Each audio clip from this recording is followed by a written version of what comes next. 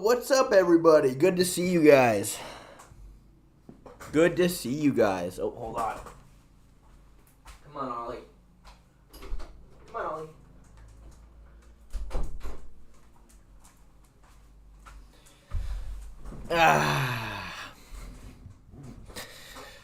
Why am I not mod yet? Well, Quick Sloth, I think you're definitely in the running for moderator at some point, but, it takes time. It takes time to work your way up.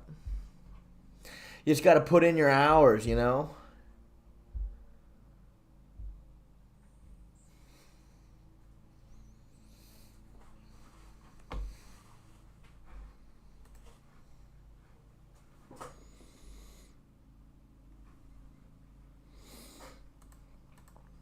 Oh, what's up, Tyler? What's up?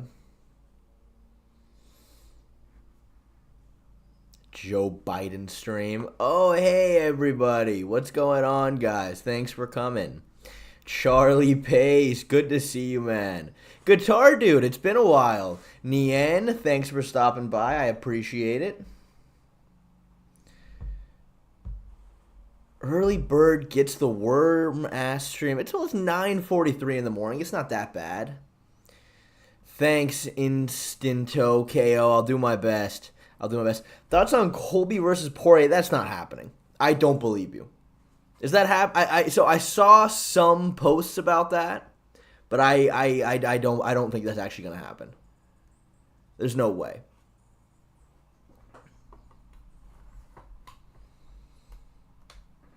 I do not believe Colby versus Poirier is actually going to happen. If you could pick a month for you versus Bedtime, what month would it be? October? Well, okay, look, here's the thing, Jim Miller. I will say, me and Bedtime, we met up in the DMs, and we talked, and we're trying to get something going. We want to fight for karate combat. The obstacle in our way there is getting them to fucking put us on a card. You know what I mean? So he's tried to reach out to them. I'm trying to reach out to them. We got to figure out a way to get... Because look, come on. Karate Combat's current champion is Sam Alvey. All right? And I don't want to be mean to Sam Alvey, but me and Bedtime are going to bring way more viewers than fucking Sam Alvey. So we just got to get them to take the fight somehow. That's what we need to do. And Ollie, no. Ollie, get over here. So, yeah, that's our current obstacle in the way. Ollie!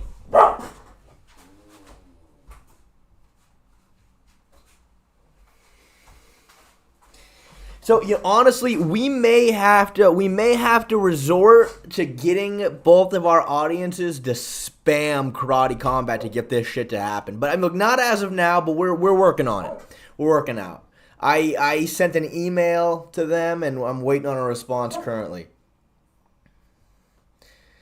I did not kill my dog, but I did get him to I did get him to shut up. Worst case, you can fight on Misfits, right? I guess Misfits is just straight up boxing, though. But then, again, we're going to have to fucking, look, we're not going to be on Misfits' radar. You know what I mean?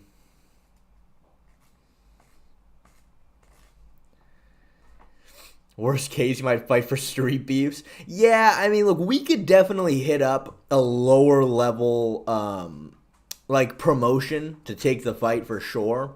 But we want to aim as high as we can, right?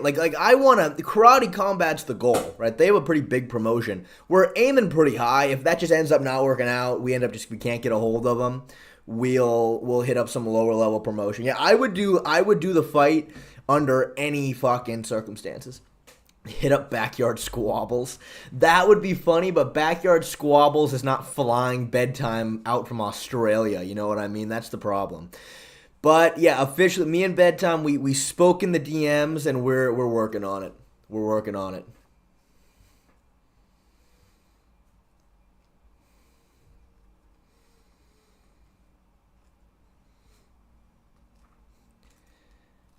You said yourself you'd beat him in any form of combat. I would. So we just got to figure out a way to get it going, Street beefs would be funny. Street beefs would be funny. Again, I want to aim a little higher than street beefs, but, you know, worst comes to worst, we can settle there. We can settle there. But also on the agenda for today's stream, you mean you actually had a peaceful conversation with him? You know, I wouldn't say peaceful. I wouldn't say peaceful. Again, he hit me with a lot of racial slurs mid-conversation. But apart from that, it wasn't that bad. It wasn't that bad. But I also have on the agenda for the stream today, a subscriber of mine hit me up and was like, hey man, I grappled Merab 2 months ago. And I crushed him, and he got really mad and tried to fight me after. I'll send you the footage if you want to look at it. And I was like, oh, okay. So we're going to watch that. And I want to talk about that. I might do another video on Merab, Sean O'Malley, and I'm going to bring that clip up.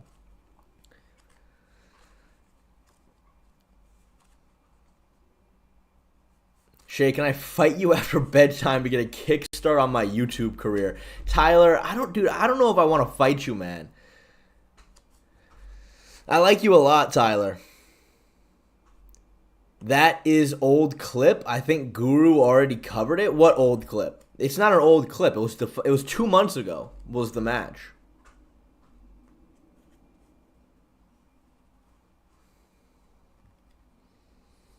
What do you mean, Lagliger? If I heard of King of the Streets? No, I have not. I have not. What is that?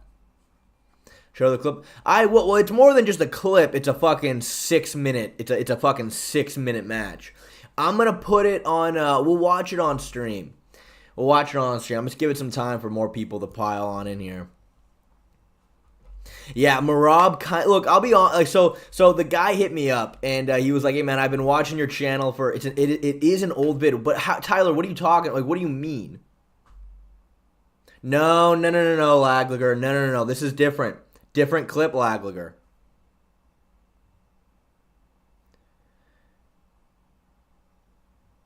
Dude, it's just a gym sparring match? No. You guys do not know what clip we're talking about. You guys do not know what clip I'm referring to right now. It's a promotion where they fight on chain link fences on concrete. Yeah, fuck that.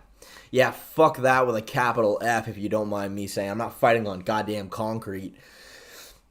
Imagine I knock out Bedtime and he fucking smacks the back of his head on the concrete and fucking dies. That's not happening. Yeah, no. So this match between Merab and my subscriber happened 2 months ago. Nobody punched anybody, but Merab got fucking pissed off after because my subscriber, his name is Tyler Weber. And he said he hadn't been training for weeks because he hurt his LCL. He was just fucking drinking beers and you know, whatever. But then he found out that Merab was competing in this big Sambo tournament. So he joins, faces Merab, and he's like, dude, I gassed out like 10 seconds in. He still put a beating on him. But he had to do some tactics to win the match. He had to do a lot of like stalling tactics. So Merab got pissed off. I'll bring it up. It was for the, I believe they were, we've all seen that clip, man. You have not seen that. What clip do you think you're talking about? This live stream has 2,000 views on YouTube.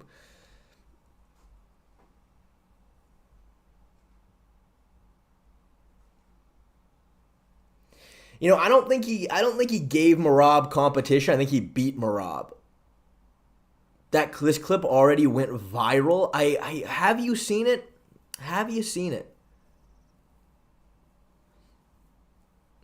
Well, again, Tyler, I don't know if you have. What clip do you think I'm talking about here? Because you brought up Merab punching a guy. This has nothing to do with Merab punching anybody.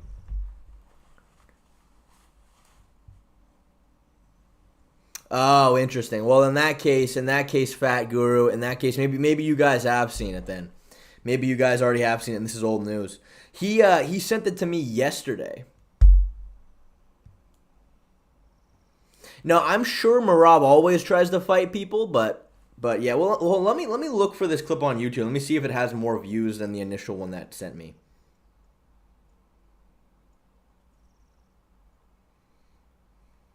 Let me see. Tyler Weber versus Merab.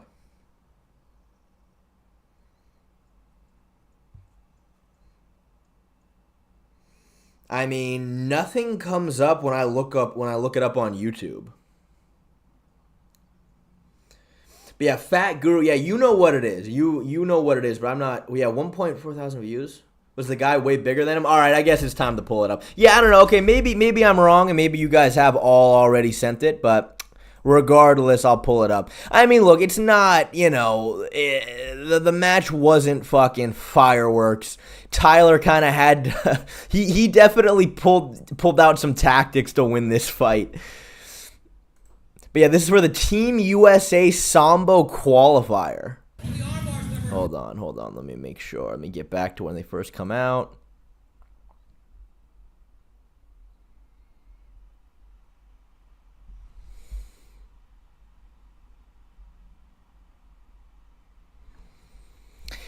I will say, though, Tyler did fucking put a beating on poor Merab. I mean, you could tell Merab just wasn't, he didn't quite have those, like, fucking judo fundamentals down.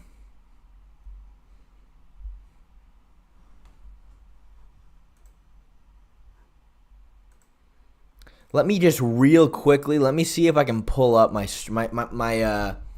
stream chat has not been working super well for whatever reason. Let me see if I can get this pulled up.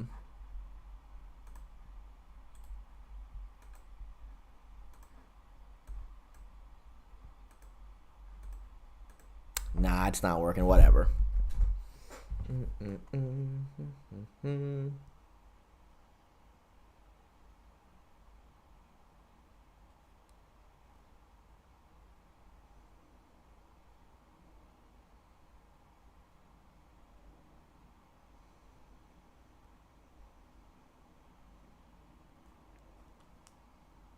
Okay. All right.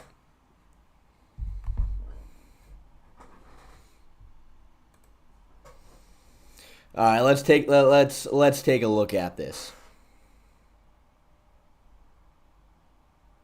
Shit, I heard Flukas was on Swarms when he took that photo. I look, he looks fucking pretty sauced, so I wouldn't be surprised.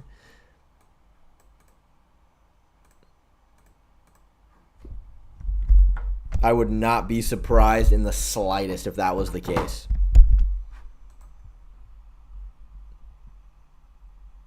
Have you seen that clip of Strickland getting mad at the dude he was sparring? Yeah, Orlando Sanchez when he fucking cranked on his shoulder. Yeah, I've seen that. I think everyone's seen that. There we go. All right, here we go. We got Taylor Weber versus Merab Dvalishvili. All right, here they go. So clearly Merab's in the blue. Oh, look at that throw. That was pretty clean. That you can't deny that was pretty clean. Let me turn this down just ever so slightly. You can't deny that was pretty clean. Now look, I don't know the exact rules of Sambo here, but so he gets 2 points because he's got Merab flat on his back. So this is the one you guys have all seen. I mean, you tell me. So now he's up 4-0 for that.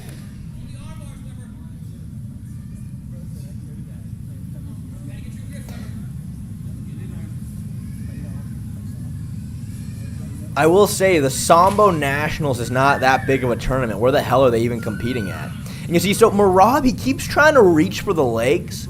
Like you could tell Merab's trying to wrestle. No, Merab did not get gold unless he continued after this. Yeah, so Merab, look, he keeps trying to reach for the leg, but the problem is it's so hard to do that. It's so hard to do that when someone's holding onto your jacket. But see, okay, this is the issue with this match, kind of, right? Was that Taylor just keeps fucking sprawling out to his knees like that, and they keep resetting. And you're going to see Merab gets fucking pissed. He gets really upset about it. So I guess you don't get any points for getting somebody flattened out like that, I suppose. Merab is the guy in blue, Diego Lopez. Merab is the guy in blue. So yeah, Merab keeps shooting these doubles, but again, like this seems very freestyle wrestling-esque because Taylor keeps going to his knees and just kind of flattening out. Good sprawl by Merab there. But yeah, Taylor was telling me, he's like, dude, right here, I'm fucking gassed. Because according to him, he said, I hadn't been training for weeks, and the only reason I did this tournament was because I knew Merab was going to do it. But he's like, I hadn't been training, I was fucking drinking beers. But so yeah, I guess he gets 2 points for that. I don't know exactly what the fuck was the difference there. Let's go, attack it. Attack it. Don't let him bully you. Don't let him bully you. Let's go. Let's go, Tyler. Let's go. Lower the size of the face cam. Oh, yeah, you know, that's a good point. That's a good point. Let me do that. Let me do that a little bit. There we go. Good shout. Good shout.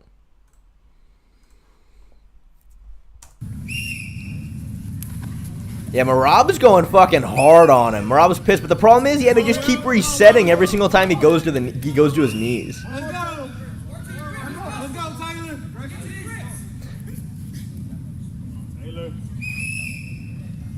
But yeah, my guy Taylor here, he's sure playing the rules. Just he keeps going to his knees over and over again. But they're giving Merab points for that. Taylor kind of went for a throw there, but he just didn't quite have it. Let's go, Tyler. It's a fight now. See, yeah, yeah, dude, Merab's not happy. Shea brother, Merab clearly won. Oh, very interesting, Haunter. It's very weird because he loses this match. Look at this trip by Taylor, though. Boom! That was clean. You can't deny that. That was clean. I will bump puzzle. I will. I was waiting for that big throw. That was clean. He had the underhooks, stepped around the trip. Yeah, that was a very, very good trip. And this right here is where the match tactics start. Yeah, I'm gonna put this in. I'm gonna put the speed up a little bit. This is where the match tactics start. Taylor went for another throw. This was 2 months ago, some guy. This was 2 months ago.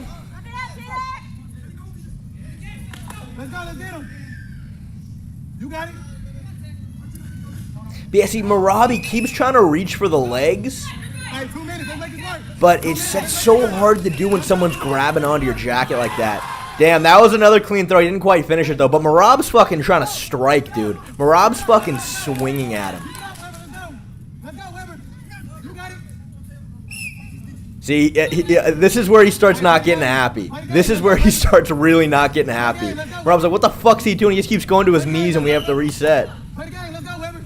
I respect it, though. Taylor, he's playing the rules. Taylor did not make the rules. He's just playing by them, you know? They're gonna point you out. You gotta play the game, Weber. Play the game, Weber. They're about to point you out. Take it up. Clean double by Merab there, but again, why doesn't he try to like fucking take his back or? Yeah, it was a good sprawl right there by Taylor, but I don't understand why do they not continue grappling off Turtle? Yeah, no, the martial arts historicist or whatever. Yeah, no, I say that's pretty accurate. It's really hard to shoot singles, doubles if someone's grabbing onto your sleeve. Merab's not happy though here. He's starting to get pissed off.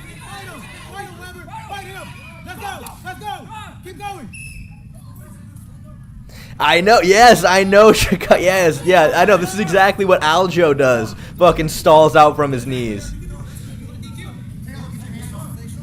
But yeah, dude, Taylor was telling me, he's like, I was fucking gassed. He's like, I was gassed probably a minute into this match, but he's the one that hit the technical throws and the technical trips. Merab, oh, there we go, went for the sweep there.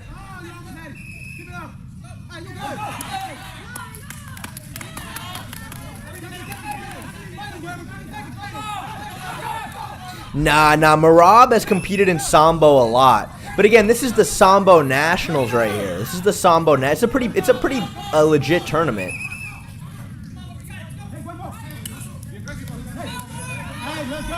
Just wait to the end. I mean, look, Merab definitely gets pissed. Merab tries to fight him at the very end. There we go. Good sprawl, Taylor. Good sprawl. Honestly, though, I was always of the mind that, I mean, I'm sure Sambo rules are different depending on what organization, but I thought you just, he went for a throw there, didn't quite have it. I thought you just grappled the whole time. I didn't think there were all these fucking resets. All right, let me put it back in regular speed for the end.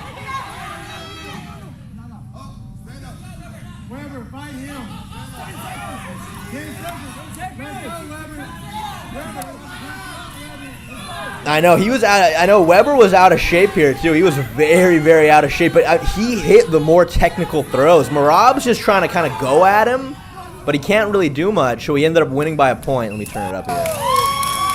Yeah, Merab's not happy.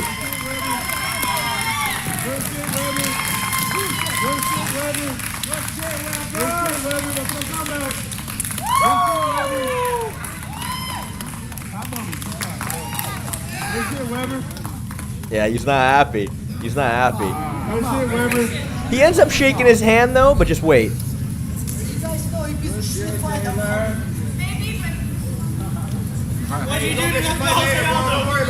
They're talking shit. Taylor just talked some shit to him.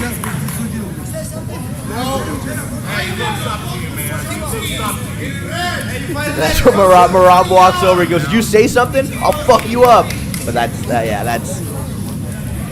was it. That was it. I just thought it was cool because, yeah, so apparently this Taylor guy told me, he's like, "Hey man, I've been a fan of your channel for a long time. I fucking grappled with Merab 2 months ago if you want to see it." And I was like, "Oh, for sure, dude. I'll watch it on stream. I'll watch it on stream."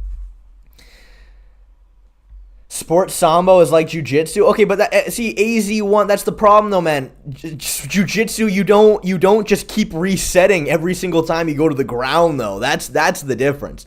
I don't really understand what the rules were. It kind of made for a really boring match at the fact that every single time you turtle, they just fucking reset it. Merab won. That was a robbery. I mean, look, it's the rules, dude. I don't know what the rules are, but it's not like it didn't go to judge's decision, though. It didn't go to judge's decision. That's just how the rules work. Taylor hit the actual technical throws. He hit a really good fucking, it was kind of like a Haraya Goshi, sort of, and he hit a really good outside trip. Like, he hit the real trips. Merab was just kind of shooting on him. But yeah, that was fucking, I don't know. Yeah, that match wasn't super, I wasn't super into that match.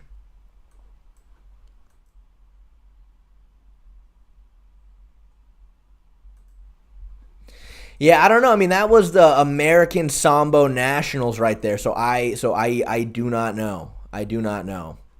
I did say though, I was going to shout out Taylor. You guys go ahead and give Taylor a follow. This is his Instagram right here. He was a 3-time Sambo Pan Am champion, 3-time U.S. national champion, 64-kilogram combat Sambo champion, judo black belt, jiu-jitsu blue belt. This is his Instagram, so I told him I would shout him out. So that's him right there. Yeah, but you guys know Merab. Merab's a fucking maniac. Merab has a little man syndrome. This is coming from someone who's 5'6". Yeah. Every YouTuber is given the same breakdown on O'Malley versus Merab. Everyone is picking O'Malley, yet Merab is still the favorite. You are going to look silly with your prediction again. When have I ever looked silly with a prediction, Jay, on? It's never, ever happened, except that one time it did happen.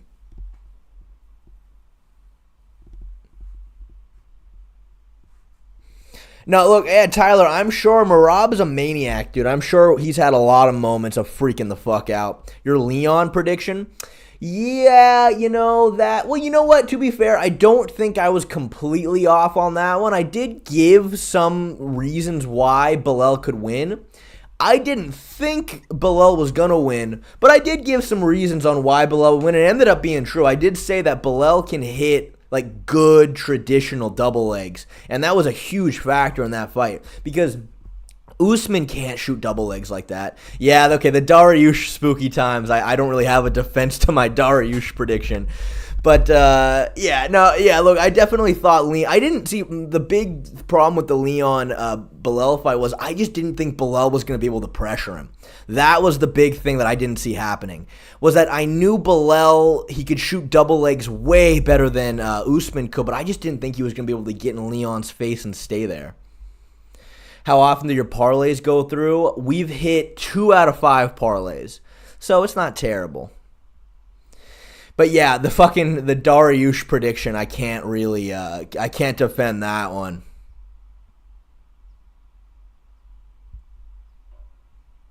Remember when you argued with all of us saying Bilal wanted it more? Yeah, that was stupid. That was stupid, Conrad. That was dumb. That was very ESPN level analysis. That's very Skip Bayless-esque to go, no, he just wanted it more. That's how he won, because he wanted it more. I'm like, oh, man, yeah, that's some fucking killer analysis.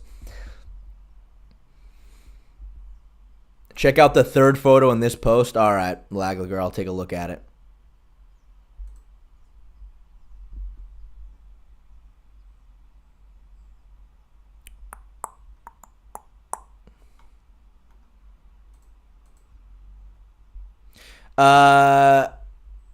So Laglager, I believe that this is a combat sambo tournament, it looks like.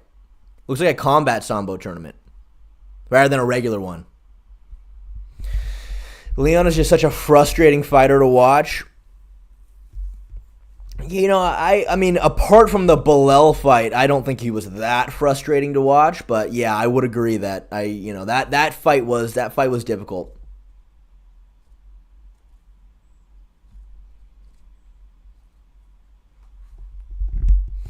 And Izzy versus Strickland, forgot about that. You know what, though? In my defense about Izzy versus Strickland, Jim Miller, was that to be honest with you, I didn't even really bother to look into that fight super in-depth, which, obviously I should have. But, yeah, I didn't even really bother to really look at Izzy versus Strickland.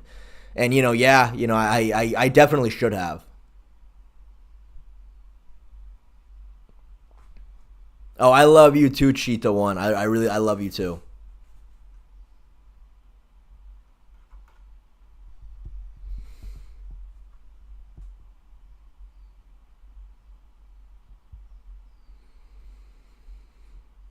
Oh yeah, Jim. Well, yeah, Jim. It's like I didn't really make a prediction. Your Phil Haas prediction was pretty bad. I don't recall that one. I don't recall Phil Haas prediction. I don't recall Phil Haas. My last 3 pay-per-views, I think I went. Oh, dude, Giancarlo, man. Thank you again, man. I really appreciate it, dude. I mean, I say it every time, but you are single-handedly keeping me alive in this world. Icing the balls. Shay, how did you become such a Chad? Give us the secret, brother. I'll keep up the great content. You know what, man? It's just it's icing the balls, dude. It's icing the balls. It's icing. That's all what it is, dude. You want to become a Chad? You better ice your balls 20 minutes a day. Ice your balls. Your Usyk pick. The Usyk pick wasn't great. But over the last 3 pay-per-views, I think I got like 38 right out of 44 fights. Something like that. So, I'm very, very proud of my pick percentage. But, of course I'm not perfect. And then Jim Miller's got to come, and he's also got to I appreciate it, Jim. Thank you. Elves Brenner. Yeah, I did get Elves Brenner wrong. So what do you think about Alex pushing for the DDP fight at 185? I think it's not good. No, I don't think that's good at all. I think look, Alex is a 205er. That's just where he is built to fight 100%. I think 185, he cuts a lot of weight, very skinny. His chin is not nearly as good in that weight class. It's going to have a super huge effect on his grappling, and I do not like that at 185.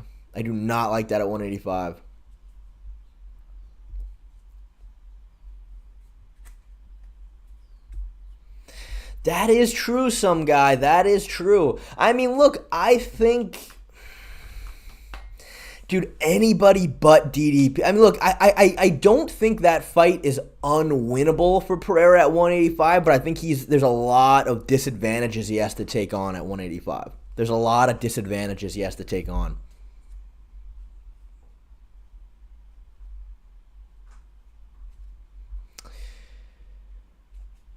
Oh, Aaron, you just missed it. We just watched it.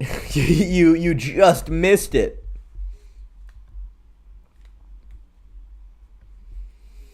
I don't know. I think everyone's overreacting. He can still KO Duplessis at 85. He's just going to be a glass cannon, especially when it comes to Dricus clinching and taking him down. Well, yeah, exactly, Jim. Of course the fight's winnable, but again, Dricus has had very specialized game plans for every single fight he's had since Robert Whittaker. And I think if he's fighting fucking Alex Pereira, a guy who he knows can knock him out with one shot, I just think he's going to be way more grapple heavy. I mean, I think he's going to try to stay very defensively safe on the ground, on the feet.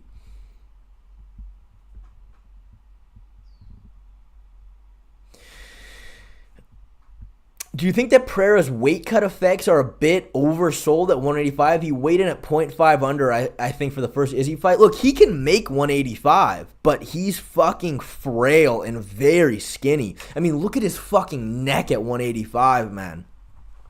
He has to cut a lot to make 185. He's very, very skinny. And when you're dealing with a real thick 185er like Dricus, who's going to be extremely grappling heavy, who's also very, very durable, I just think he's taking on a lot of disadvantages at 185 that wouldn't be there at 205.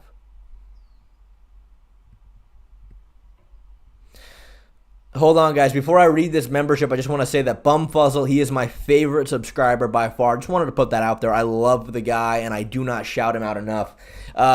Unrelated. Oh, Bumfuzzle, thank you for 2 months of being a member, man. I really appreciate it, man. I really appreciate it. Who should O'Malley fight next if he loses to Merab? Main event, Peter Yan.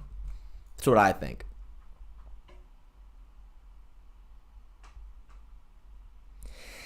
I don't know, Jim. You think so? I don't know about that, man. I think he looks way skinnier at 85 compared to 205. I think...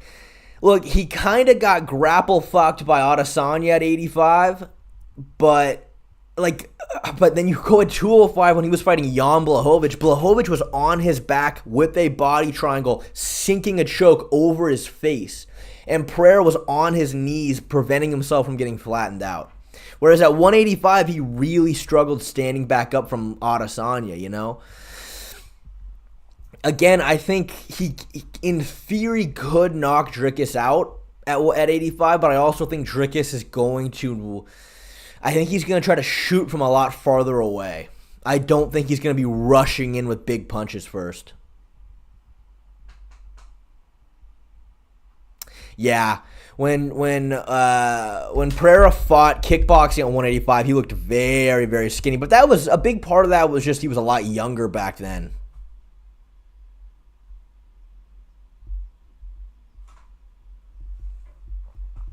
Pereira trying to steal Strickland's title fight like a true friend. I know, but who the fuck wants to see Strickland fight DDP again? Look, I think Strickland could genuinely win that fight, but then what? And then we have to watch them fight again, you know? See, I hear you, Tyler, but my problem with that statement is when DDP fought Whittaker, he was not winging these giant looping punches at him and missing badly. The only times DDP was doing that, it was against Strickland and it was against Adesanya, which are two guys that are not going to make you pay for the big misses.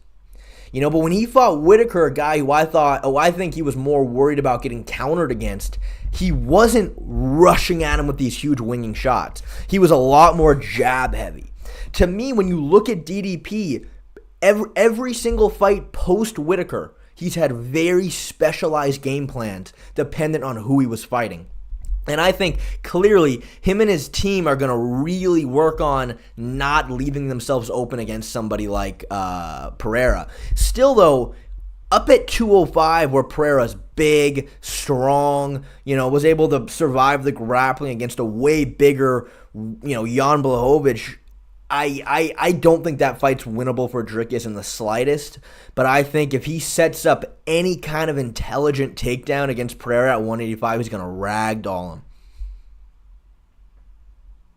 So it would have been DDP's plan for Pereira. I would say chin tucked, right hand high, double jab takedown over and over and over again. Again, though, I've made mistakes in the past picking fights based on game plans that to me seemed so simple. Like Elves Brenner, as somebody brought up earlier. You know what I mean? So I try to avoid doing that, but that's what I can imagine happening. Can DDP eat a shot from Pereira? Well, I mean, look, fucking Bruno Silva ate a lot of shots from Pereira, and that fight went to decision. But the reason why Bruno was able to eat those shots from Pereira was just the fact that Pereira, he only caught him clean in the middle of a combination once towards the end of the third round. He rocked him towards the end of the fight, but for the most part, all the shots Pereira was landing, Bruno was covered up and he was bracing for it. That's the big difference maker. When Pereira knocks guys out, it's because he hits them with a shot they don't see coming. And that's where, the years and years and years of kickboxing comes into play. Yep. Yeah, DDP almost Darst Whitaker. DDP is very, very high level on the ground. Oh, that's a good point. Yeah, good point, Shane Blue Butterfly. That's a very good point. I forgot about that.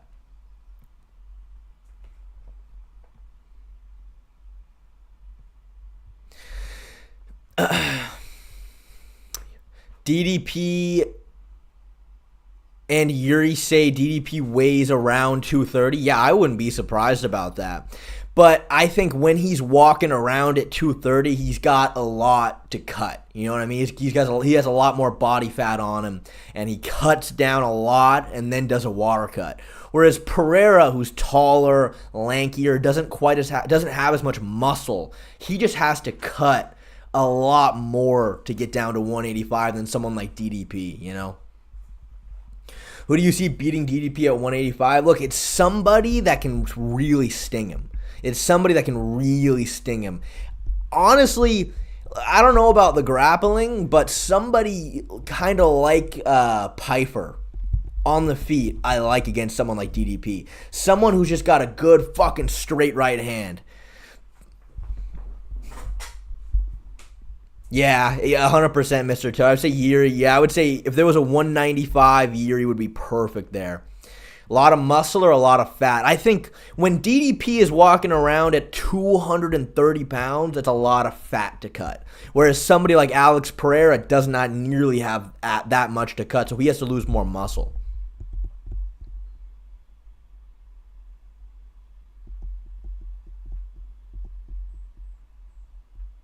RoboCop. Oh, RoboCop's another good one. Bulletproof Boulevard. RoboCop's another good one. I like RoboCop for that matchup. A 185 Michael Venom Page who can somewhat defend takedowns would be a nightmare matchup for DDP. You know what? Honestly, MVP, he can defend takedowns, but I'm not quite to the elite level that he needs for the UFC. That's for sure. Alex moves back like Izzy when you blitz him. DDP would take him down, and Jason Wilness TKO'd Pereira with body shots. DDP would have to do the same. Yeah, look, I think Pereira does have a way higher ability than Izzy does at countering. Of course, when someone blitzes you, most of the time you're going to back up. Most of the time, because you want to build reads on the guy you're fighting. You want to try to get that timing for the straight shot. Adesanya always backs up. You go back and watch every single fucking fight he's ever had at 185. It's the same thing over and over again. Adesanya never has a moment of stepping in and trying to hurt you with a right hand. He doesn't. That's the big difference maker. Whereas Pereira, he of course he backs up. Everybody will, because you got to try to find the timing. He's way more likely to step in and crack you, though. 100% he did in the Kelvin fight, Haunter. Now, Adesanya did find more counters there, But, of course, that comes from the fact that he had a fucking 5-inch height advantage, 7-inch reach advantage. And Kelvin, towards I would say more towards third round onward, Kelvin was kind of lunging in out of position pretty badly, which did open up counters. Of course, it's all about the danger level, right? When you got a big guy like Marvin Vettori or, Cannonier or a big guy like Dricus, that is where Adesanya really avoids staying in the pocket with you. Kelvin Gastelum, yeah, he was giving Adesanya more opportunities to step in and hurt him.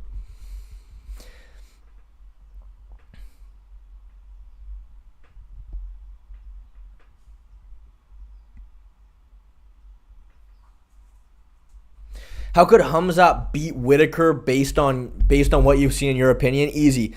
Time the blitz. He needs to time Whitaker's blitz with a double leg.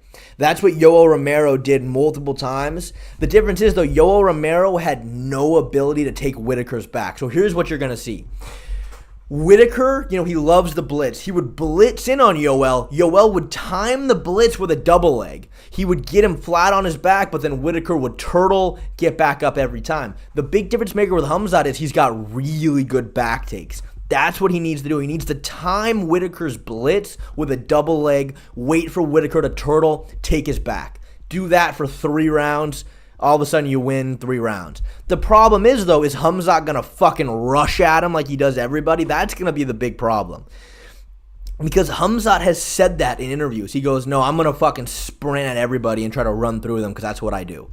And I'm like, dude, I don't like that for Whitaker. I think that fight is very winnable for Khamzat. I don't think Khamzat has a cardio problem. I think he has a cardio management problem. That's what I think.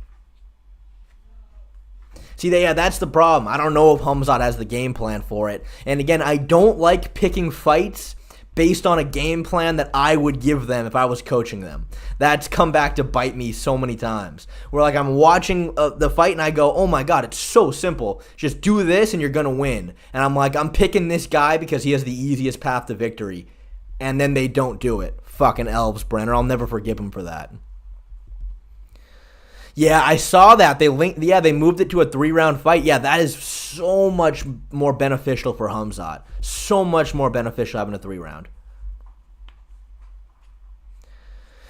Yeah, I mean, there's tons of stories from Khamzat's training partners about how he has the spookiest cardio. That his cardio just doesn't make any sense. Like, people were talking about how at the UFC PI, he would run on the treadmill hard for like 30 minutes straight. The problem is, it is physically against human nature to sprint as hard as you can for a prolonged period of time. And that is what Khamzat tries to do. That is what Khamzat tries to do. He sprints at you as hard as he can. And yeah, nobody can keep up a sprint. But if he just put on a decent high pace, he'd be so much better. So we'll see. I hope he's got a fucking coach in his corner that's willing to fucking sit him down and tell him what he needs to hear.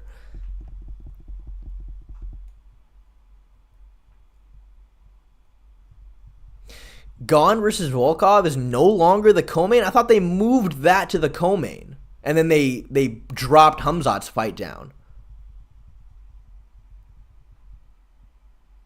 Oh, interesting. Interesting. Does that mean he has some issues? I just think a 3-rounder is way more likely for him to win, to be honest with you. Okay, interesting. They did move it back up. That is very interesting. They did move it back up. Okay, interesting.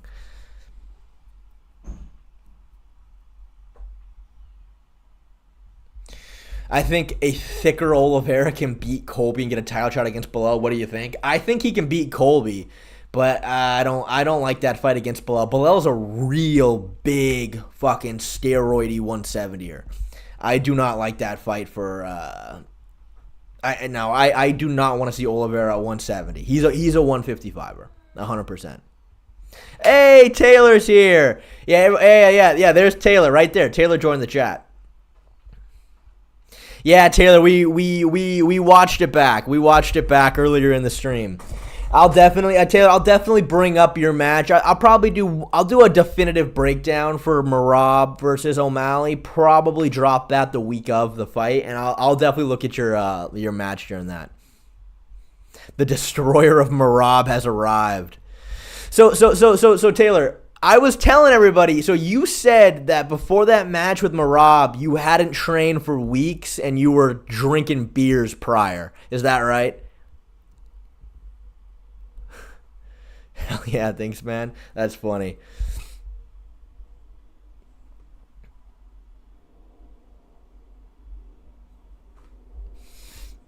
Yeah, that's right. Yeah, dude, that's pretty badass. That is pretty badass. And also, Taylor, explain to me the rules of Sambo here. I'm very curious. Why did they... So, brilliant tactics by you to always go to turtle and reset. But I thought in Sambo you worked from turtle. I thought if you turtled, you're still grappling. How do the resets work?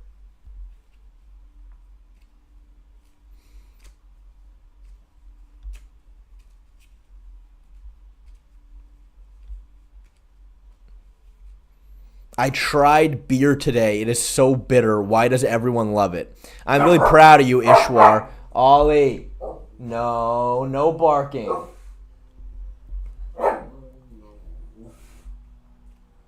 Taylor, you should fucking call out Merab for the UFC. You should try to set that fight up for the UFC. So you have 5 to 10 seconds to work if the guy on top wants to work. Otherwise, it resets. Interesting. So Merab was getting all pissed off, even though he wasn't really trying to work from there, huh? That's very interesting. Because Merab was getting really triggered by that, but he never actually tried to work from there. I don't think Merab has good subs, so he wanted to stand up. Yeah, dude, that's completely his fault then. I mean, he could have tried taking your back. He could have tried going for collar chokes, arm bars, whatever. Like, he had an opportunity to go for something, and he just chose not to do it. He wanted to keep running up the points. Yeah, dude, that's completely Merab's fault.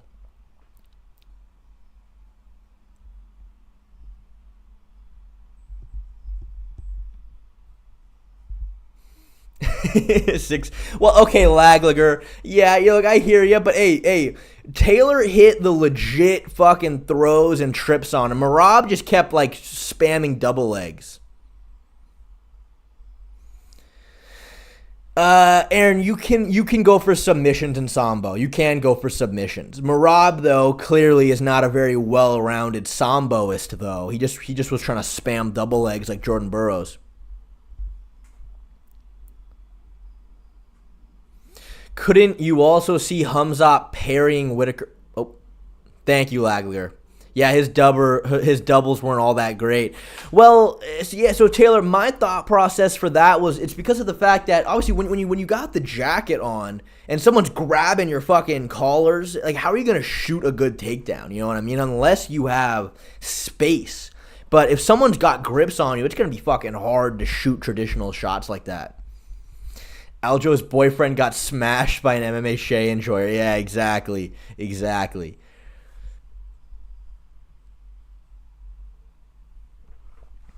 Merab just embarrassed Georgian wrestling. That was sad to watch. Yeah, well, especially because he was getting so mad despite the fact that he had the opportunity to work from Turtle, and he just kept giving it up.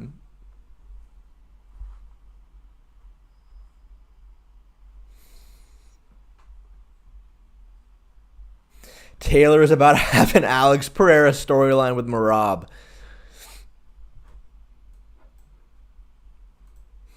Again, guys, make sure you guys, hold on.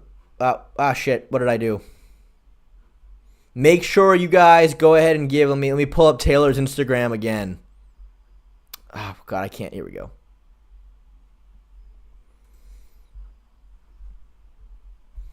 Taylor is super legit, very, very accomplished Sambo practitioner.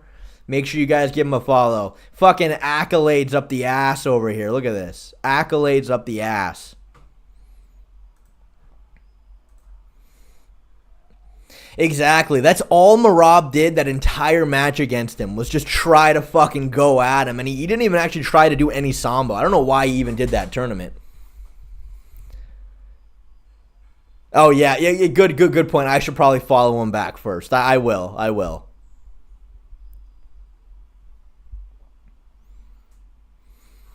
Yeah, I didn't even really realize that. Yeah, no, I will. Yeah, my bad, Taylor. I will give you a follow back. Yeah, Taylor, you should have teabagged him though, bro. That would have been that was the one thing you were missing.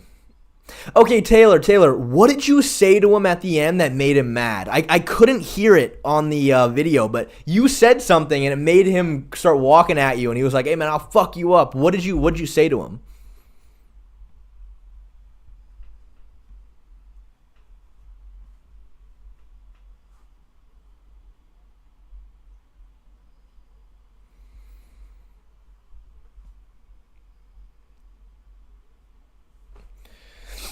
What's my Instagram? Crazed MMA.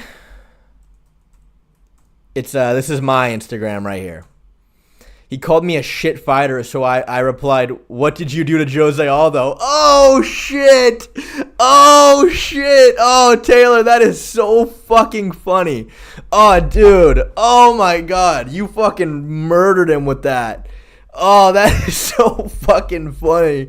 Oh, dude, that is hilarious. Yeah, that's exactly what he did to Jose Aldo. He didn't do shit other than holding up against the fence. Oh, Taylor, dude, you gotta try to get that fight. You gotta try to call him out for the UFC. I'll do what I can. I will do what I can.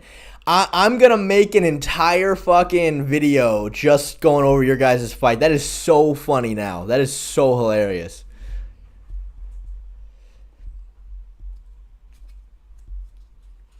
Yeah, okay, yeah, that's a good question from Fat Guru. That's a very good question. Taylor, can you beat him in combat sambo, though? That's the question we want to know. Can you beat him in combat sambo?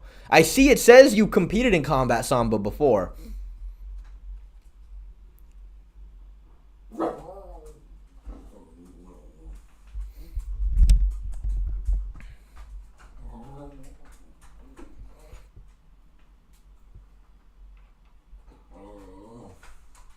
Sambo is the only martial art where you can become a red belt in one day. Yeah, exactly. Exactly. Oh man, that was so funny. That's so funny, Taylor. That is perfect. That is the perfect thing you could have said in that moment.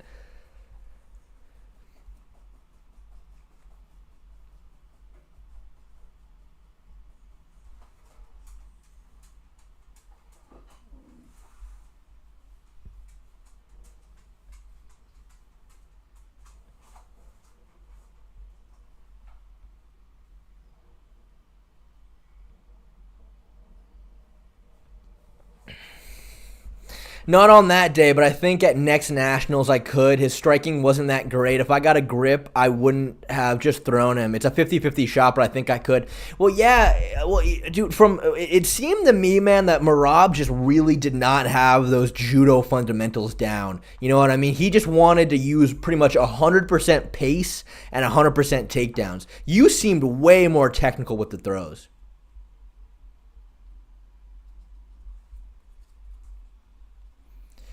Hercules fan, please elaborate on how you made me tap out. I mean, you may have made me tap out. I don't know. Have we rolled before? I know I've provided I was healthy, I would have. My dad wouldn't let me because it was obvious that he was pissed and I didn't have the gas tank. Yeah. Fair enough. Fair enough, Taylor. Fair enough.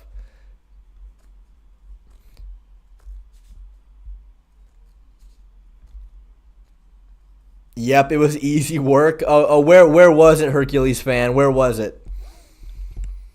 Depending on your answer here, I might actually believe you because I'm at open mats all the time. I train all the time at different places, so I'm sure people have. There is a guy that trains at my gym that I saw him the other day, and he was, or it was a while ago, and he came up to me and he's like, "You want to roll?" I was like, "Yeah, sure." And he goes, "Dude, I'm a huge fan of your channel. I've been watching you for a long time now." And I was like, "Okay, well, I better not get fucking destroyed right now." I'm going to do MMA, but my life goal was to be a judo Olympian, and now my consolation is trying to be a Sambo world medalist.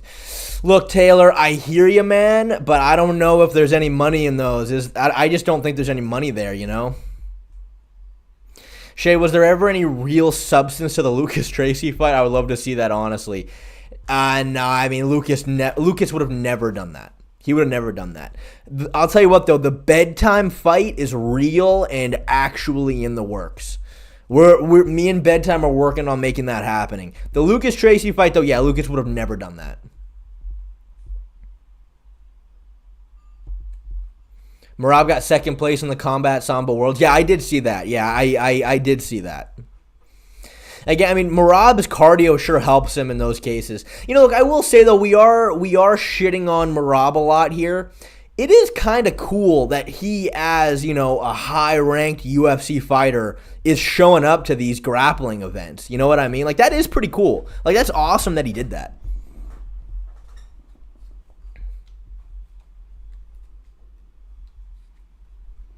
I see. Okay, Taylor, I respect it. I respect it, Taylor. How old are you? How old are you, may I ask?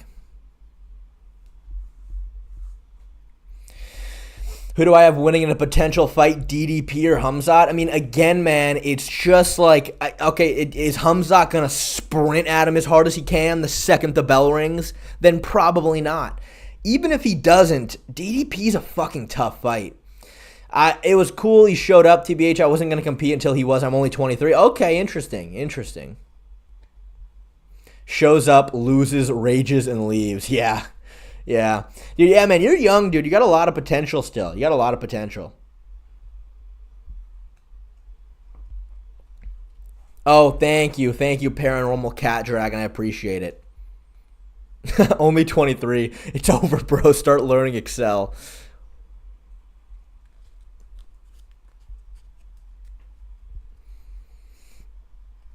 Taylor, where are you, to be fair, he also did win the combat division. Okay, oh, so Lagliger, that's what you were bringing up, Lagliger. You were sending posts about him doing the combat division. Interesting. Taylor, where are you based out of, man? I'd love to get some training in sometime. Unless you live really far away from me, then that would be kind of hard.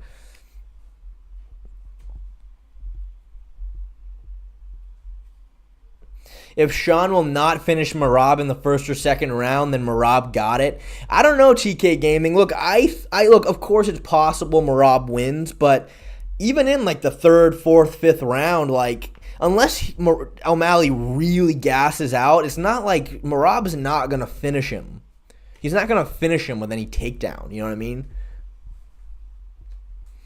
Fort Worth, Texas. Okay, my gym is Sambo Nation Fort Worth. All right, man. Okay, if I'm ever in Texas, I'll hit you up. All right.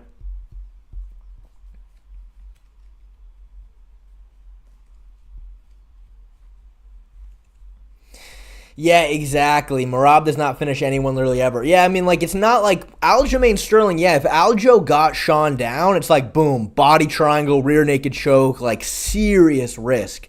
Merab is not going to finish Sean on the ground. Sean has a lot of opportunities to knock Merab out unless he can just completely gas out Sean.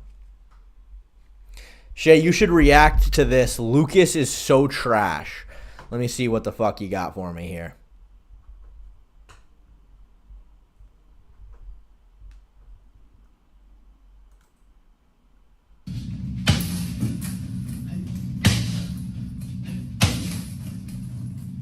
Oh, it's Lucas kicking a bag.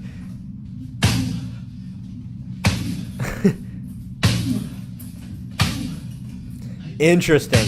Okay, I'll pull it up on stream. I've never seen Lucas ever do anything kickboxing, fighting related in my life.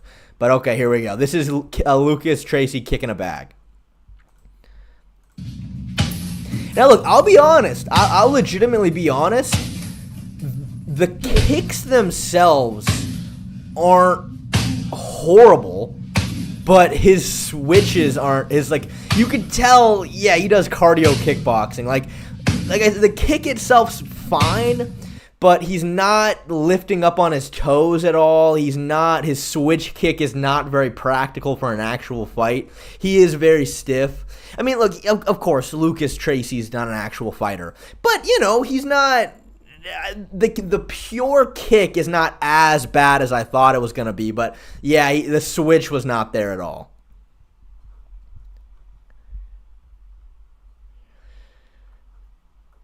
Yeah, that's so awesome. Hey, Weber though, yeah, I'm gonna go over your video though in an actual video for sure. That's awesome, and that's so. I wish there was a way I could really hear you in the stream say that to him.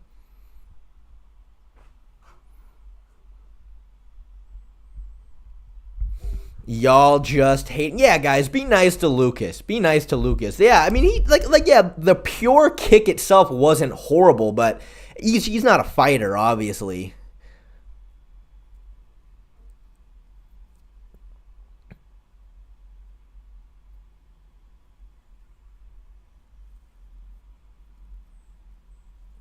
Could you beat up Lucas Haunter? Is that an actual? Are you like actually asking me that question? Yeah. Now that Lucas is laid to rest and he's gone now, my beef with Lucas at heart was always just kind of a meme. But like, it's not really a fair comparison. You know what I mean? Like I've actually had amateur fights, like he hasn't.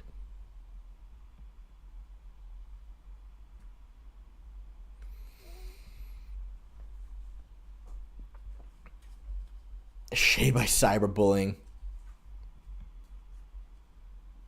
Beef with Bedtime stronger than with Lucas. Yeah, I mean, look, man. Look, the second Bedtime made fun of me for being Jewish, that's where I draw the line. That hurt my feelings. That hurt my feelings when he made fun of me for being Jewish.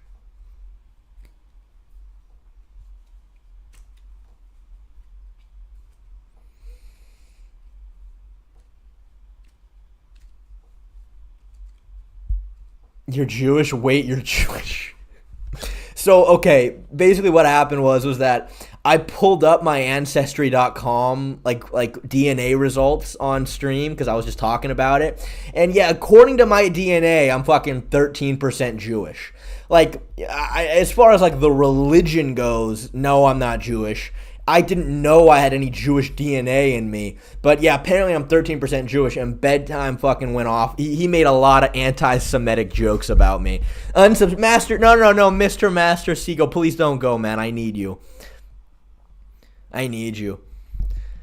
With with all those N-words you threw at you, the K-word was the straw that broke the camel's back. Yes, 100%. 100%. He called him a toothless lot lizard Jewish slave. Yeah, Tyler's spilling secrets over here. Are you and Bedtime going to live stream y'all fight? Yeah, so I said it earlier in this stream. I'll say it again. Yeah, me and Bedtime, we met up in the DMs. We had a cordial conversation. We're working on getting this set up. We're reaching out to Karate Combat. Again, it's just they're a massive organization, and it's just about getting them to fucking listen. You know what I mean? So we hit them up. I'm sending them emails. I'm trying to get in touch with their people. Worst comes to worst, if we can't get a hold of them, we'll find a promotion that'll take our fight. But like I said, I'm trying to aim high. You know what I mean? Like if I want to aim as high as I can for a fight between us. But it'll happen. It'll happen. We just need to. Yeah, street beefs always works. Like I said, worst comes to worst, we'll go with street beefs. But Misfits Boxing, we just gotta. It's all about getting a hold of these people. You know what I mean? It's all about getting a hold of them and just getting them to fucking listen. That's the hard part. They don't let you get into the temple if you're only 13%. You're good, Shay. Okay. All right, Makata. Good to know, Makata Arts. Good to know. The real question is, how many of the MMA YouTubers could you fight simultaneously, and who would make it competitive?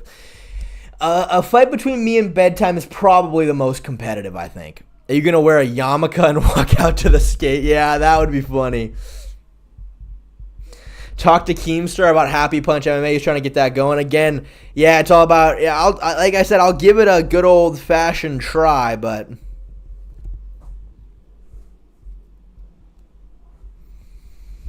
Guru FC will accept you guys.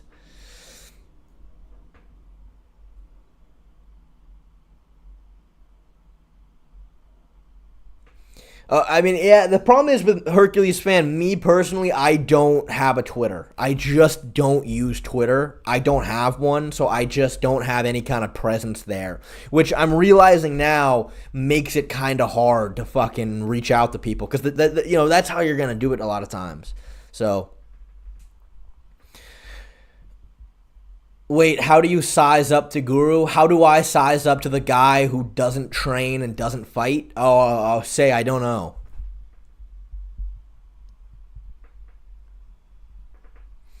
Do you know any guys who can get you to talk to the Karate Combat guys? Yeah, we're working on it. We're working on it. Again, like I said, worst comes to worst, we could reach out to smaller promotions that will 100%, hit us back up. But obviously, like, Karate Combat's got 2 million Instagram followers. Kind of hard just to DM them and be like, hey, I've been spreading the MMA Shake gospel on Twitter. Oh, all right. Yeah, thanks, Makatards. Thank you. Yeah, maybe I'll talk to Bedtime and we'll try to get, like, if all of you guys spammed Karate Combat, they would see it. But we'll see. I got to talk to Bedtime about it more if they don't end up responding to my email.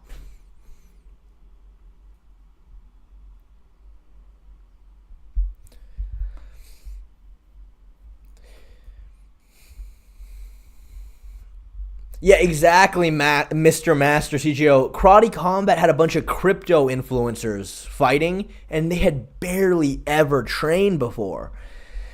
And I'm like, man, no way.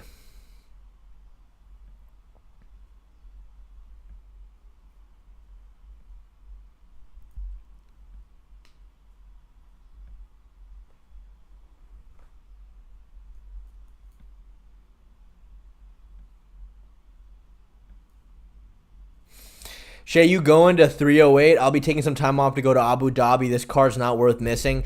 Nah, probably not. First of all, it's so fucking expensive. And third of all, like, I kind of want to be there to make videos. You know what I mean? Like, that's,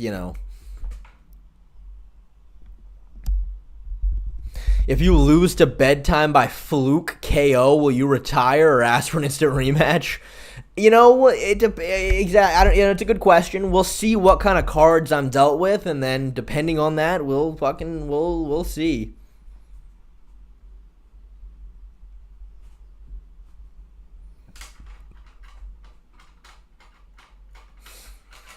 Shane never responded to my email, so I hope Karate Combat ignores you. What email did you send me, Shane Blue Butterfly?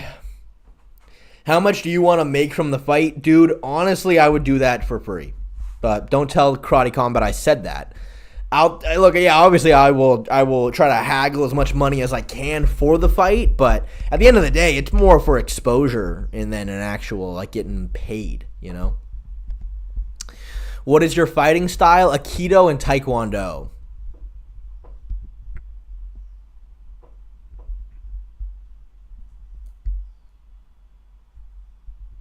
I'm Black Belch, bro. Just clipped that. Yeah, don't tell Karate Combat I'll do it for free. Don't fucking tell them that. Top 3 best takedown artists in the UFC right now.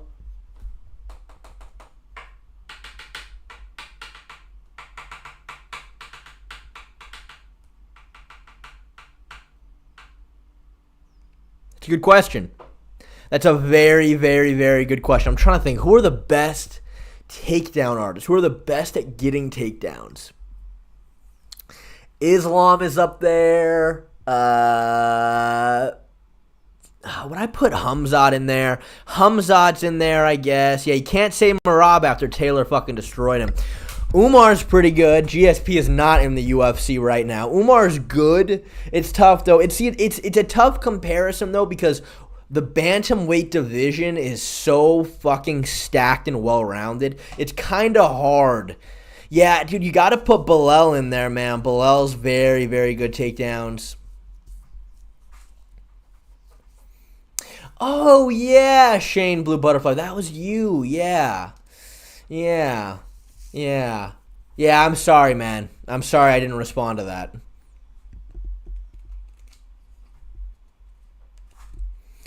Bedtime is running out of video ideas. In 3 months, you'll post some BS like UFC fighters I would have if they were plumbers. That's funny. Bo Nickel. Well, again, see, what's difficult about that question about best takedown artists in the UFC is, like, you're not asking who the best wrestlers are. If the question is who are the best wrestlers, period, you'd say, yeah, Bo Nickel, Gamrot, probably Khamzat. But, like, obviously setting up takedowns is very different in the context of MMA. You know what I mean? So you got to kind of think of it in those kind of words. You know what I mean? That's why you'd say Islam over somebody like Gamrot. Gamrot is the more skillful wrestler than Islam. But Islam can set up takedowns far better, manages the distance better. DDP is pretty decent. Yeah, DDP does have very good takedown entries. Peter Yan, nah. I wouldn't put Peter Yan there. Peter Yan's good. He's very well-rounded, but I wouldn't put him as one of the best takedown artists in the UFC, period. I mean, Khamzat obviously is a way better wrestler than Islam because, Khamzat wrestled for, he actually competed in wrestling. Islam never did. But, again, it's different. In MMA, it's very different.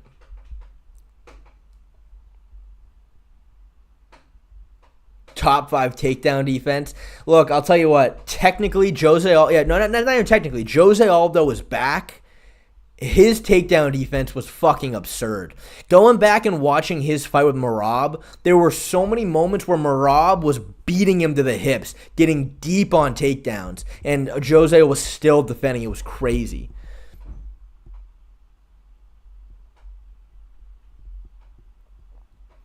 Really? Oh, did he, Taylor? He slapped you? Damn. I want to say Merab, but after seeing Taylor smash him, I don't know if I can. Yeah, me neither. I've lost a lot of respect for Merab after Taylor fucking smacked him around. Aldo is also a freak athlete. He certainly is. Top 5 most dangerous MMA YouTubers. You know what? I've heard a lot about the Weasel. Apparently, the Weasel was actually some kind of a fighter at some point in his life, but I don't know about the validity of that.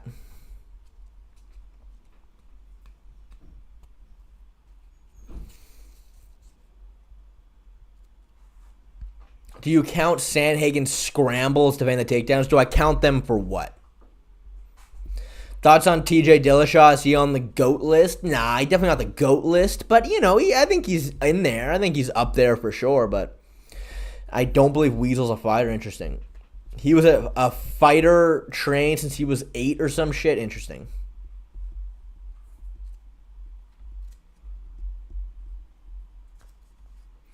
Is the Bedtime fight going to be MMA? I would love for it to be MMA personally, but I don't know.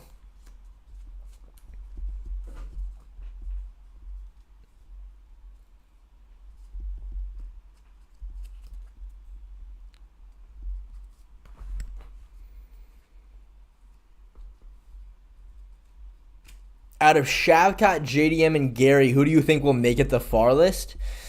I mean, look, as of right now, Shavkat is probably farther than all of them. I think, like I said, Bilal is definitely a very tough challenge in front of Shavkat. Shavkat, who, coming from that pure Sambo background, doesn't have the best straight-up wrestling. He's going to have to be looking for clinch throws and takedowns on Bilal. And if Bilal obviously has team fucking Khabib in his corner preparing him for that, I don't know how I feel about a Shavkat versus Bilal. I think that fight's going to be on the feet. And it's winnable for Shavkat, but it's tough. I think Ian Gary's fucking good, but I think he's a bit small for 170, to be honest with you. Again, though, he is only 26 years old. I'm very curious how a fucking grown-ass 32-year-old Ian Gary does.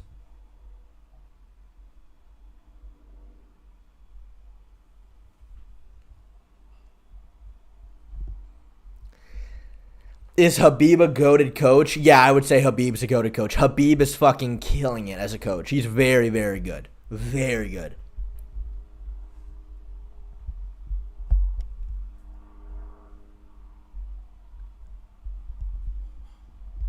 Oh, what's up, Arturo? It's been a while since I've seen you, man.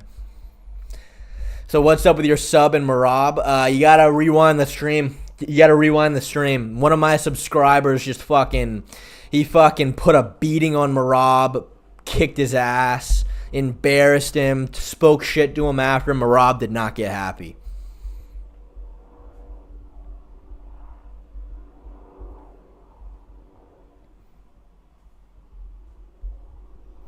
False news. It was 6-5. Look, Laglager, it was 6. Laglager, you are such an anti-teacher's pet, man. Okay, yes, it was 6-5, but the fact Merab just kept giving up from Turtle to me is like, what are you doing, man? Try to fight from that position. Like, Taylor is giving you Turtle. Try taking his back. Try fighting from there. Merab never wanted to.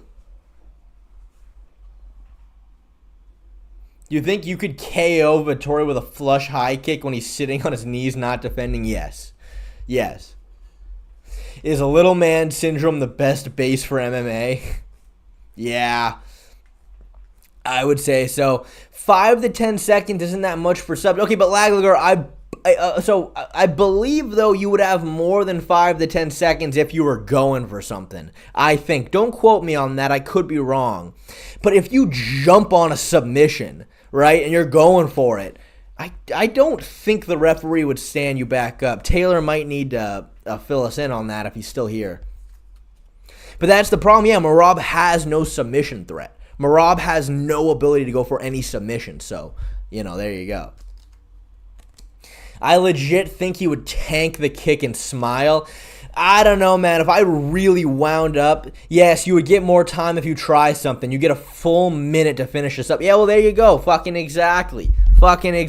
There you guys go.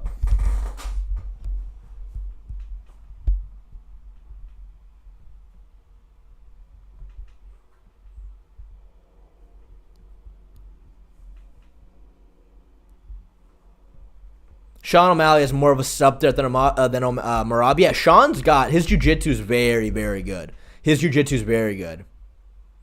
You get another 5 to 10 seconds if you try to make progress towards a pin or a sub.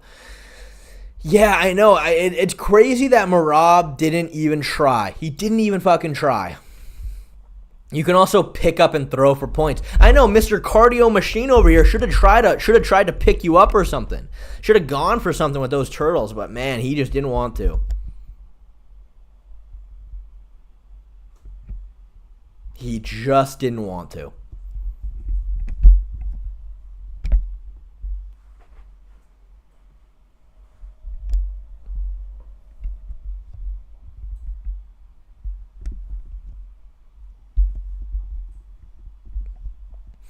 Will there ever be another McGregor in the sport, or is fighting in general developed so well that there isn't as much need for wild personalities to help sell fights? Nah, there will always be need for wild personalities to help sell fights. There will always be a need.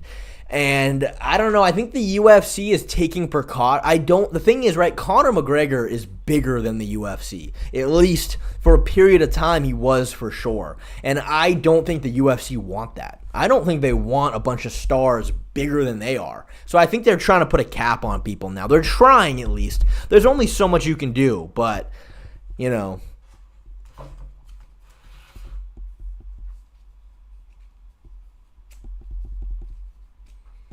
That is crazy. Taylor, be honest. Plus or minus, what steroids do you think Merab's taking? Be honest.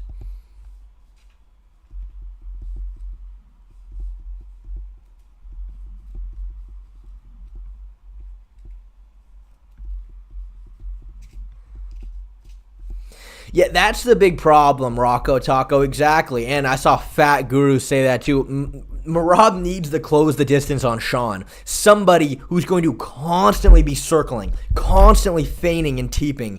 And man, he's such a fucking sniper with that right hand. I think at some point Merab's going to kind of just run at him. And I think that's so dangerous. How good is your power from a scale of Aljo to Ngannou? How good is my power on the scale from Aljo to Ngannou? I would say I'm definitely closer to Aljo than I am Ngannou, that's for sure.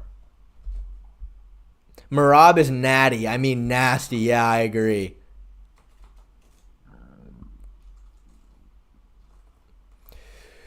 All right, Lagler. Jesus, Lagler. You've been getting on me about my word choice. He won't be constantly teeping. I did use the word constantly there wrong. Thank you, Lagler, for correcting me. Which submission do you think is most effective in scrambles? Honestly, probably a guillotine. Honestly, probably a guillotine. If you're scrambling, that's probably the easiest thing to fucking grab hold of a guillotine and jump for it. And I think if you have fucking rock solid fundamentals for the guillotine, I say go for it, you know? Because, like, if you've got a Charles Oliveira level guillotine, worst comes to worst, the guy's going to have to go to his back like Armin did, and you're going to end up in mount. Darce, yeah, I think a Darce is up there, too, for a scramble. I think a guillotine you can grab quicker, but also a Darce, it's very dependent on attributes. Do you have really long arms? If you've got long arms, yeah, you can slap on a Darce fast, but I would say a Darce is very good as well. A Darce is very, very good as well, and it's definitely a lot safer to go for.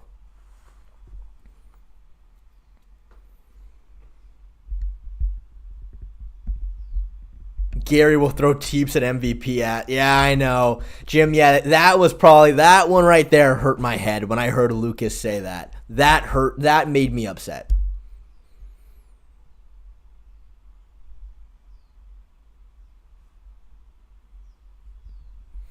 Well, Tyler, okay, Sean is going to throw teeps. I shouldn't have said constantly, but he will be throwing a lot of teeps for sure.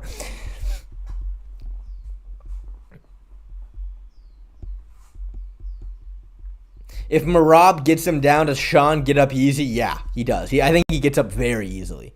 I mean, look, if Merab were to get you flat on your back, yeah, you're going to have to get a little bit of space. You're going to have to turtle. That might be a bit tougher to do, but he's not going to take your back. We fucking saw what he did to Taylor.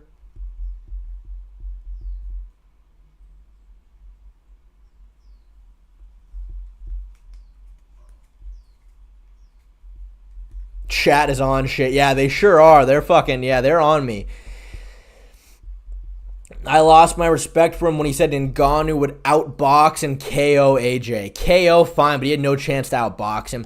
Yeah, they just really jumped the gun on the Tyson Fury fight. And look, I will always maintain it was wildly impressive what Ngannou did to Tyson Fury. But, dude, Tyson Fury, the first punch he threw at Ngannou was a lunging right hand. Okay? Tyson was trying to knock Ngannou out because he didn't think Ngannou had anything for him. And yeah, it was a mistake for sure. I mean, if Fury just jabbed and moved that entire fight, oh my God, Ngannou would have got eaten alive. If he would have forced Francis to have to go at him, oh, he would have just been countering him all day long. But Fury was going at him, trying to put on a show, and it was a mistake. But that's what happened. Where is Merab's BJJ coach, the F? I mean, it doesn't really matter who his jiu-jitsu coach is. Does Merab fucking train jiu-jitsu? Does Merab practice submissions? Does he practice back takes? He should, but I don't think it's a big part of his game at all.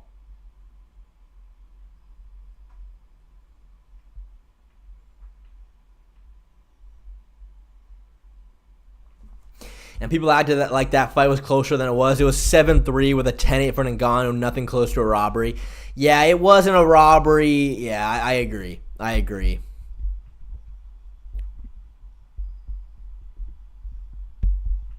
How many welterweights today would beat Prime Khabib?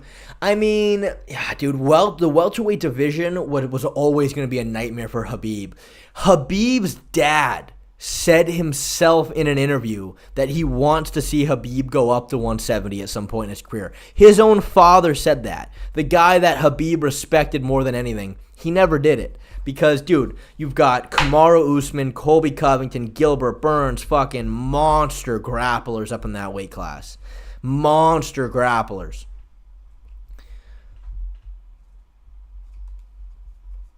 Yeah, I agree, Lagler. I agree. I agree with you.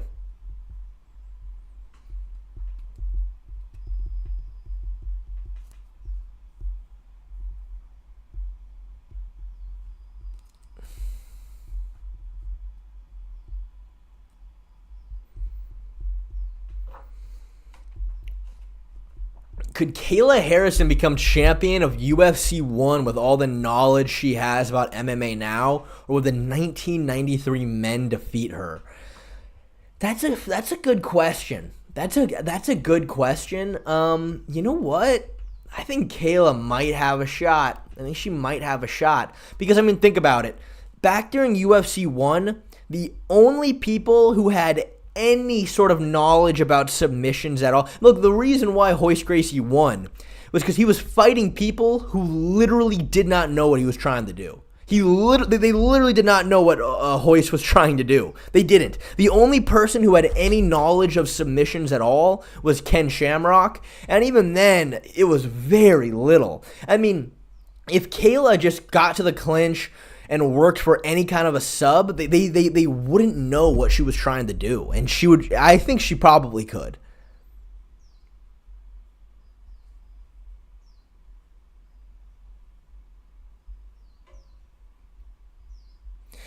I would agree, Jim. Khabib was the perfect 55er, though he did miss weight against Gaethje. He did miss weight against Gaethje, and that's real. But they let him fight anyway. I don't know what happened with the commission there. He did miss weight, but he was a massive 155er, super fucking strong. He was perfect for that weight class. I'm just saying, man. I'm just saying. You always hear all this, oh, Khabib could have fucking won in any division he tried to fight in. I go, well, could have gone up to 170, but he didn't even try.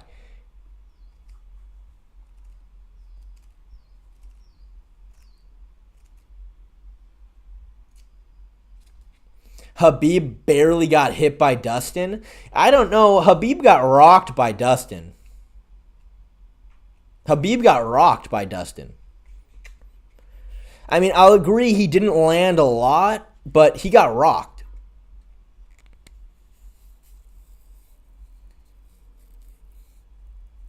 Everyone misses weight against Justin.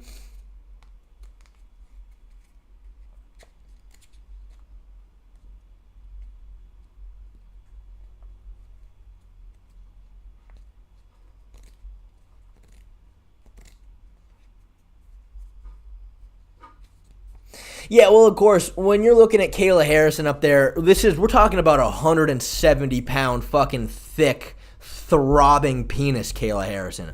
We're not looking at 135-pound Kayla Harrison, obviously.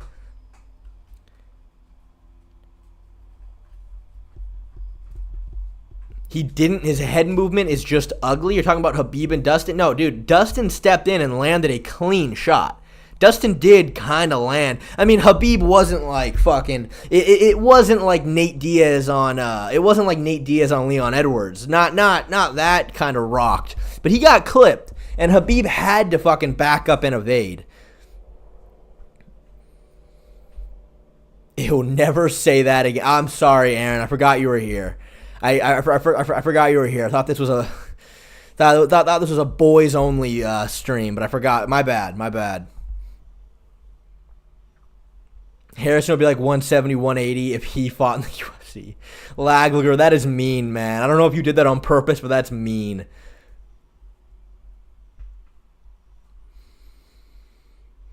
Prime Usman is an unwinnable fight for Khabib. Yeah, Prime Usman, that's a real fucking tough fight for Khabib because Usman is so durable.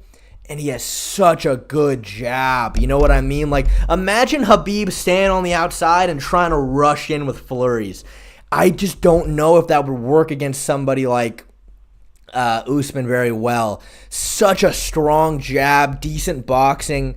You know, amazing takedown defense. Like, Khabib was such a problem at 155 because, you know, he was very fast and explosive and so big and strong for 155, but man, he's given up some strength and I think Usman's a cleaner striker than Khabib was.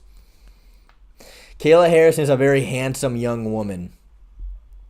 Certainly is.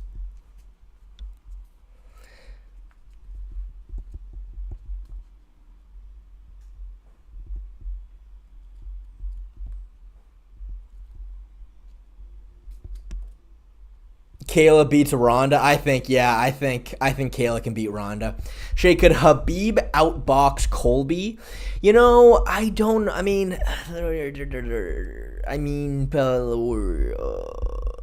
God, I don't know. It's all about pressure, I think. I don't know about a straight up boxing match who would get the edge there, but right, the problem is Colby needs to be in your face, constantly peppering you with punches. The reason why he couldn't do shit to Leon Edwards is because Leon had him on the back foot. Colby had no ability to pressure him. So when I think about a Colby versus Khabib, I'm thinking about who could get in the other person's face and keep him there. That's the big question mark. And honestly, off the top of my head, I don't know. I don't know. You think Islam has the chance to become double champ? I think it's very dependent on who he's fighting up at 170. I don't like Khabib versus Shavkat. I don't like Khabib versus Bilal, obviously. Islam versus Leon, I would probably say he has a better shot, but even then, dude, Leon is fucking really good. But yeah, I agree. I think Kayla Harrison would destroy Ronda Rousey.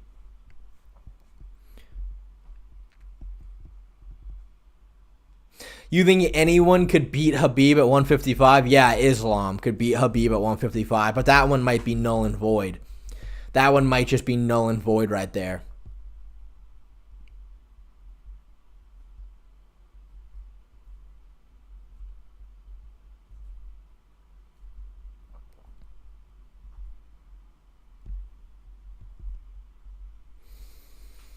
Thoughts on Azmat versus Krylov, booked for 309. That is really good matchmaking. Azmat's good, but Krylov is that's a great kickboxing match right there. Honestly, I think part of me might be leaning towards Krylov slightly, but Azmat, I think he's a bit more explosive, a bit faster. That's one I'd have to sit down and look at that one.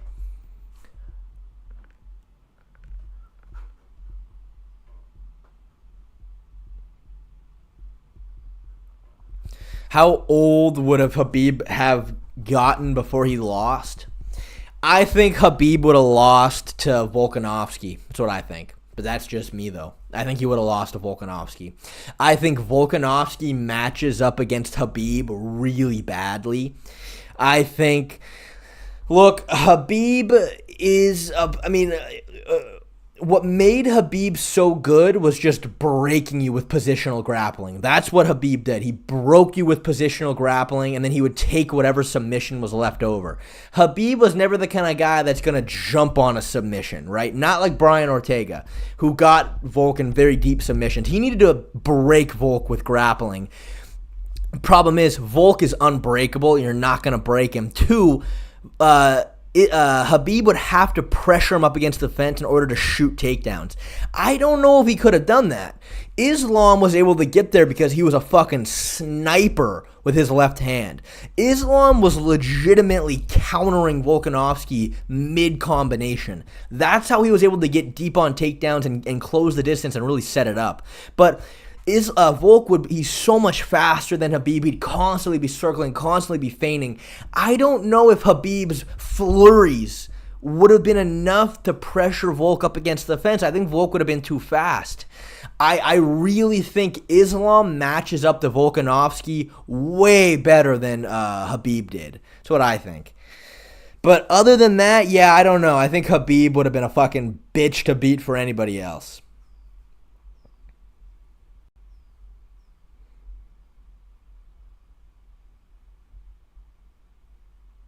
Yeah, Islam was stepping in with elbows, yeah. I mean, look, Khabib striking, it was underrated. He was very fast, and again, he would be on the outside, and then he would time really good moments to go at you with these huge flurries. And it was difficult to deal with, and guys like Dustin, even like Connor, they'd have to shell up and then back up to the fence where he would shoot and then maul you. But Volkanovski constantly circling, constantly feigning, it wouldn't have worked the same way.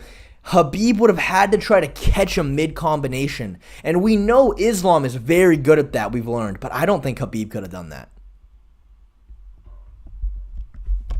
Would he have, Laglager? Khabib was 34 years old when he fought Justin Gaethje. You'd think he would have improved greatly? I don't know about that. Or, sorry, 31. Still, I don't know about that, man. 31 years old is not typically the time you make massive improvements to your skill set. You can tweak things. You can make incremental improvements here or there, but Khabib's fighting style was not going to change within a couple years. You know? It wasn't going to change. He wasn't going to all of a sudden turn into Islam on the feet.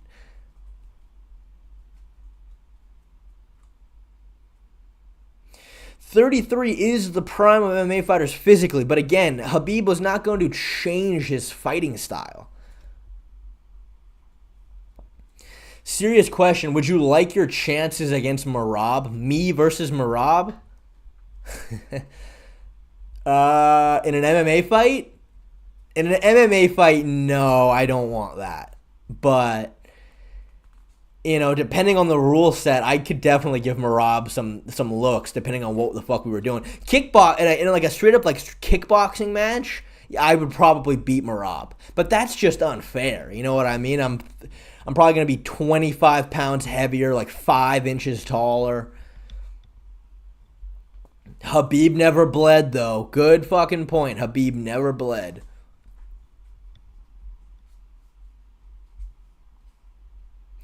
Odds of Sean hitting a ghillie on Merab. I don't mind those, but I would say it would probably come from Sean rocking him.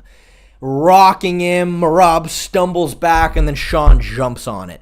Sean has done that. He did that. He tried to do that to, oh God, who was that guy that Sean fought that they pulled up on short notice and he just beat the fuck out of him? I forget his name, but he did that to him. Thank you, Sean C. I really will. Interesting, Taylor. So Taylor thinks that Islam is the better technician, but Khabib is the better fighter. I don't think Volk could handle the pressure. Here's my thing, Taylor. I agree that you put Volk in a position up against the fence with Khabib shooting on him. I don't think Khabib would have been able to finish him. Yes, Aaron, green hair guy. I don't think Khabib would be able to finish Volk in the grappling, but he could potentially put him in bad positions. My thing is, I have a tough time seeing Khabib getting him there up against the fence. I don't see him getting him there. That's my problem. Like, again, Islam had moments of, like, literally catching Volkanovski with straight shots in the middle of his combination, which rocked Volk. Volk had to back up to the fence where it opened up Islam's wrestling. I don't see Khabib doing that. I don't see Khabib fucking lasering a right hand right down the middle and catching him.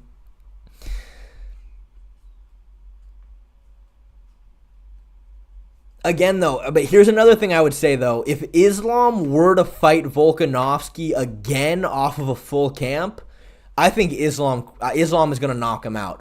Islam would not even try to wrestle him. He's only going to look to set up the high kicks. And the exact same thing is going to happen. I get it was on short notice, but that high kick was there for Islam the entire time.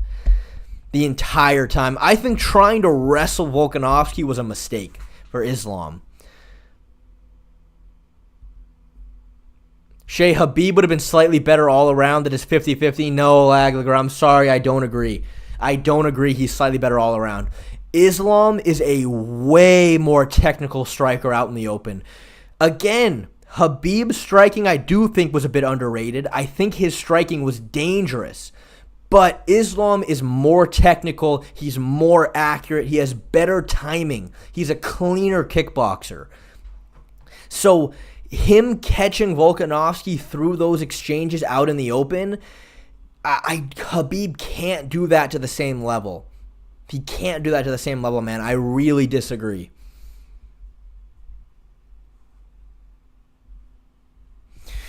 Well, Nicola, look, I've said this many, many times.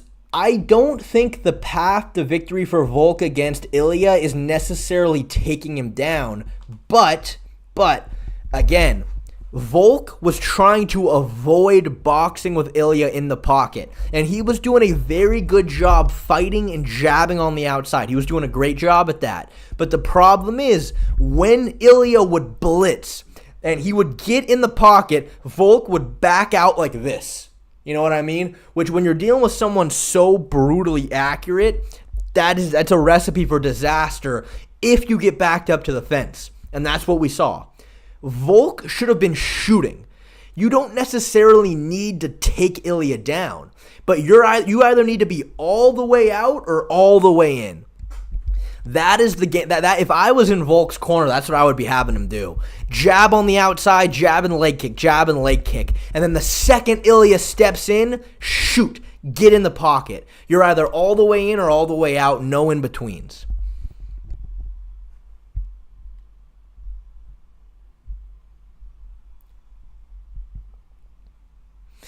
Yeah, Larry, I do. I think Volk, when you go back and you look at that first Islam fight, Islam wasn't really trying to set up the high kick, but you saw it. Every single time he was kicking to the body, Volk was covering up like this. And with those small MMA gloves on, that high kick, it's just there's this opening right here that's always going to be there. And it's very difficult. If Islam was ripping those kicks to the body over and over again, which is what he did in the second fight, that high kick targeted right up here is always going to be there.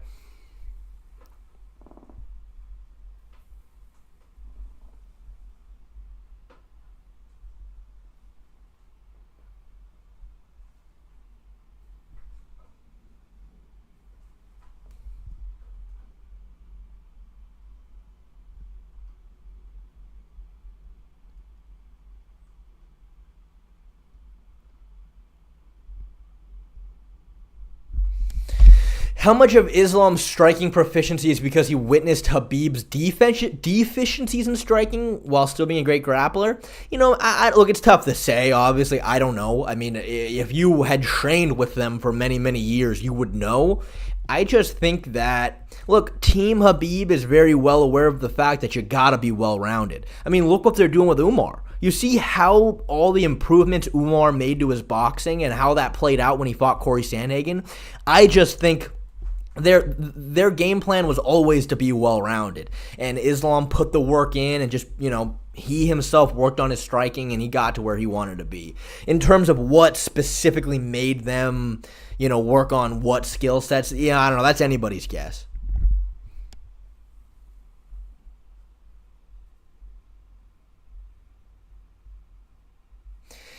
Yeah, some guy says he really thinks Ilya is the one to crack Max's chin. Allen was hitting Max with big shots, and Ilya is super accurate and powerful. Again, man, Max does have a very strong chin. He does. Just as a straight-up, pure attribute, yes, Max has a very, very strong chin. But a big part of Max's chin is that because he's such a technical striker, most of the time, he sees punches coming and he can brace for it. He wants to stay in your face and overwhelm you with volume, so he leaves himself open to get hit, but he usually sees punches coming and he braces for it. But it is just human anatomy. If you don't see the punch coming and you get hit right here, lights out. It's human anatomy. And if anybody can do that, it's going to be Ilia Topuria. Dustin Poirier was kind of getting there on Max. He was getting there on Max a bit with the counters.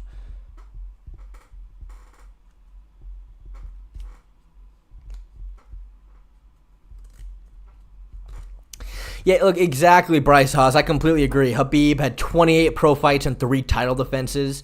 Yeah, look, of course, you can make incremental improvements, but you can't say, oh, well, Khabib would have just now been just as good as Islam on the feet. Like, they're different. They do different things. Islam, he likes to have a more technical kickboxing match out in the open, which if you're going to do that, yeah, you leave yourself open to get tagged. That is why he had a competitive fight with Dustin out in the open, whereas Khabib didn't. Because Khabib just never wanted to be out in the open with Dustin. Whereas Islam goes, no, I'm going to risk getting hit because I know that I can box with this guy. That's what Islam decided to do. They just have different games. Does Aljo have a chance against Ilya? I highly fucking doubt it. I really don't think so.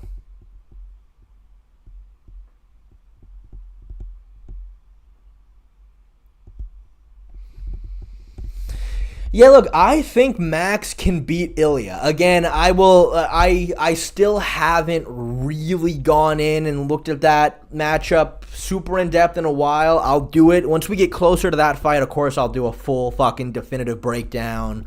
I'll give my thoughts about what Max needs to do to win that fight, but we'll see.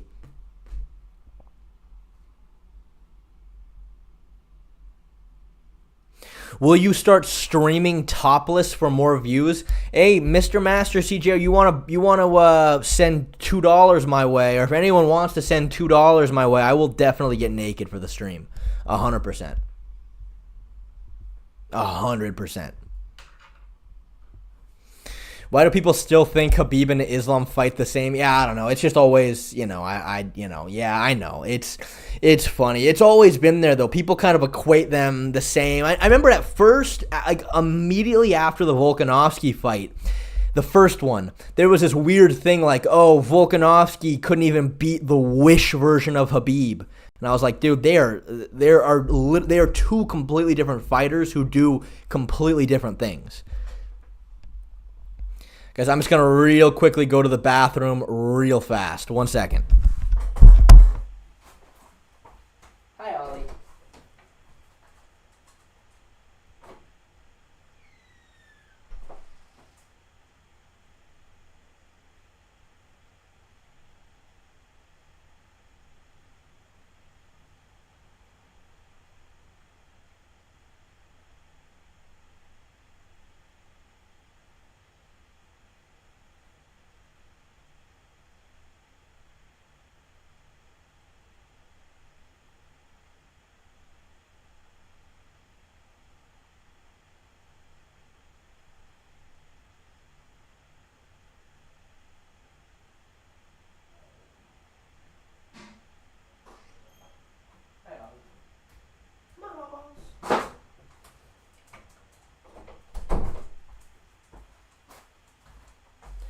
Oh, I am back. Thank you for hanging around, you guys. I am back.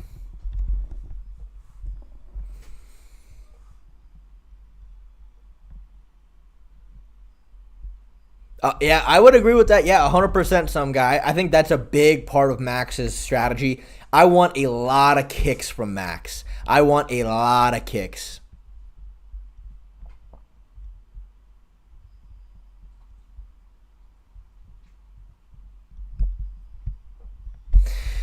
Yeah, the Rodentry Residence 95. Yeah, I agree. It's difficult to make a definitive breakdown when you just...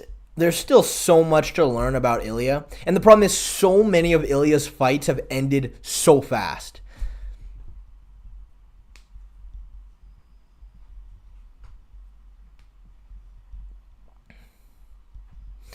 That's a very good question, Bill Catch. Bill Catch asks, why does MVP and Wonderboy's karate work so much better than Whitaker's? Is it because Rob is more Kyokushin and less movement-based? Why don't people take the time to blitz with MVP and Wonderboy? Yeah, so I mean, two things there, of course. Yes, I don't think Whitaker doesn't come from that same point fighting background. You know what I mean? Guys like MVP and Steve Wonderboy Thompson spent an entire career specializing in the one area of lunging in, hitting your opponent, and then getting out again. They spent a lifetime doing that. Whereas Robert Whitaker is a little different. He's not the same. He uses the blitz, but just differently.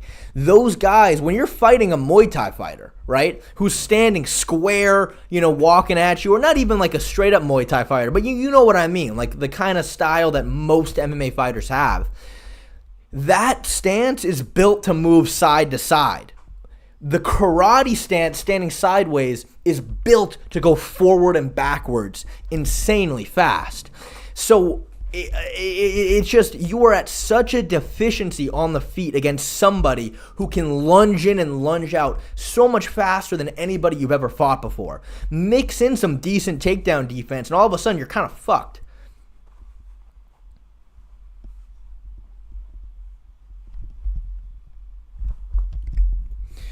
Shay, what do you think of the Irish double champ Condom McN-word? I'm a big fan, man. I'm a big fan of the guy.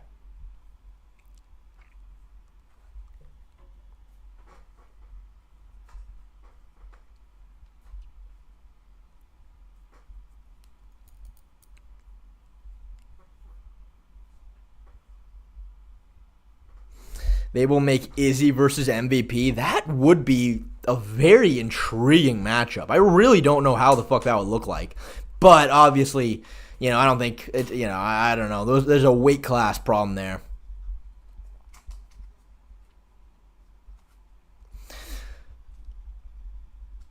Are you a ring guy? No, I'm not a ring guy. I'm not specifically a ring guy, but I've got this one for reasons I won't get into.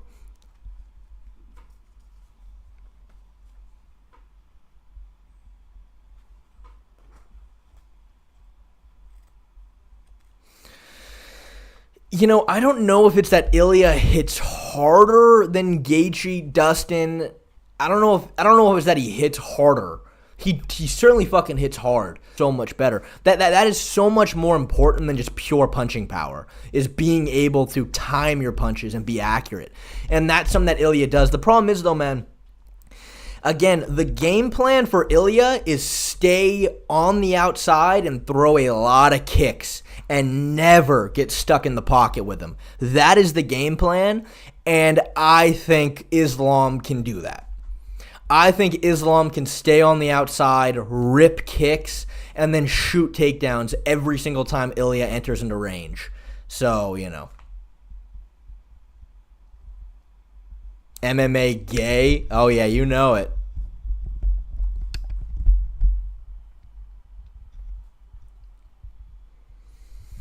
Are you trained to compete MMA professionally? I'll tell you what, if me and Bedtime get sanctioned for a pro MMA fight, then fuck yeah.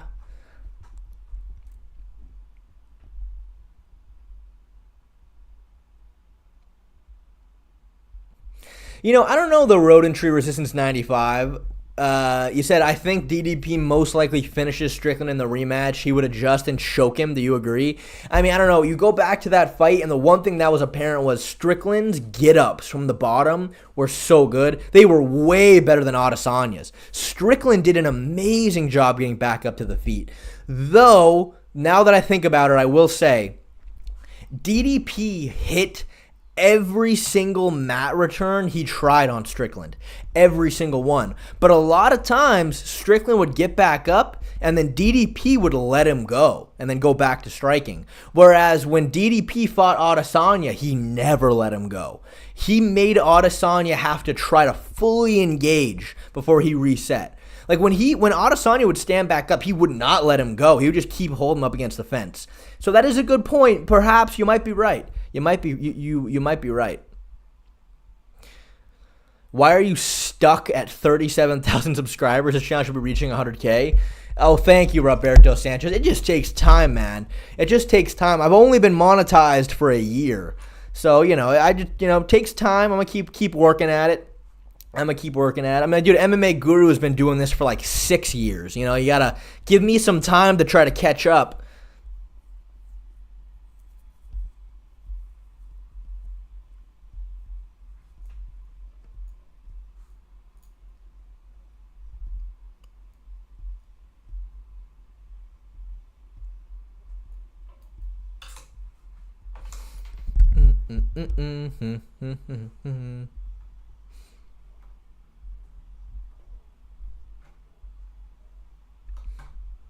I never do this, but I'm scrolling way up in chat and seeing if there's ever anything that I missed.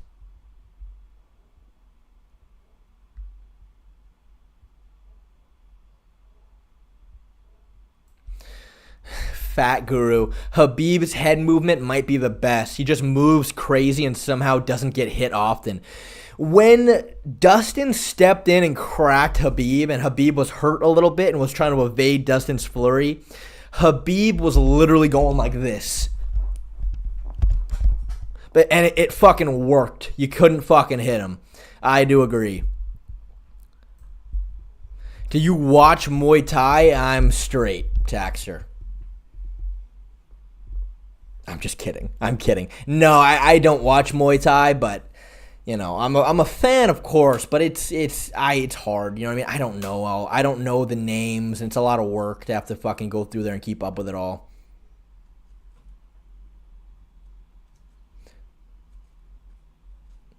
No, Laglager, not true, because I'm already back down here and I'm all caught up. I'm all caught up on every message sent. Oh, my mic's cutting out. All right, hold on. Sorry. Okay. That'll fix my mic. That'll fix my mic, what I just did. Shit, you haven't mentioned that Jon Jones is the pound for pound #1. I don't think you want him flirting with you. I don't.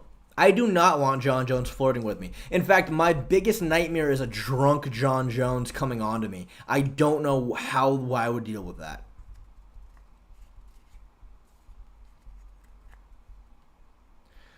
Who is the most effective in side control?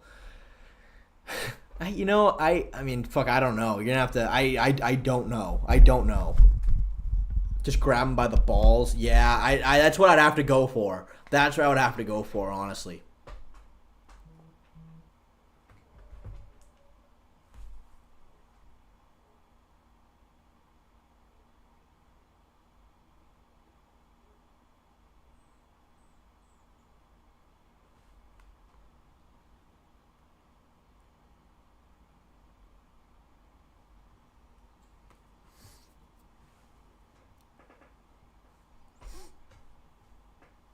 If you grab that, then you're playing into his game. Yeah, unless I really grab it. You know what I mean? Unless, like, I try to fucking pop that shit.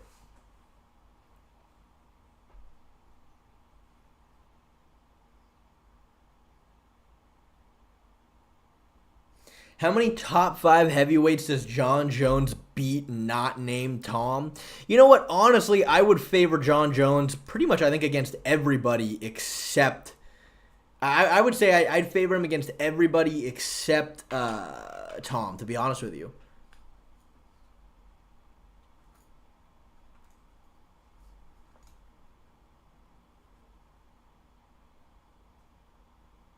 Oh, thank you for the 2 pounds, Fight Milk. I really appreciate it. Max will find straight shots when Ilya opens up. I could see it. I could see it.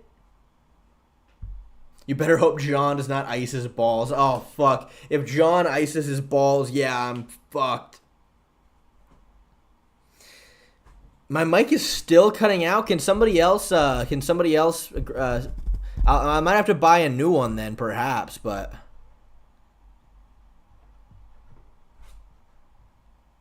Mic is good? Okay, interesting. Yeah, I don't know. Usually when I keep it stationary like this, I don't have a problem.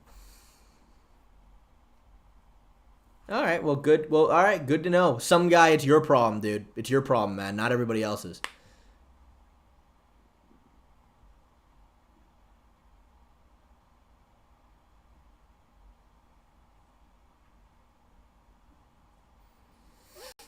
Oh, thank you, everybody. Thank you. I appreciate it. Now, I don't think you're trolling some guy. I just think the problem's on your end. I think the problem's on your end. Thoughts on Capoeira? It exists, you know, it exists. I don't know about really using it in a fight, but, you know, yeah, I guess you can just fucking... It's a lot of spinning, dancing kind of kicks, which isn't a problem, but it's kind of hard to set. It's kind of hard to, like, really time a good kick when you're fucking, like, moving like this and then getting ready to spin. Like, you kind of know what someone's going to go for. Yeah, you got, Fight Milk, I'm really glad to hear that. Everybody here, everybody, especially you, Aaron, should be icing your balls while you're watching my my streams. I feel like DDP's existence proof that tactics over skill to a certain extent. Tactics over skill to a certain extent. Also, DDP is fucking big and strong, and he's explosive, and he's durable. That all plays a big factor in there. Can you Krav Maga? I can Krav Maga. I won't, though. Do you think Ngannou will do well in his PFL debut after that devastating KO and losing his son a few months ago? It's rough. It's rough. You know, I don't know. I want to go back, and I need to do some. When is that fight? May I ask? What's the date of Ngannou's PFL fight? I do want to talk about that. I want to break that fight down. I need to watch some more footage on his opponent. The fucking 6'8" dude.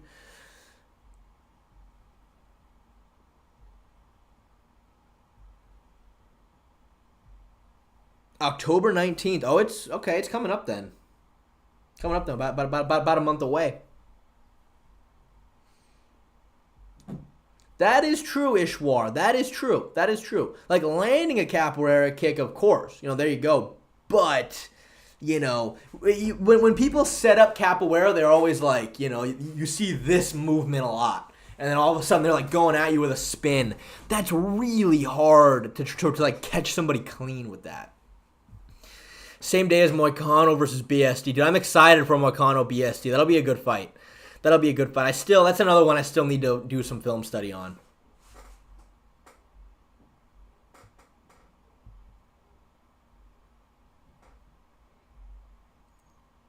Would prime Thiago Santos pose problems to Alex Pereira? Nah, I don't think so.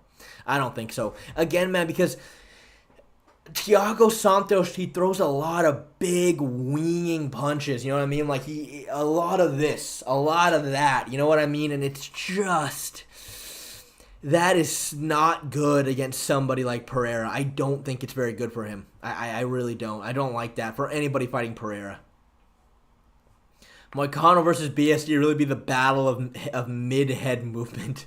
Yeah, I'm leaning towards BSD to win that. Again, I think the big discrepancy in Benoit Saint-Denis' game, it's boxing defense, head movement. That is his problem. You know, that is his issue. And, you know, I just don't think Moicano can pose some problems there. I have a prediction for Burns versus Brady at Larry. I'll be putting a prediction out tomorrow for that fight.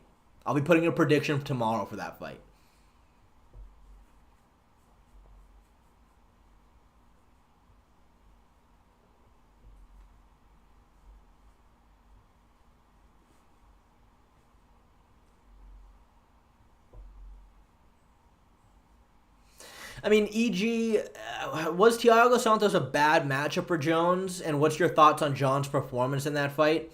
I haven't gone back and watched that fight in a long time, but it is crazy that John didn't try to shoot a single takedown.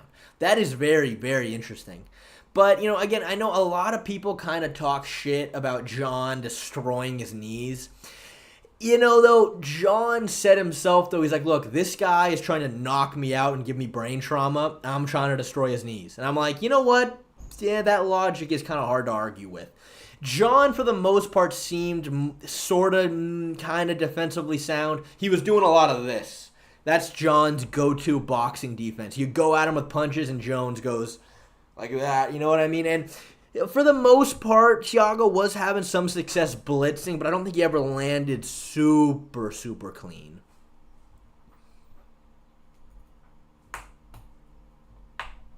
Burns gasses and gets submitted. Damn, vital facts. That is interesting. That is quite the take right there. You know, I don't know. What's so tough about Burns versus Brady is that it's a bit of a mirror match in terms of like what these guys both try to do. They fight very similarly. Burns is more explosive. He's a bit faster. Brady likes the straight shots more. It's going to be tough to put a solid 100% prediction out, I think, because, again, it's such a mirror match.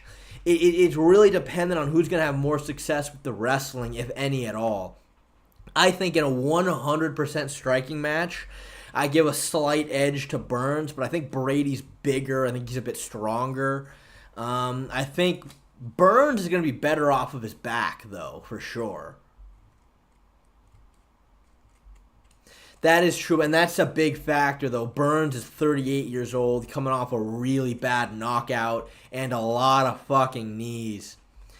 Bro, stop ducking Bedtime, Darren Till, MMA. Where is the Darren Till? I don't understand that.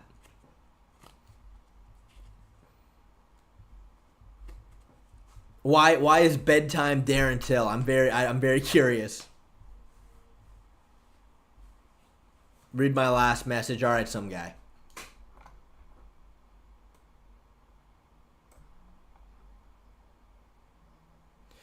Then what lightweight in history do you think can stand with Pereira except Ankalaev? Maybe Lyoto Machida could give him some problems. Just look at his face, brother. Oh, yeah, fair enough. Zondos, I am not ducking Bedtime, man. If anything, Bedtime is just upset that I made fun of his teeth.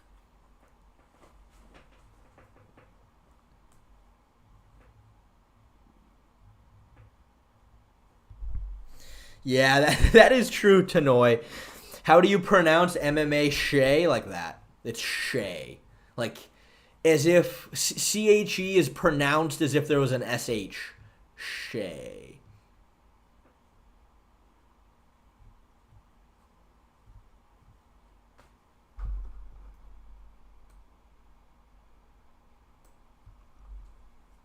Celeb Time is getting KO'd. I prefer Sped Time. MMA. Is the Bedtime beef real? Taxter, look. Regarding the Bedtime beef, it wasn't real until he fucking came at me with all the racial slurs. Now it's on. All right? Now it's on.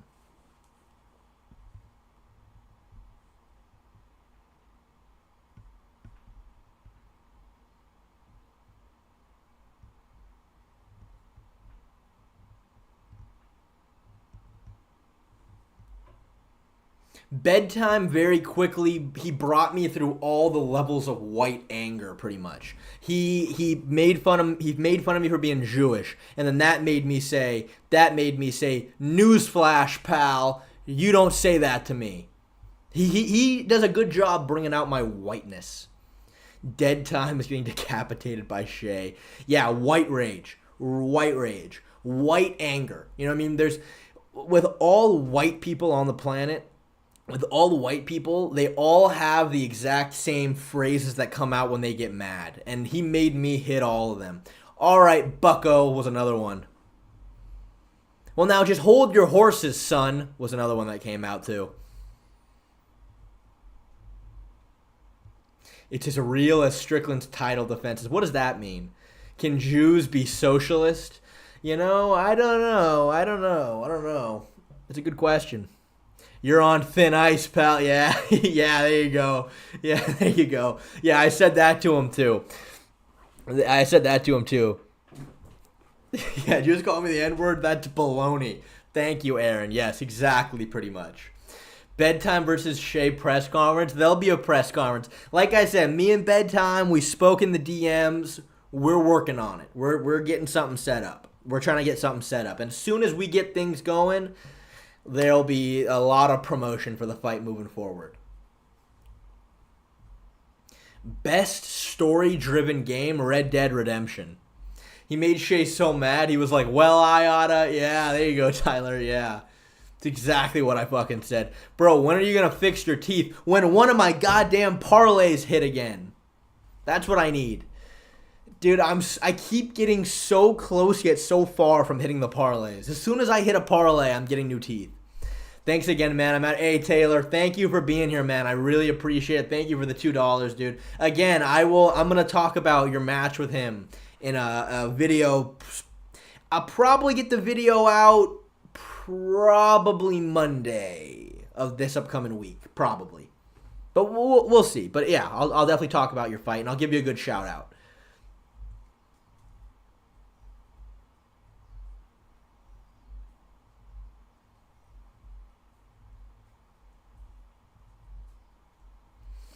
Bro, you gotta grow a beard. I'm trying, man. I'm trying. The problem is being blonde. No facial hair of mine really stands out.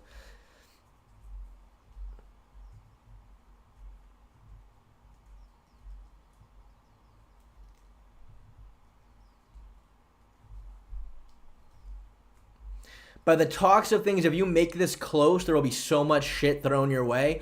I mean, dude, look, like I said, my game plan for the fight with Bedtime is I want to win a robbery decision. That's what I want to do. That is my game plan. I want to clearly lose this fight, but make it close enough that a couple retarded judges give me the decision. That's what I want to do. So... do you think MMA peaked popularity-wise? No, I don't think so. I think, again, the thing with MMA is, right, there's lulls throughout the year. You know what I mean? There's a lot of lulls. We're all waiting for the big announcements coming at the end of the year. That's what we're waiting for. And as soon as those announcements hit, there's going to be a big spike. And then once those events happen, it's going to lull a little bit. And then we're waiting for new announcements. That's just kind of how it goes,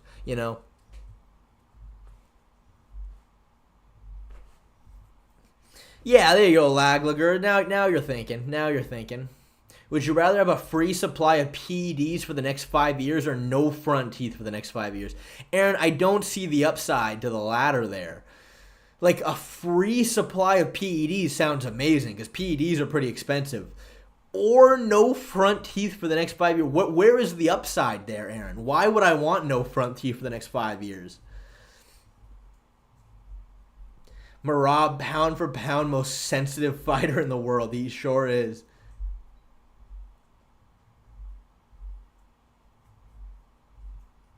You should just become half Irish. I'm blonde too, but I have a thick, luscious ginger beard. I actually am very Irish. I mean, you clearly don't remember when I pulled up my Ancestry.com, but I'm far more Irish than I am anything else.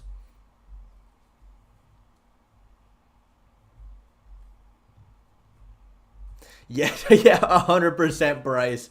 100%. Motherfuckers always ask if MMA is dying on the bye weekend in between two fight nights. Yeah, 100%. That's how it happens, right? In the beginning of the year, they announce all these giant cards for the middle of the year. Those cards happen, and now we're kind of in a lull period that everyone's like, oh, wow, MMA is kind of dead, isn't it? It's like, well, no, not really. We're just waiting for new events to come up.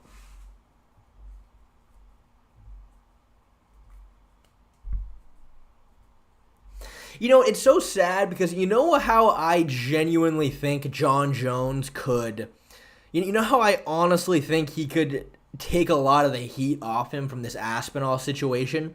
Imagine if he just came out and was honest and was like, look, guys, I'm 37 years old. I've been doing this a long time. Tom Aspinall is a really, really tough fight. I've wanted this Stipe fight my entire career, and I don't want to risk it. Imagine he was just honest. Of course, people would still not be happy about it, but it makes it 10 times worse that, he's dancing around. He keeps trying to hint that he would destroy Tom, but then at the same time be like, oh, but I don't want to, but, I don't, but I'm not going to do it because that's how good I am. I'm like, dude, just be honest. I guarantee you people would relax.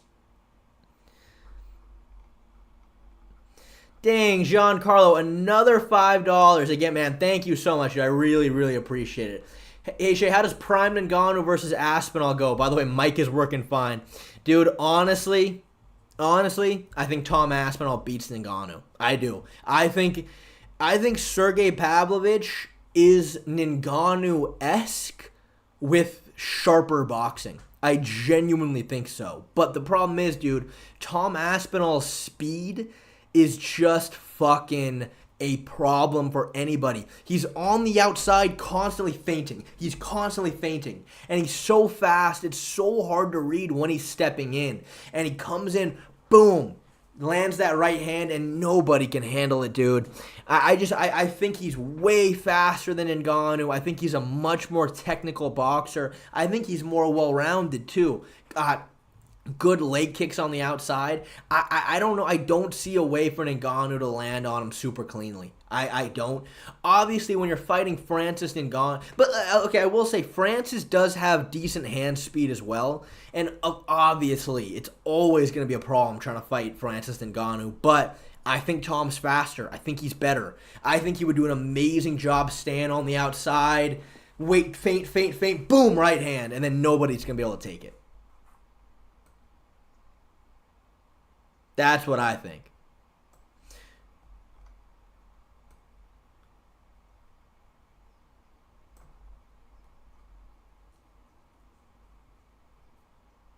Bro, how old are you? Zondos, you don't need to spell it in all caps, dude.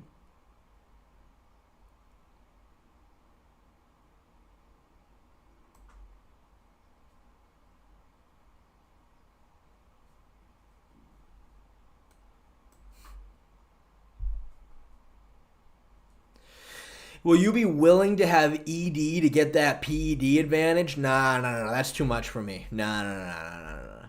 If I'm risking erectile dysfunction, I'm out. I'm done with the PEDs. That's just me, though. What is your least favorite race? White people. I don't know.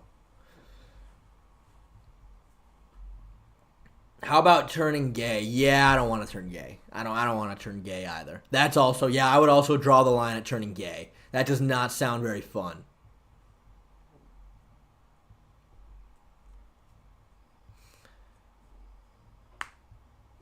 How many clean shots can Jones take from Aspinall? A clean shot? Probably none, but he already ices his balls for ED. Yeah, there you go. How about growing a third testicle?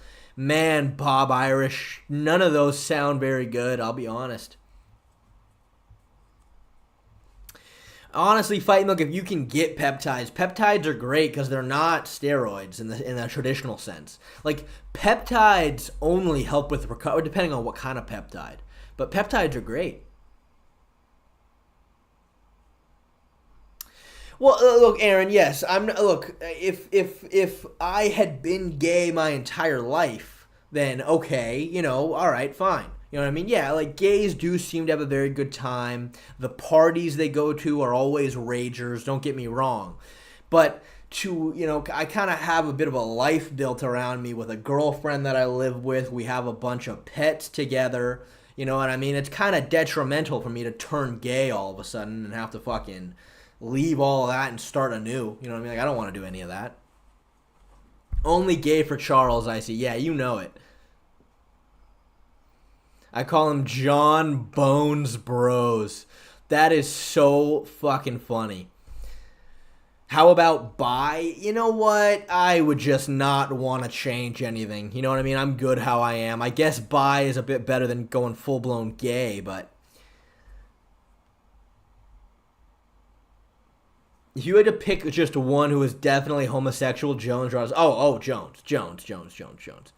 I mean, I've never seen anything from Adesanya to say that he's homosexual, but John Jones, I have. The MMA Guru video that he made, I don't know what Jones' excuse is. That is him in that comedy club, and he was being very gay. I don't know what the excuse is. Do you know the average age of your audience? I'm 29. How old are you? I don't know about the average age, but my number one age demographic is 25 to 36-year-olds. They're my number one demographic. How old am I? I am turning 24 this year. I am turning 24 this year.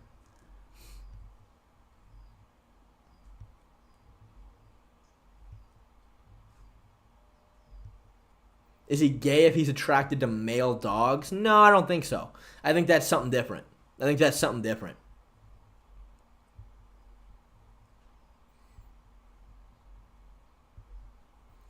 Shay, one day with Jones or 10 years in prison?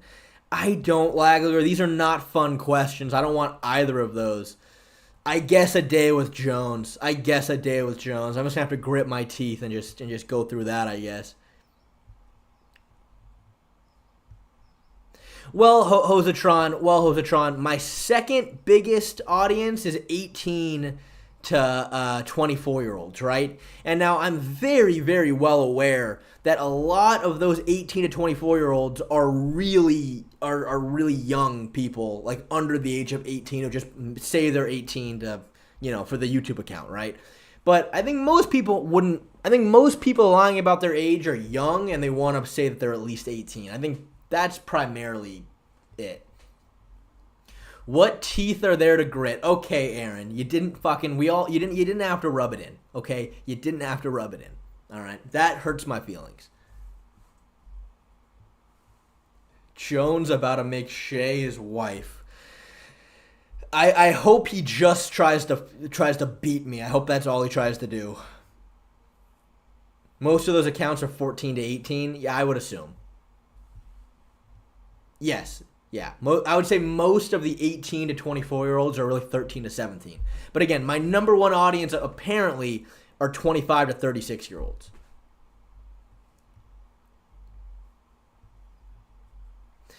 I just joined. What percent of your audience is male? Yeah, like 99.2% of my audience is male. 99.2.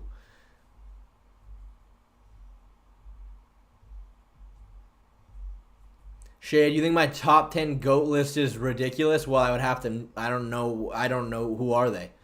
You have to give them to me. Yeah, literally everyone except Aaron, pretty much. Shout out to the 0.8% ladies. Yep.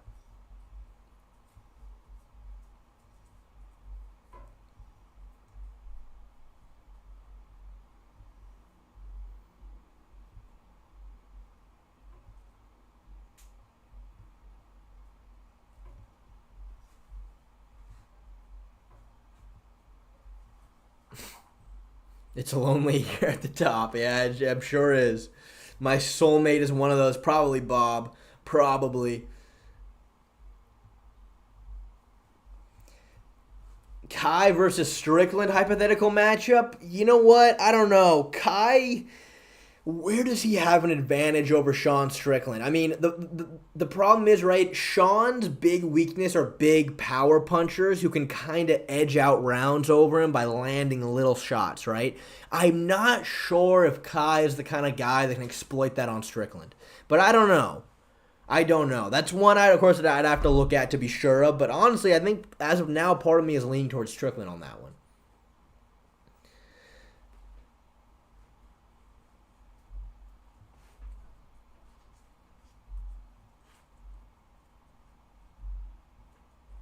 By the way, dude, love your breakdowns and respect for the Lucas Tracy tributes in the back. Yeah, I gotta pay respects to the fallen legend. You know what I mean? Where does Kevin Lee fit into all this? Man, I hope that meme, I hope that meme never quite dies.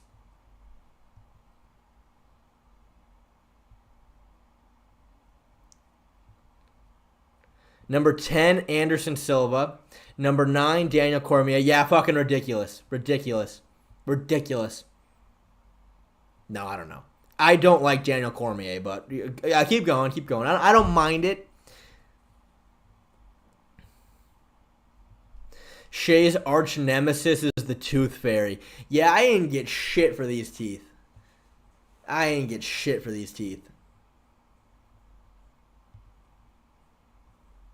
Bruh, you gotta change something in your videos. Gotta get more subs. What do you recommend, Zondos? What do you recommend? Shay's arch nemesis is the Tooth Fairy. Yeah, I agree, Laglier. Kevin Lee, 6 points going. 7 Aldo. Okay, I don't mind that. I don't mind number 8 Usman. I don't mind number 7 Aldo. Do you have those teeth somewhere? No, you know what? When the dentist extracted them, I don't think I ever asked for them back. Oh, hey, Peter Houghton. Your profile picture is fucking terrifying. Jonah D. Lee's Paz MMA. Why the fuck do you have Khabib at number 6? Why the fuck do you have Khabib at number 6? Why is Khabib ahead of Jose Aldo? Wait, hold on. Why is Khabib better than Jose Aldo? I don't understand. 4 Islam? Okay, I like that. I don't mind that. I don't mind that, but I don't know about a 4 for Islam, but okay. 3 Volk? 2 GSP, 1 is Jones. Interesting. Interesting. Level of comp. Okay, interesting. Yeah, Volk at number 3 is certainly an interesting one, huh? That's certainly interesting. You know what, Jonah De La Paz? I respect it. Plus, more vids of you just yapping instead of doing research. Okay, Laglager. Yeah, you know what? I can see that. I can understand why people might want to see that. You guys want to see more videos of me just yapping instead of fucking doing research?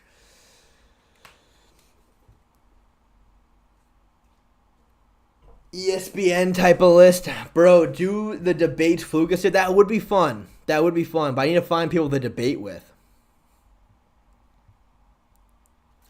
Shay, copy all of Bedtime's ideas. You know what? That would be funny to do for the lead up to our fight.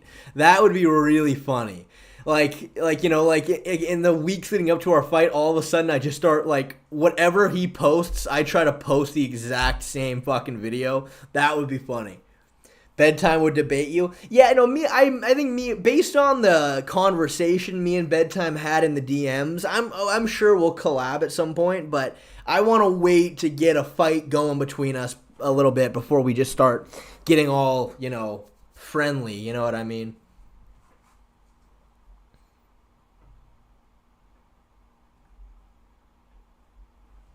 Go to Bedtime chat and trigger him. Is he live?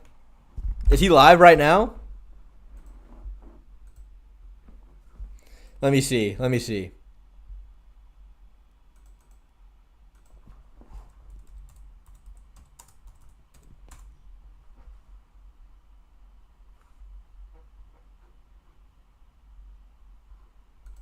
I don't think he's live. Is he? No, he's not live.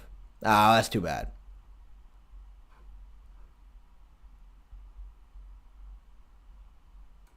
Damn, if he was live, I would love to hop in there.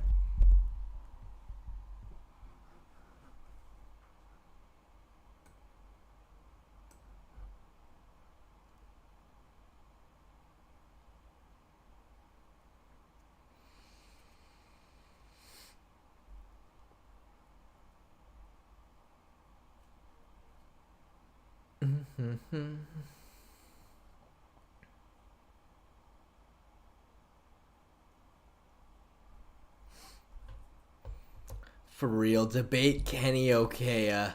He's a funny guy. There were multiple times where somebody with the fucking name of Kenny Okea came into my stream, and sometimes people would be like, no, that's not the right one. And sometimes he'd come into the chat and people would be like, no, that's actually him. And I don't know, man. He just seems kind of fucking sad, you know what I mean? Like, I don't know. Seems like just like a sad guy. Do rage bait. When I first started my I remember when I first got monetized on my channel, and like I first started getting like a bit of a fan base, there was a very weird like people, like I'd see people comment about my channel elsewhere and talk about how I was just all rage bait and like no one should take my channel seriously. But people like they meant it like in an endearing kind of a way.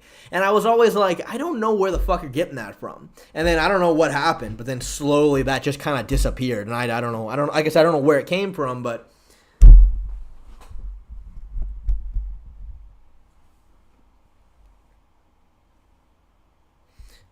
make a yap series sitting outside in the sun and call it Shay Sunning Rants.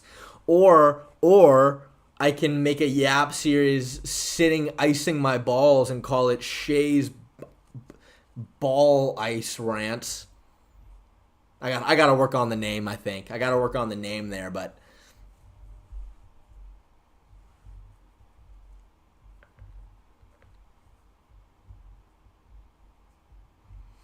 make a podcast like the Weasel. Yeah, that would be interesting.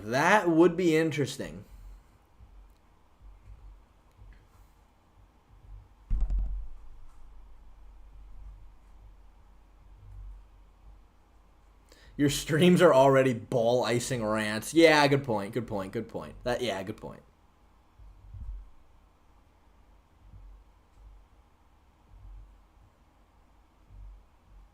Get breed maxed by Guru, as he said in his channel. What the fuck does breed maxed mean? I think the UFC should just allow PEDs. I think so. Probably. I mean, look, I don't know. They allow PEDs in jiu-jitsu, and nobody's over there fucking dropping dead. You know, and it's going to really help you recover from brutal training camps. I've always said, man, I think the reason why PEDs are banned is because of a stigma and a lot of uneducation. That's what I think.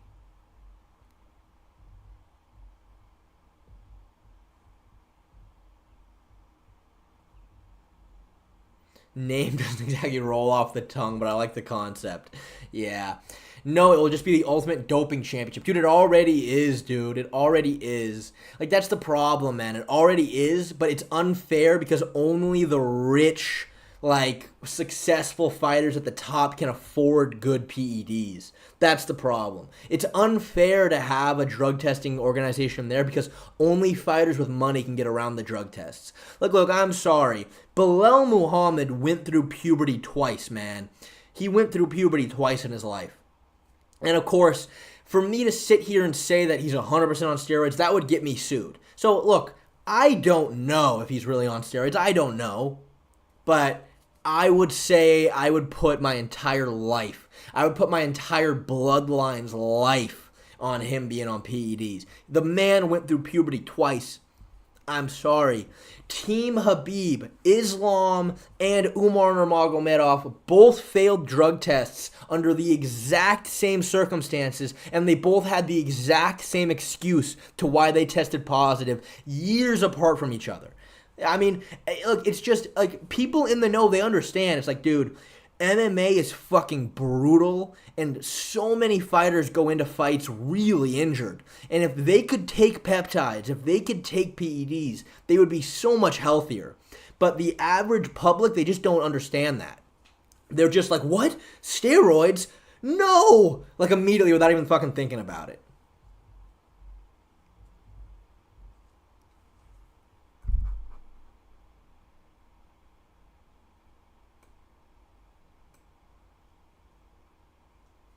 A 100%.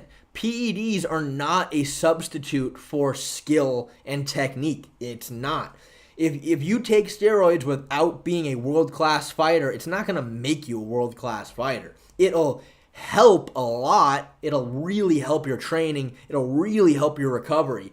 But I don't know. Like look, LeBron James, for example, he's 40 years old. And he's still one of the best players in the league. You know why? It's because he's taking PEDs, obviously. But all he's doing as a 40-year-old is making sure that all of his levels are the same as when he was 28. That's what he's doing. And is that really cheating? I don't know if, to me, that is cheating.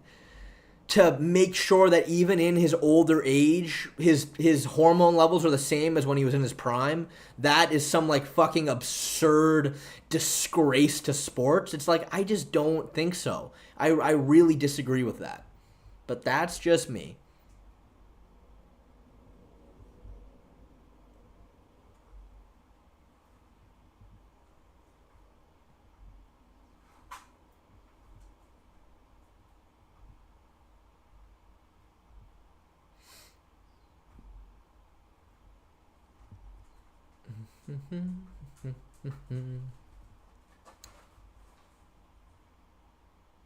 Yep, exactly, Larry. Exactly. I mean, I don't know. Did that get confirmed that Usman Nurmagomedov tested for meldonium as well? Because that's some shady shit if that happened. That's some shady shit. Basically, Islam, back in 2016, we all know, he tested positive for meldonium, which is a very popular performance-enhancing drug in Eastern countries. It's kind of like the poor man's EPO. But Islam had a very good excuse for why he tested positive. He goes, no, that was actually a medication that I was on, and I just forgot to report to USADA that I was taking it. That was his excuse. Well, years later, Usman on the exact same team tests positive for steroids, and he goes, no, no, no, no, it was a medication that I forgot to report to USADA. I'm like, oh, okay, you both forgot to report it to USADA. Interesting. It makes total sense.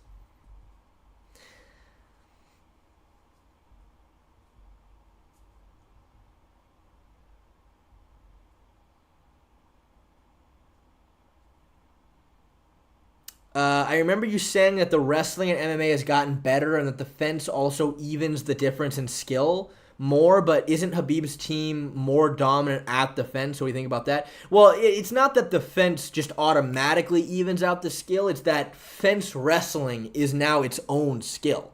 You know, fence wrestling is a now a skill set that you have to work on and develop. Like my point was, you got Henry Cejudo, who was an Olympic gold medal wrestler, you know, having a lot of grappling exchanges with Aljamain Sterling, a Division III wrestler, right? The skill level there, that's astronomically different. But up against the fence, Cejudo being a gold medal wrestler didn't really matter. All of a sudden, now that they're wrestling up against a barrier, they're doing a different sport. And yeah, Team Khabib are fucking amazing up against the fences. Like, I would say that is Khabib's thing. Khabib Nurmagomedov was the best in the world at fighting up against the fence. That was his big difference maker. Do you think DDP is on TRT? You only mention PEDs with Daggies? No, I mean, dude, yeah. I mean, like, I don't look. It's difficult, right? I'm not gonna sit here and be like, oh, this guy, I'm sure. This guy, I'm sure. With the Dagestanis, we have proof. Islam and Umar both tested positive. They both had the exact same excuse, years apart. So you kind of got proof there. You know what I mean? So then, of course, when I bring it up about Umar, you say, well, yeah, he's part of that exact same team. You would assume. I mean, Bilal Muhammad went through puberty twice, so, you know, you can say that with him. It's difficult to look at a fighter and specifically say, oh, I know he is, I know he isn't. You just kind of got to assume most of them are. Why wouldn't they be, you know? If you know you can get away with it, and you know it's just only going to help you recover through difficult training camps, you know, why would you not do it? You know, that's my thing. But it's obviously tough to say, unless someone had tested positive or someone is friends with somebody who's tested positive. It's difficult to give you a precise answer, but, you know. Does this mean I can disregard Islam and Khabib entirely and keep telling people that Charles is my lightweight GOAT and nobody is close? Yeah, I don't know. You can do whatever you want. Me, personally, I don't count steroids as being the GOAT or not being the GOAT. Me, personally. Because I know UFC fighters. I trained with a number of them who told me, I'm not going to give any names obviously, but they told me personally that they've never been offered PEDs more than their first ever media day for the UFC. That they were getting pulled aside by all these different people going, hey, you know, I've got a guy in China, he's a chemist, he can make you some stuff, it's going to get past USADA, you know, me and you can work together.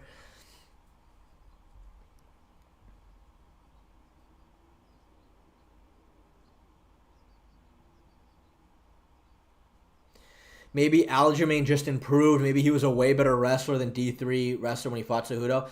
No, because when they were wrestling out in the open, when Aljo would take shots out in the open, Henry was destroying him. Henry was hitting amazing takedowns on him out in the open. Out in the open, it was very clear Henry Cejudo was way more technical. But against the fence is where Aljo won that fight.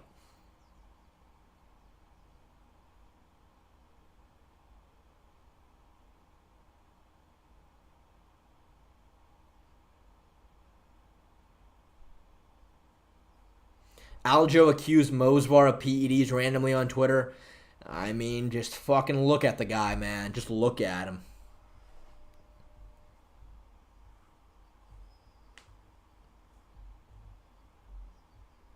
But Merab out-wrestled Cejudo in both open and up against the cage. I disagree. I think Cejudo proved to be I did a whole breakdown on that fight. Cejudo showed early on he was way more technical out in the open. Merab did hit a good single leg on him out in the open, but for the most part, Cejudo was hitting some really slick transitions on him out in the open, but Henry gassed really badly. I think that was the biggest problem there for him.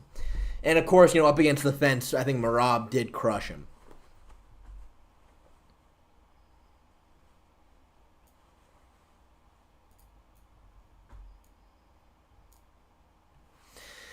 Tanoi Sakai, yeah, I would say, yeah, Cejudo is a way better wrestler than Merab. He is. There was this one transition he hit on Merab early round two that was just fucking beautiful.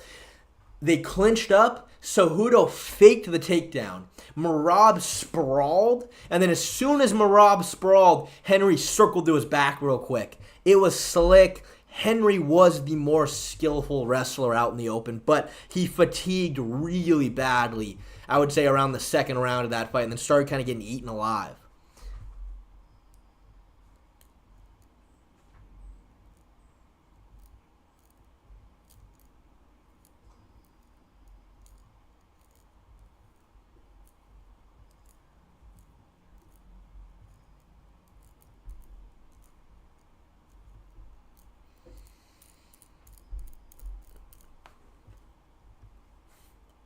But cardio is a part of wrestling, isn't it? Well, yeah, when you're 37 years old, that, yeah, it's going to play a factor for sure.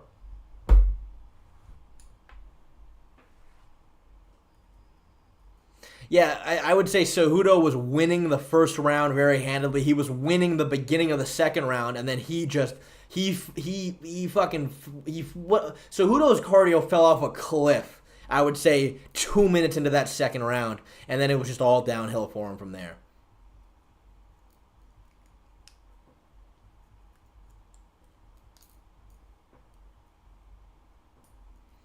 Yeah, Merab is very big and very strong.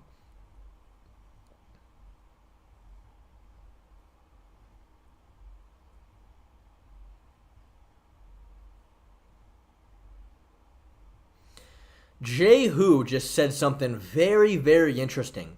Consider that when you're only 145, that others are alongside you are beyond your belief of understanding. Talent alone is like when a zebra is beyond a tiger, in my opinion. That was beautiful. I don't know what that means, but that was beautiful.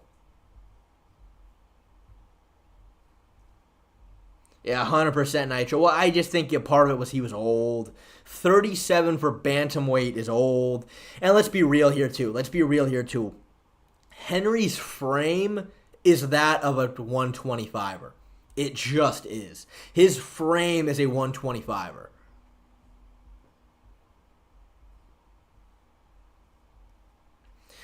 Will you ever make a GOAT list? Potentially. I mean, look, the truth is, though, I will say I don't know if I made a GOAT list, I don't think it would be that crazy different than anybody else's GOAT list. I don't know. We'll see. I'd have to. Yeah, you never know. You never know.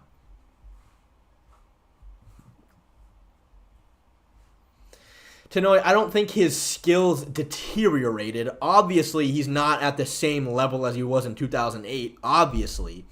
But, I mean, if let's say Henry just stopped wrestling after he won his gold medal. For years, he stopped. Yeah, that would be a problem. I don't think he just flat out stopped.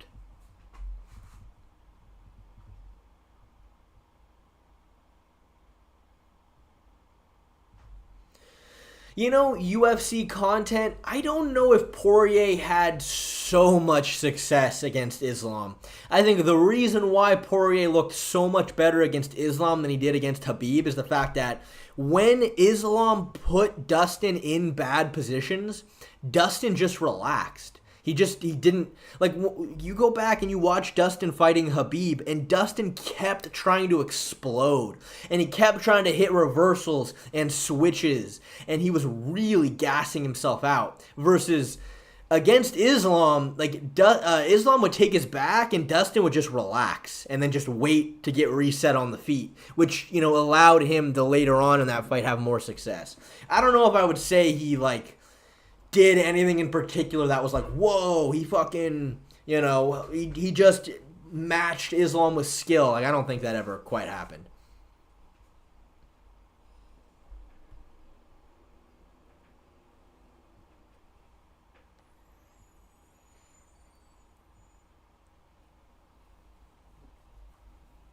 Shay, I hate people saying that Khabib never fought any bad matchups, but claim Pereira is already ahead of him when it's the same logic, LOL. Yeah, here's the difference, though, Nitro. The logic checks out there, but the problem is I don't think anybody's claiming that Alex Pereira is the GOAT of MMA. You know what I mean? The reason why Khabib has so many naysayers and so much criticism is because people kind of overhyped him and his accomplishments. You know what I mean? I think that's why, right? If all of a sudden there was this giant push of, is Alex Pereira the greatest MMA fighter ever? People would have a lot of pushback. When Khabib first retired, people like Luke Thomas went on Joe Rogan and had a legitimate conversation on who's the GOAT, Khabib or John Jones. And that's just not true. So if you're going to try to say Khabib's the GOAT off 3 title defenses and no really high-level wrestlers, then yeah, people are going to be pissed off about it. That's what I think. Yeah, UFC content, I do agree with that. I think Dustin, he stayed very safe, and he did have some moments of hitting some hip switches and stuff like that. And yeah, I think Arman, in theory, could give Islam some problems for sure. That's another one. I'm just waiting for that to get announced, and then I will drop a video all about that. Yeah, I agree. And Arman is so explosive, really good high kicks. He, with a good game plan, I think could give Islam some problems. Even Danaher was saying Khabib was top 3. Yeah, I don't know, man. I just don't get it. I just don't get it. I don't know. Like again, and I don't wanna come off the wrong way here. I do genuinely believe that Khabib was insane. Like the skill set, the way he would manage distance and the way he would get people to back up to the fence where he could just take advantage of his massive skill set. Khabib was fucking amazing. He was. But, you know, out-wrestling Conor McGregor after 4 rounds does not make you the greatest wrestler the universe has ever seen. You know what I mean? And it was just, like, yeah, Khabib was fucking insane, but beating Conor McGregor after 4 rounds does not make you the fucking greatest grappler the universe has ever been graced with. It just, I don't know, you know.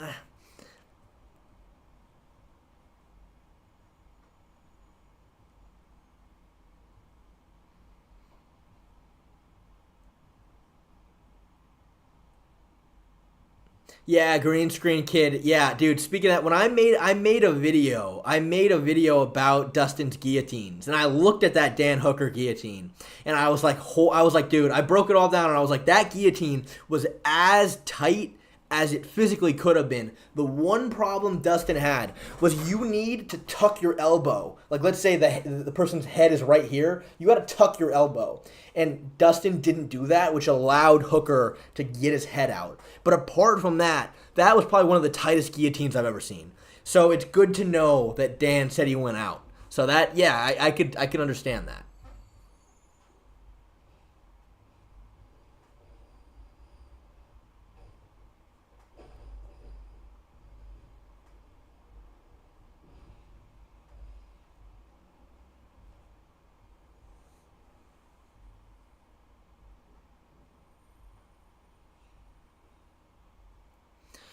I feel like Dustin KOing BSD was a fluke. Thoughts? No, not a fluke. No.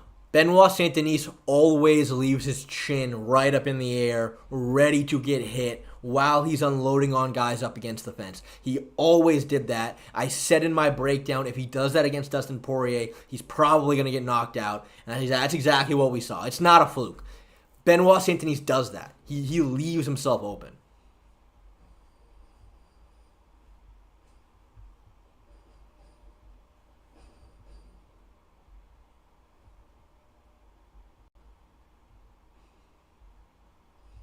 Oh, thank you, Pisco Road. I appreciate it. Should I rate Dustin Poirier, Gaethje, Barboza, RDA etc. 10 times more than the trash skill light heavyweights Alex has beat. You really rate Edson Barboza 10 times more than Jan Blachowicz and Jamal Hill and Yuri Prochazka. 10 times more is kind of extreme there, Nitro. I don't know about that. I mean, dude, Kevin Lee ragdolled Edson Barboza really bad over 5 rounds. He did exactly what Khabib did. So how are you going to rate Edson Barboza 10 times more?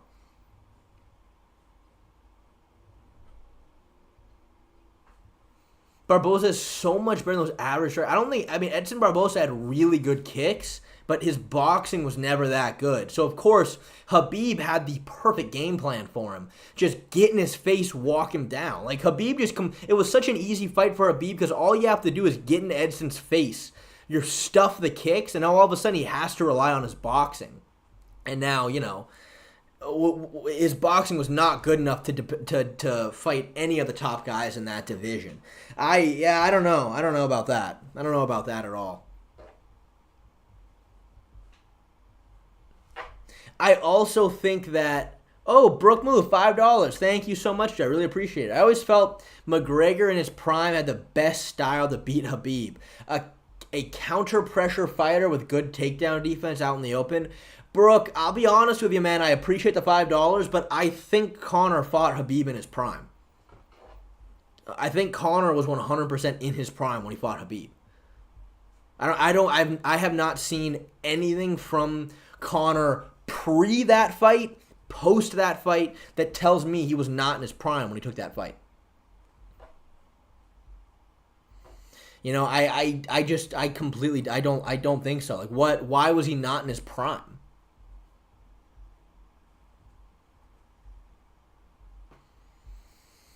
I think that Khabib did an amazing job. I mean, look, I've always maintained this. If Khabib did not land that massive overhand on Conor, the fight, I don't know if Conor would have won. The fight certainly would have been different because Conor got smashed with that overhand, then immediately taken down, and then smashed for that entire round. Very dominant sequence that all came from that massive overhand. If he didn't land that overhand, it would have been interesting to see them on the feet with Conor being a little fresher. But at the end of the day, I think that the way Khabib would blitz into range and get you backed up to the fence, it was always going to be a problem for someone like Conor. I disagree with this whole Conor wasn't in his prime. It doesn't make any sense to me.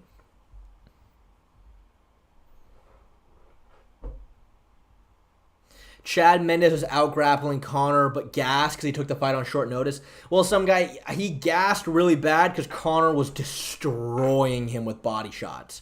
The body shots Chad Mendes was eating in that fight was fucking brutal. Like, clean spinning back kicks to the body. Of course, taking that fight on 2 weeks' notice doesn't help.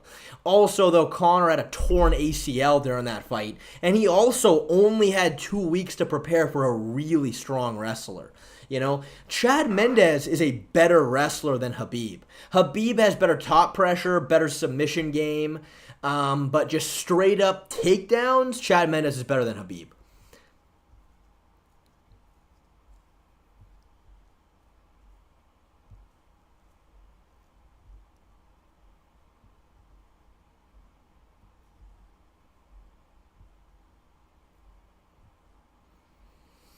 Khabib is heavier. Yeah, well, of course.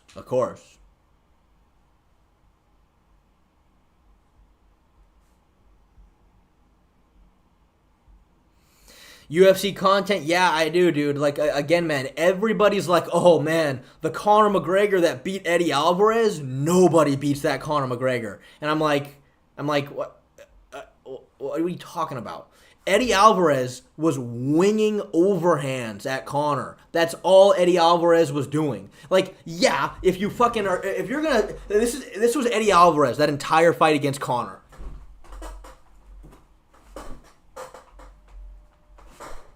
If you're gonna wing overhands at Conor McGregor, you're gonna get fucking eaten alive.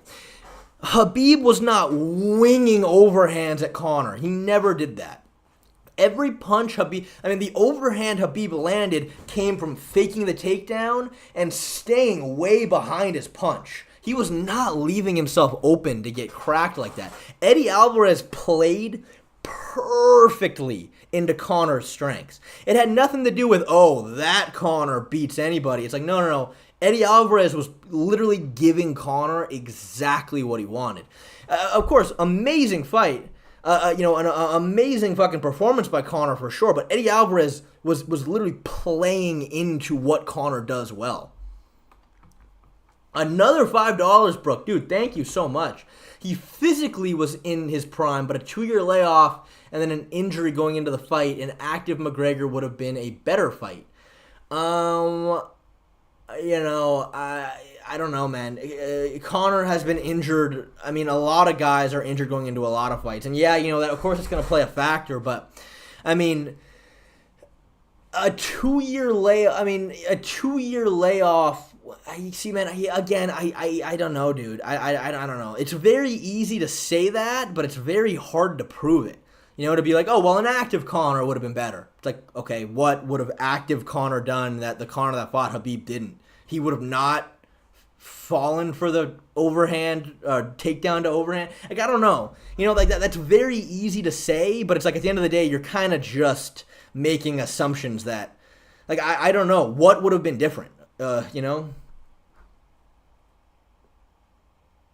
Eddie threw 2 whole leg kicks too. Don't respect the GOAT. Yeah, true. Good point. Again, though, Brooke, thank you for the $5 again. I really appreciate it.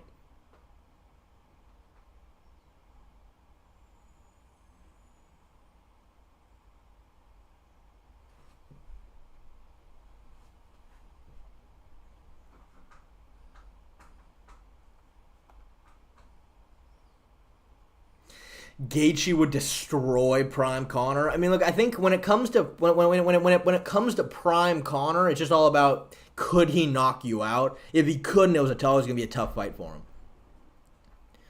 Why did Alvarez come out with that game plan? That's what Alvarez always did. That was literally what Eddie Alvarez has always done in all of his fights.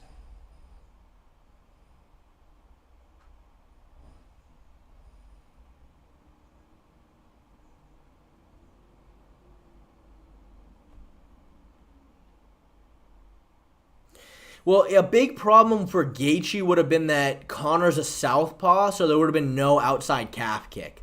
Now, he could have thrown inside leg kicks, but again, I think Gaethje's pretty hittable. I think Conor would have definitely cracked Gaethje a few times. It's all dependent on whether or not Gaethje would have been hurt by any of Conor's shots. Conor, his power at 145 was unreal. It was never the same at 155, though.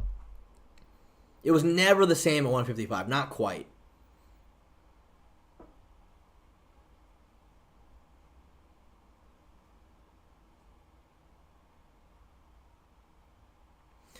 Dustin versus Ilya. I mean, the thing going for Dustin there is just the fact that he's very durable. That's a big thing about Dustin. Very, very durable. Good defense, good counters. Way bigger, taller, longer than Ilya. He's a lot bigger than Ilya, too. A lot bigger. I don't know. Yeah, I don't know, man. I don't know if I like that fight for Ilya. Yeah, no. Yeah, for sure, Shane Blue Butterfly. Conor, I mean, he TKO'd Eddie Alvarez. But, dude, when Conor would land at 145, he knocked guys out stiff. But Eddie Alvarez, he landed very cleanly on a lot and couldn't hurt him. Nate Diaz all the way up at 170. Conor really struggled hurting Nate Diaz as well.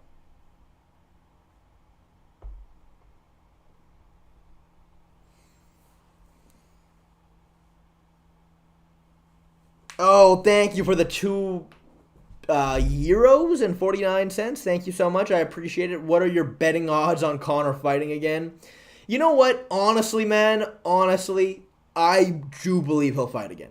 I really do. I everything I've heard about him pulling out of the Chandler fight, everything I've heard tells me that Conor, of course, is fighting again. Of course. I mean, it wasn't like Conor was like ghosting the UFC and like they didn't know what was going on and then all of a sudden he just pulled out randomly. That's not what happened. Like Conor told Sean Shelby, he told Dana White. They flew out to go see Conor. Conor was like, "Yeah, I fucking broke my toe and I can't move. I can't move very well." Like, and he had a conversation with them and they talked through. Like, this is all from Ariel Helwani, not me. And then they decided, okay, we're gonna have to postpone the fight. So, to me, none of that tells me that Conor isn't serious about fighting. That's, of course I don't know, but so I think he is going to fight again. I think 100% he's going to fight again.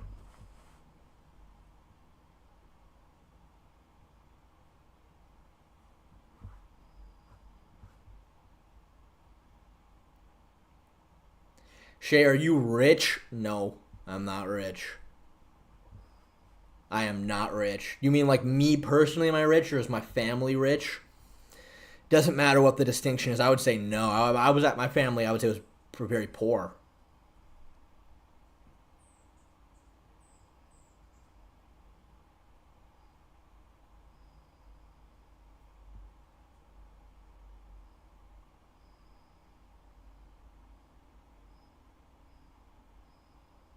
Conor was much more conservative with his cardio in his prime.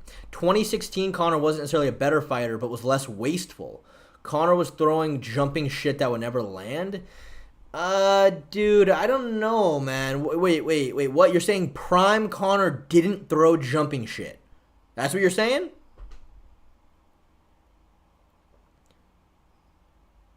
Because that's not true, dude. You go back and look at Conor and Cage Warriors. He was throwing fucking spinning tornado kicks. Do you know why he gassed out against Nate Diaz? He was throwing a lot of like spinning wheel kicks, capoeira kicks.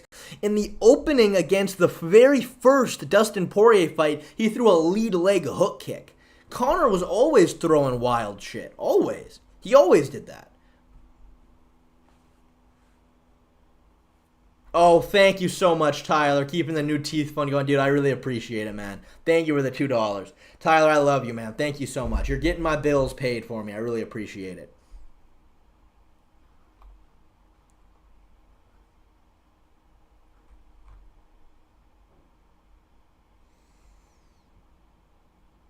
Some guy, honestly, I think Conor is going to fight out his contract, and then I think he's done.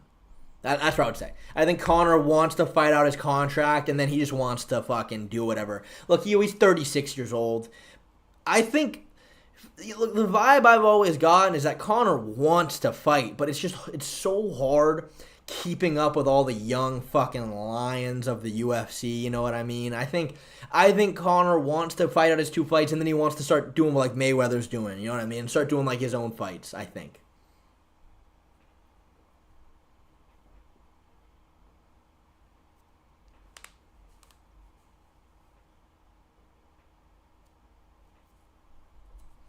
When is the Dylan Dennis interview, dude? I don't know. I did DM Dylan Dennis, but he never looked at it.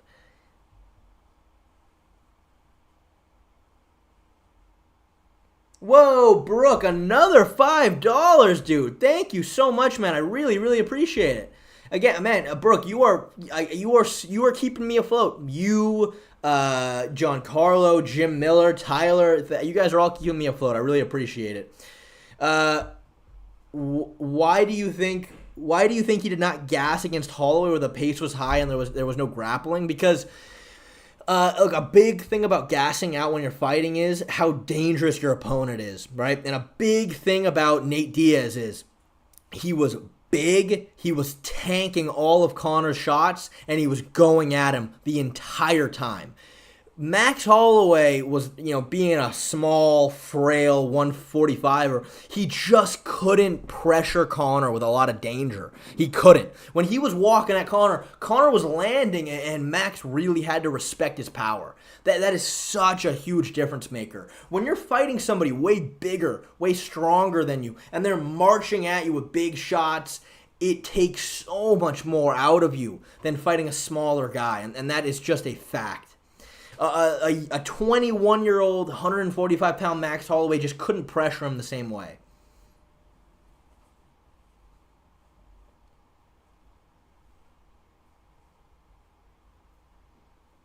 You guys have certainly paid at least one bill so far. Yeah, for sure. For sure. I really appreciate it, guys. Thank you.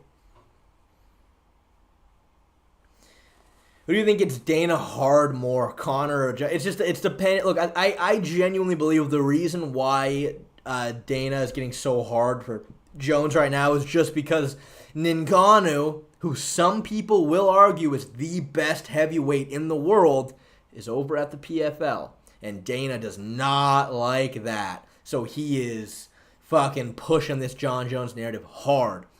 Oh, green screen, Kip. Thank you for the $2. I gave you a total like $10, I think. Dude, it's going a long way, man. I really appreciate it. I really, really appreciate it. Did you watch a clip of Dylan Dance choking out that 304 out cold? No, who are you talking about? He wants Jones to beat Stipe and erase Francis, 100%. I guarantee you if Francis Ngannou had lost to Cyril Gane or whatever, Dana would not be such a fucking martyr about it. But over at the PFL, there's a real discussion that, the UFC does not have the best heavyweight in the world. And that keeps Dana up at night. He's livid about it. And that's why he will not shut up about his heavyweight, John Jones. Whereas me, I would be riding the Tom Aspinall train all day.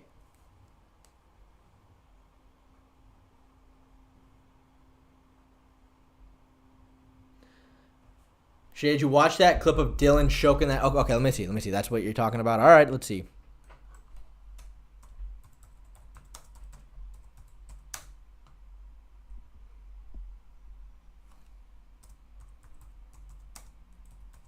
I'm just going to look up Dylan Dance chokes out 304.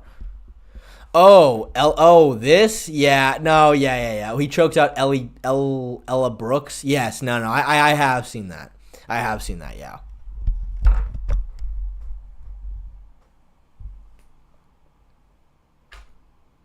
Oh, hey, Jim Miller. Good to see you, man. Good to see you. What are the odds that UFC ever allows cross-promotion fights? The UFC pretty much has monopoly, apart from Francis Ngannou being somewhere else. They kind of have monopoly, which is rough. It's rough, but so I don't think it would ever happen. I think the only way the UFC would do a cross-promotion is if it was genuinely very beneficial for them. And I don't think any cross-promotion is more beneficial for the UFC right now, so they will never do it.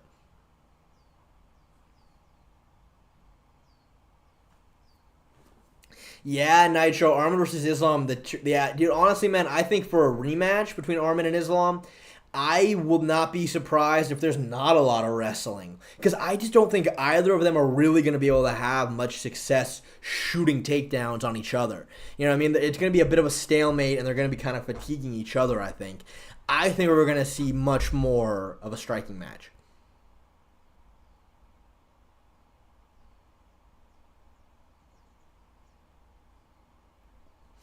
Shay always edges us with a nice 3-hour stream and then blue balls us for the next couple of days. Well, man, let's be real. If I streamed again tomorrow, what fucking else new would I have to say? Unless some news comes out or something, then,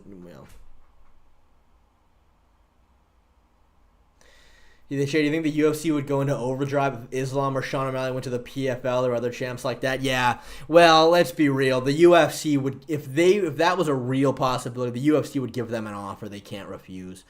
The problem is, though, right? Like, I don't think Sean, or maybe Islam, I don't know, man. I think if Sean O'Malley went to the PFL right now, a lot of people wouldn't give a fuck anymore.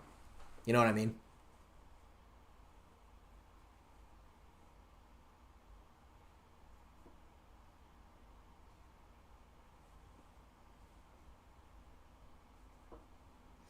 Get UFC 5 and do bedtime type of streams where he plays it.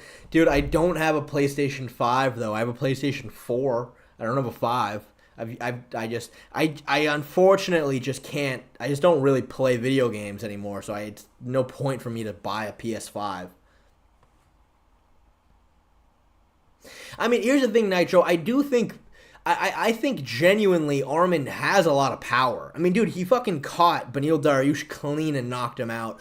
But again, I think more importantly than having power is like setting up your punches. You know what I mean? Timing your punches. That is a different ballpark. You know what I mean? Shit, what is your prediction for Royval versus Tyra? I think Tyra should take that. I think Royval is way too comfortable going to his back. And I think Tyra is so slick. I think, like I said, I think Tyra is a very good modern jiu-jitsu practitioner, you know?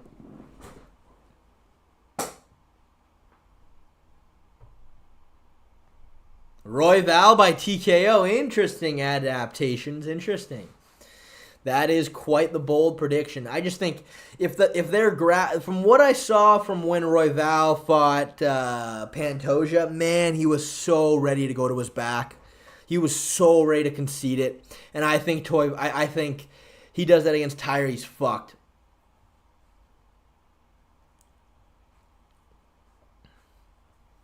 How many title defenses do I think Pereira will get? As much as they're willing to give him, right? I don't think... Like, I know Dana's talking about how Joe Rogan is trying to get him to make Pereira versus John Jones. I don't think they want to risk Pereira losing badly. I think they want to keep riding that train as long as they can.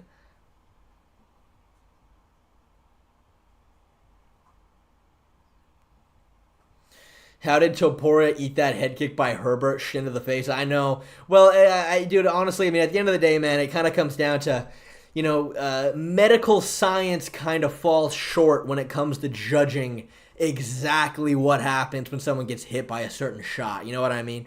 To me, I think it just comes down to how well they were able to brace for it. That's what I think it comes down to. But, dude, Ilya really did not brace for that kick well. Ilya was mid-punching as he got fucking hit by that shot.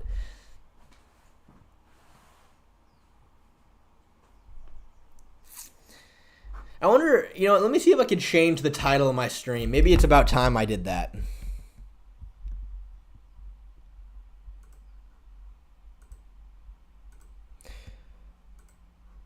All right, guys, what should I change the title of my stream to? I want something fucking ridiculous. Give me something ridiculous to change to the title of my stream. I want the most clickbaity fucking shit you guys have ever seen.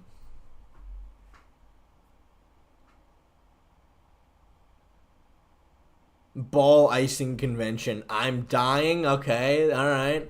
Those are some ideas. Sean O'Malley took my girlfriend. Bedtime is a pedo. Ooh, I don't know about that. DJ is not top 20, and here's why. Okay, that one is okay. I'm thinking about repairing my teeth on stream. Cancer fund stream. I have 5 days to live. We need to talk is funny. Bedtime MMA interview. He gets racist. Bedtime MMA comes out of the closet, Lucas Tracy back from the dead, and Guru is an incel. Okay, Tyler might have just taken it. Shane Blue Butterfly, that's good, but I can't put the word rape in a YouTube title. There's no fucking way. Lucas Tracy debate. Oh. Bedtime is a goblin. Bedtime MMA is ducking me.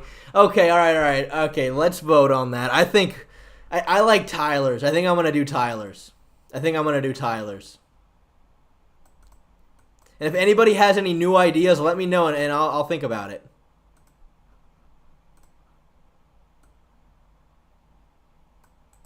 All right. Copy that bad boy.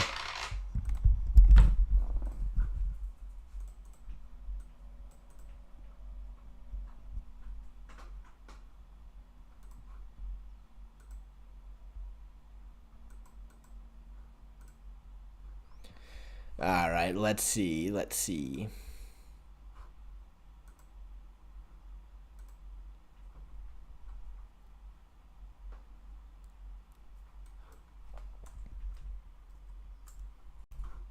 Okay, there we go. But I probably should change the thumbnail too. All right, hold on. I gotta change the thumbnail as well.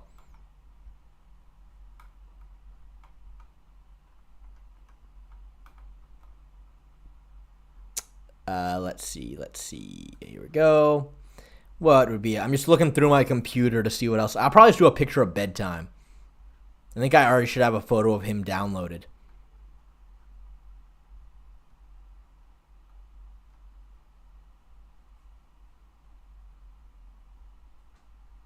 Where is it? Where is it? Oh, shit. Maybe I don't have a picture of Bedtime ready. I thought I did. I always keep one of those close to me.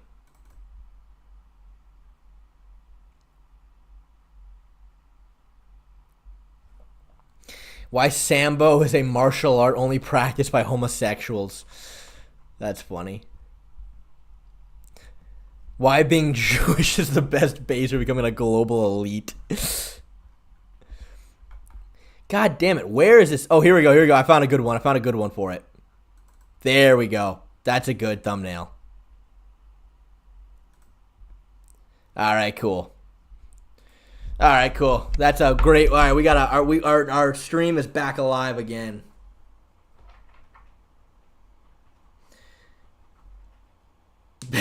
Copies Ellen Page's haircut for fun. Should you start putting your face in the thumbnail with your teeth showing? That would be another funny one. Say a positive thing about Bedtime and Lucas. Look, hey, Bedtime MMA legitimately,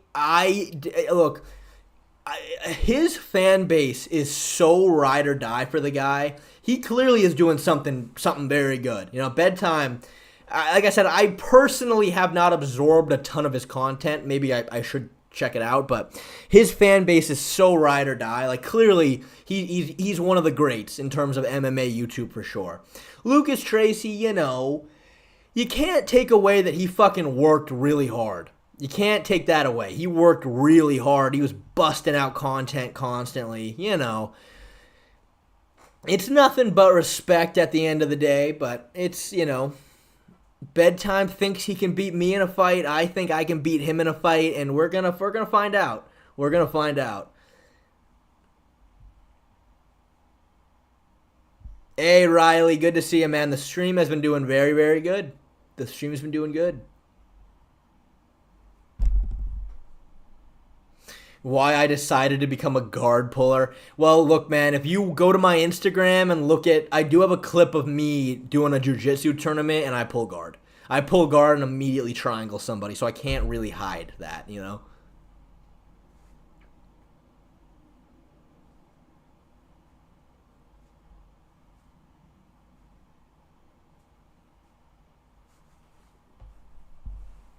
Shay keeps BJJ gay. Ah, you know it. You know it. Lucas is the Zabit of MMA YouTube. The problem with Zabit is, though, I will say this. A lot of people are like, oh, man, Zabit's the biggest what if. To be fair, though, it was pretty clear his cardio was a problem. His cardio wasn't great. And as far as I know, there was some kind of a medical issue with his cardio, right? Unfortunately, for how fucking skillful he was, his cardio was always going to be a fucking serious problem. Like, imagine him trying to fight Volk. You know, Zabit couldn't go he couldn't even go 3 rounds without fatiguing.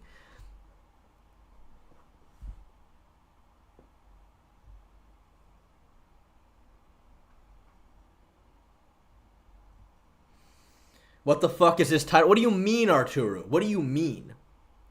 Why does your title say Lucas Tracy back from the dead? I'm late. Oh, sorry, Michael. Everybody, fill in Michael about why Lucas Tracy's back from the dead. Everybody, fill him in.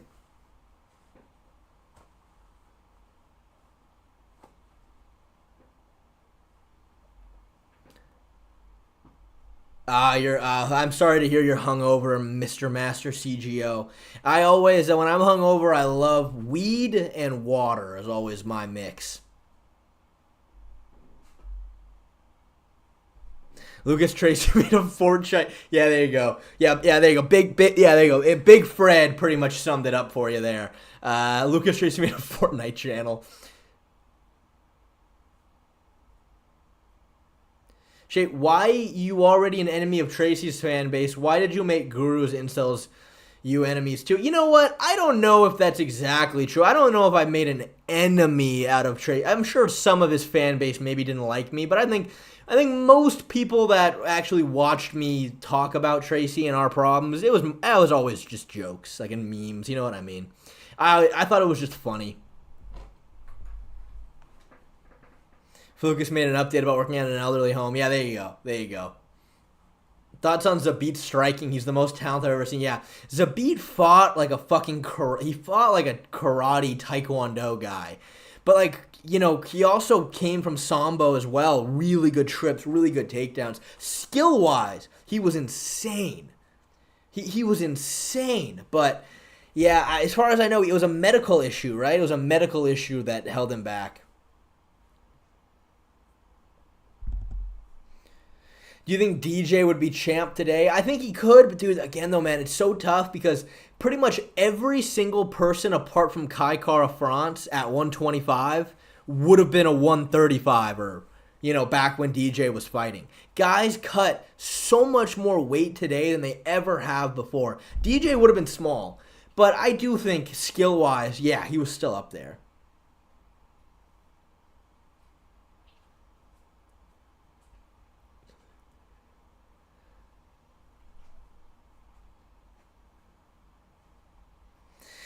I'll tell you what though, Riley, dude. Pantoja though, his grappling is a problem. I'll tell you that. I will opine on you that I would say that DJ all around is way more skillful, but Pantoja's a problem when he gets a hold of you.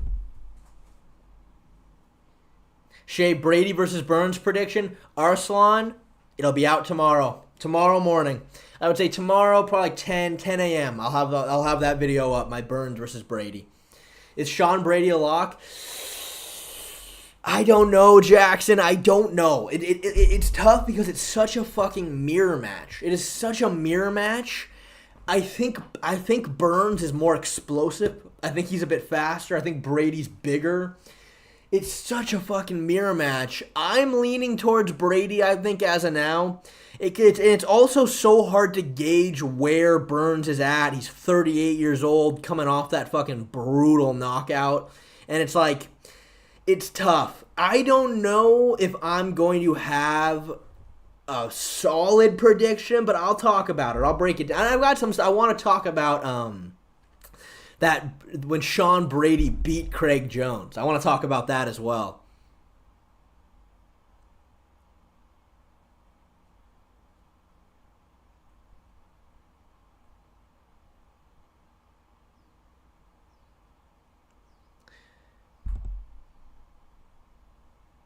Clickbaited over. I kind of wait. I kind of forget what did I end up making the title? I kind of forget.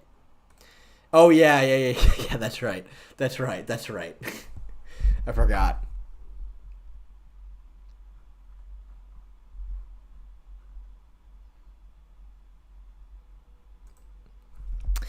Burnsy boy is an old fart. Chase Hooper would KO him.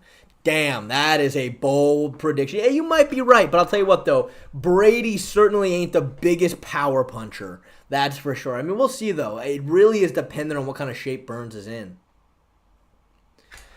Craig would probably be a 185er, I would assume. Craig would probably be a 185er. I think he walks around like 205 pounds. Chase Hooper's actually dangerous. Yeah, dude, Chase Hooper's made leaps and bounds of improvements. Yeah, it was crazy how Brady just fucking ragdolled Kelvin. Fucking ragdolled him. Was the Craig Jones-Brady match no leg lock? So yeah, I'll talk about it. It technically wasn't no leg locks. It was no heel hooks. That was the rule. No heel hooks.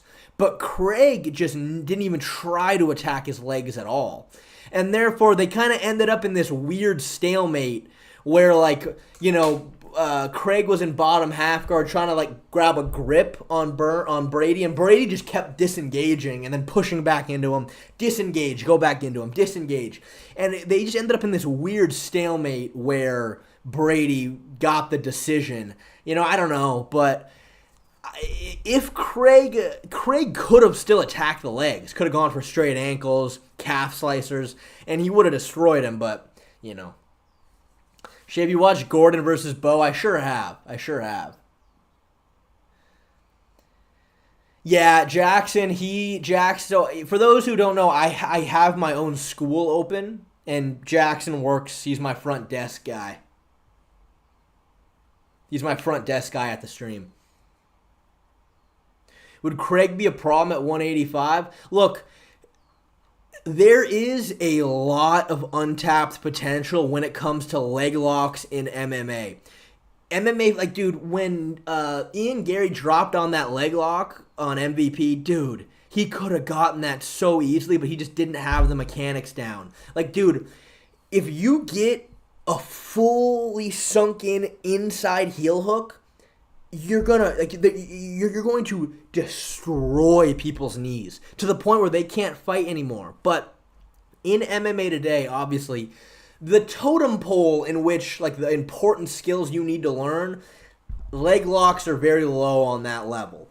But they're effective, and I'm waiting for somebody to really... Like, Gary Tonin, for example, has had a ton of success with it over at 1FC.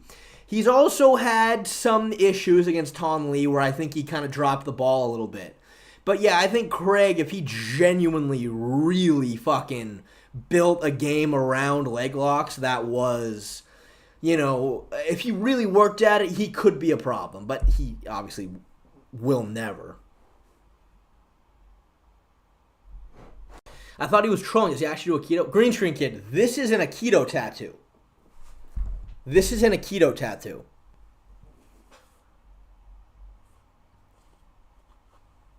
The guy Ilya destroyed was good at leg locks? Yeah, Ryan Hall, yes. But... the problem with Ryan Hall was Ryan Hall, I will say, had a very, very well-rounded jiu-jitsu game. He did. But in MMA, his entire game plan always was to go for leg locks. And if you're going to be that one-dimensional against a power puncher like Ilya Topuria, you know, Ilya was just waiting for a good moment to step in with a good ground and pound shot and then knocked him out. But I'm telling you, take Ryan Hall's proficiency at leg locks and give him a really well-rounded skill set. Oh my God, it could have been devastating. Because, dude, not tapping to a heel hook is like not tapping to a Kimura. You know what I mean? Like, it's detrimental, but a lot of guys, they just, you know, he has no other subs. Green Screen Kid, that's the thing, though. He does have other subs. He does. He got third place at ADCC back in the day. He absolutely has other subs, but in MMA, his game plan was always roll for leg locks, and it was too one-dimensional.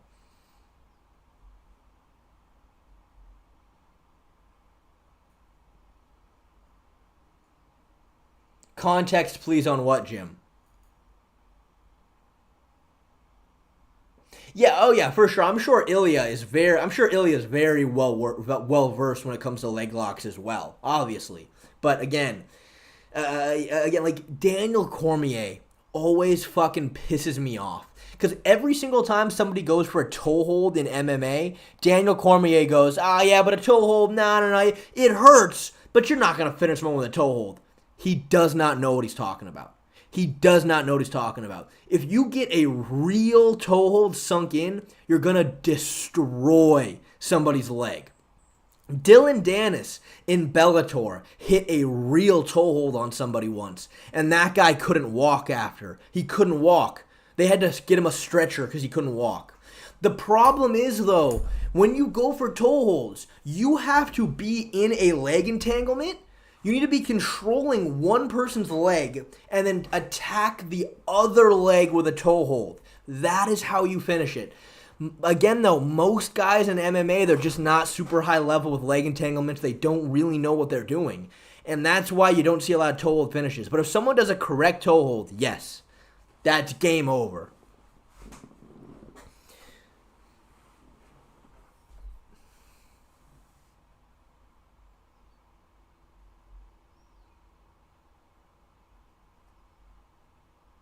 Yeah, Jim, Tyler's giving you the context.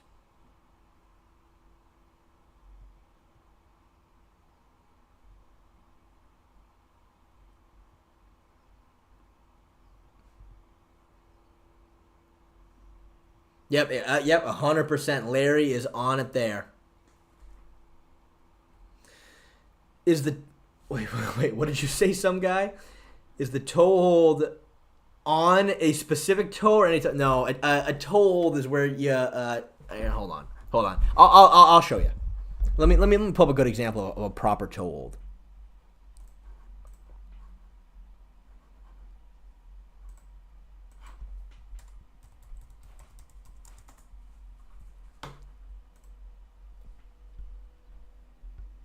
Let me pull up a good example.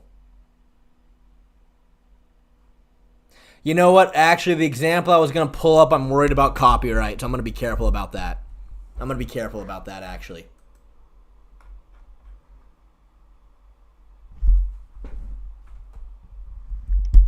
Thoughts about the recent Blake Builder controversy? What recent Blake Builder controversy? What?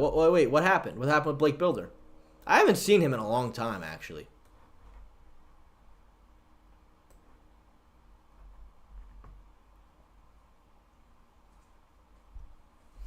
Well, I hear you, Jim, but Daniel Cormier specifically says, no, a toe hold, you're not going to be able to get someone to tap with it. It only hurts. And I'm like, it doesn't only hurt, it wrenches on your knee joints. But you got to do it right. You have to be in a leg entanglement, have both of your legs wrapped around one of your opponent's legs. Then you take the free leg of your opponent, and then you grab the toe hold. If you do it right, it gives your opponent no ability to roll out with it. And now all of a sudden it wrenches the knee.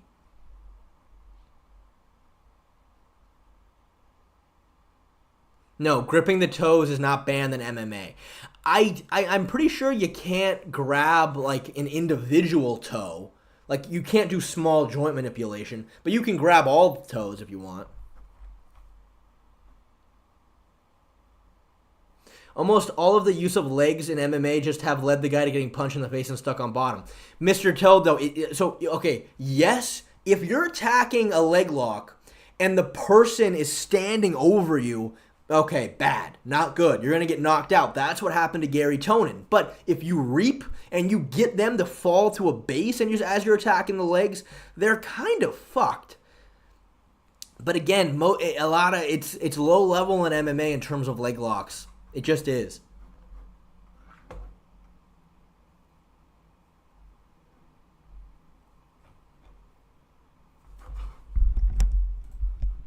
Let me see. Hold on. Let me see if I can get around this somehow.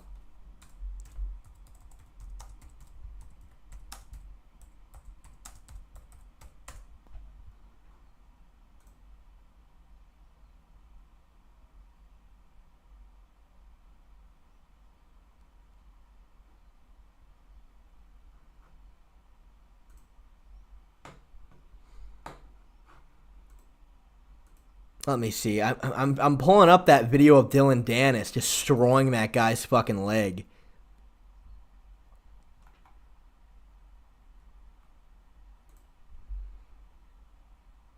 Interesting. Well, this is interesting. You see, Dylan actually had it. I'll show you guys the photo. Dylan actually had it on the same leg he was controlling. Which, that's rare. See, what I'm talking about, you see, Dylan he has his legs wrapped around this leg. Well, then typically you would attack this leg. But he's toe holding the same leg he has the entanglement on. It still worked, though. It still worked. But if Dylan were to attack this leg, this guy would have had no ability to actually roll with it. But still, regardless, it fucking works. This guy could not walk after this toe hold. He couldn't walk. They had to get him a stretcher to get out of there. And see here too, right here, see the way Dylan, he got the leg, this guy doesn't have a base. He's falling. He does not have a base. But if Dylan was attacking his leg while the guy was standing up, okay, that's a problem. You're going to start getting rained down on with punches. But if you do it right, it's a powerful move.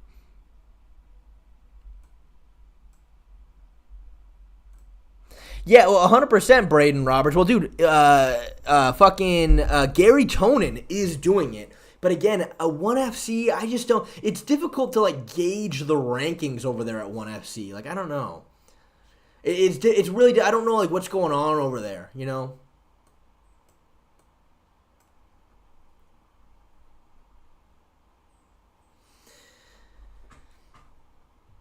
Get dildo penis off the screen. Man, I've never heard of that. Is Fluke back? Yeah, he made a Fortnite channel as far as I know.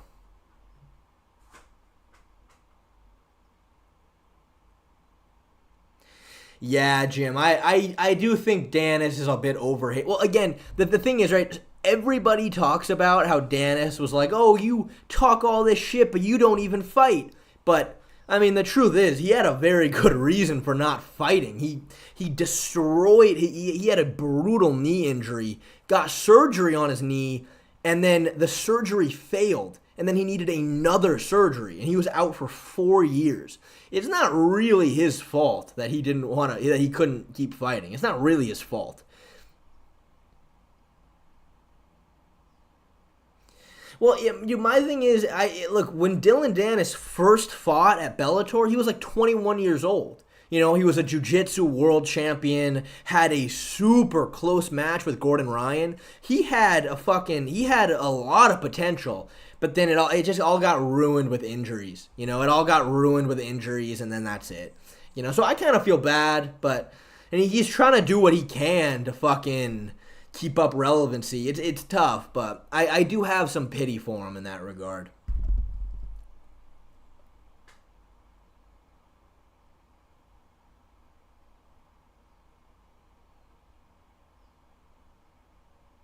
ONE FC has no money, so doesn't put on any fights. Yeah, that's what I hear. Dude, it would be so cool if a lot of the ONE FC guys can transfer over to MMA. Dang, Tyler, thank you for the $5, man. Dude, I really appreciate it. Thank you. Can't believe Lucas was seen on Ankalaev's training camp video giving him fits on the ground. That guy really never told the lie. Yeah, I couldn't fucking believe it, Tyler. I genuinely could not fucking believe it. I always thought Lucas was full of shit when he was talking about, you know, his MMA skills. But the fact that he was legitimately going at it with Ankalaev in that training camp video, he was giving him fits on the ground, dude. He was giving him, like, legit fits on the ground. And that was, I couldn't believe it. I could not believe it. That, I know, it's crazy. But again, man, thank you for the $5, Tyler. Really, really appreciate you.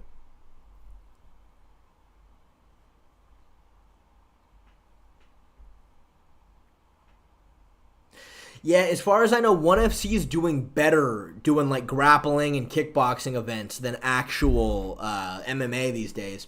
And it's sad and it sucks because I want to see more MMA over there. They've got a lot of fucking high-level competition. Cade Rotolo, Ty Rotolo's doing MMA, Gary Tonin, you know?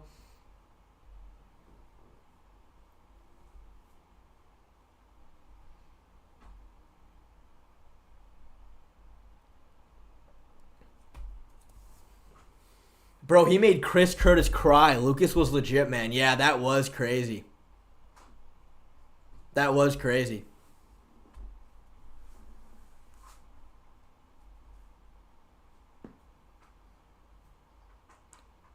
So what do you think about DJ fighting again? You know what? I would say go all in on well, I don't know. It's kind of tough because I don't think DJ would really be able to last in like legit grappling, but he's doing well in the gi. I don't know. I like DJ's little side missions. I like his little side missions. Would you ever fight a 125er? Oh, easily. If any retired 125er wants to fight me in an MMA fight, I will happily pull a Jake Paul.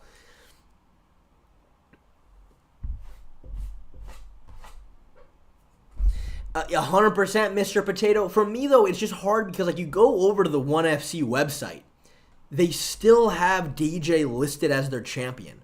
And it's like, what is going on over here? Like, are there legit rankings? Do you actually do title? Like, what? Like, it's how, as a fan, am I supposed to keep up with your guys' promotion if, like, you guys are just kind of putting out random fights and not really, doing anything legit,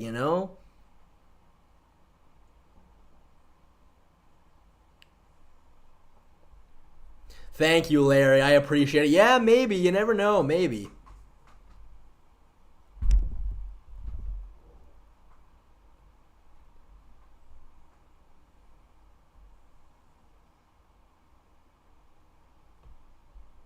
Yeah, lazy. Yeah, I lazy ass problem. I would say that's probably accurate. And like I said, it sucks. It sucks. Because, like, dude, I want to see Gary Toner in MMA. I want to see Cade and Ty Rotolo fight MMA. I want them in the UFC where you can actually gauge the level of competition. You can watch them kind of rise the rankings instead of just this randomly fighting nobodies. You know what I mean? Because, dude, Gary Tonin fucking knee-barred an undefeated Russian wrestler. You know what I mean? Like, that's fucking legit. I want to see somebody of that caliber in the UFC. You think you could take Mighty Mouse? I think I could give Mighty Mouse some looks. I think I can give Mighty Mouse some looks, probably. Is that right, Larry? What makes you say that? I have never heard that. Well, again, Laglager, again, Tonin isn't top 5 and 1, but what top 5? Like, top 5 of what? Like, you know what I mean? Like their rankings are so not legit.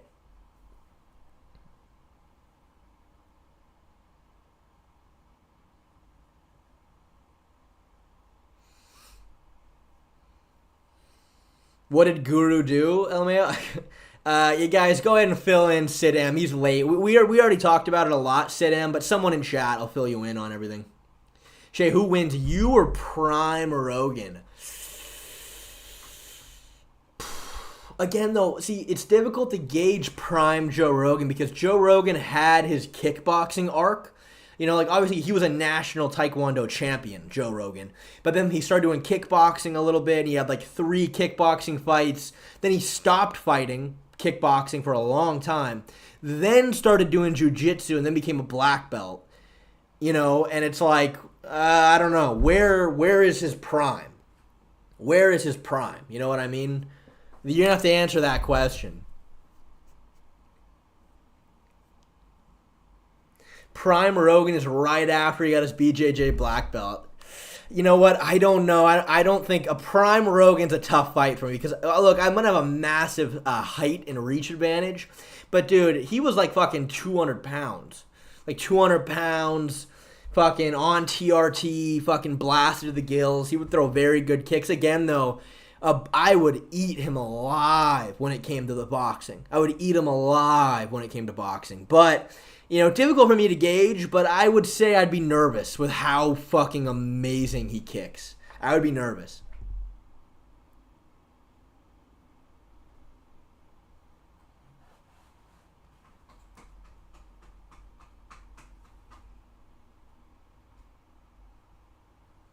Exactly, Laglager. One doesn't even have official rankings above featherweight. So it's like, how I can't keep up with this fucking organization if you guys don't have any, like, real rankings.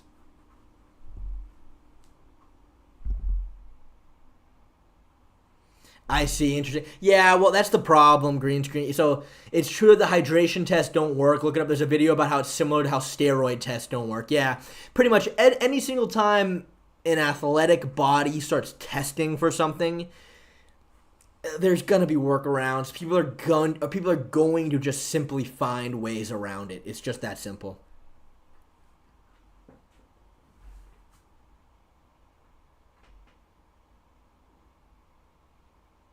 Yeah, one does have atom weight, but who gives a fuck about atom weight? You know what I mean?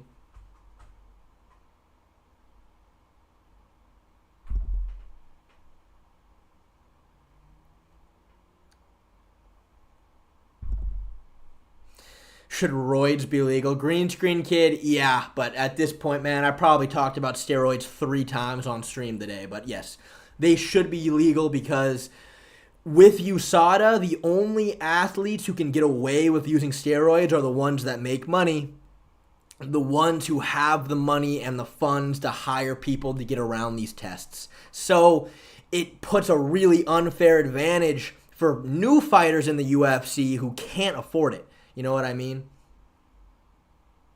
Because again, man, people, they love, oh, steroids are so dangerous. Nobody is dropping dead over in jiu-jitsu. Because the truth is, like, yes, if you start abusing steroids, which is a real problem, people do that, it's detrimental to your health. But the truth is, the best benefits you're going to get from PEDs come from using, you know, a good therapeutic dose. That's what 99% of people are going to do. Is the best base for MMA a trust fund to afford training in roids? Yeah, it takes about $20,000 per test to get around, you know, if you're going to hire people who know what they're doing.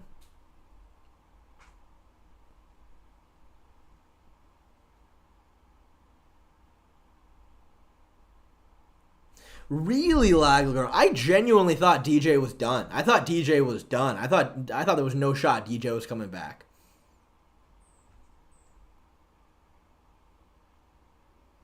Yeah, Mr. Potato, I think that's fairly accurate. Exactly, green screen crit. That's the problem. So, people brand new to the UFC, they can't afford to get around steroids, whereas they know the higher level competition is. Guys, one quick second. I'm just going to go ahead and grab a drink. I'm starting to lose my voice.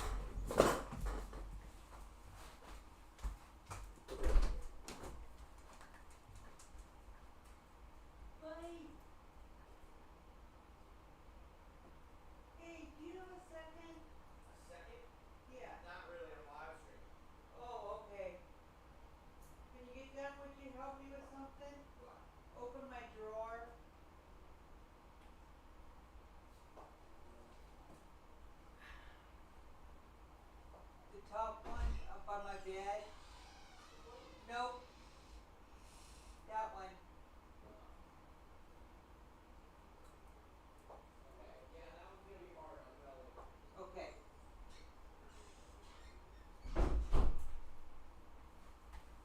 Come on, Ollie.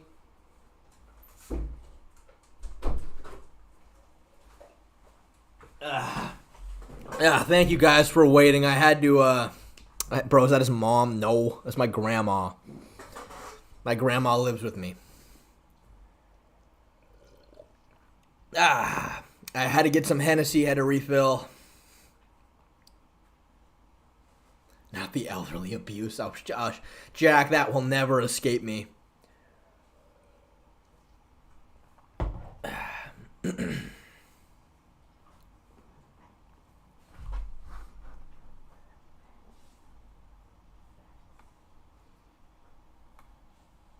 Man, Lucas ain't back. Well, I don't think he's back from. He's not back on his channel, but he's made some very interesting appearances.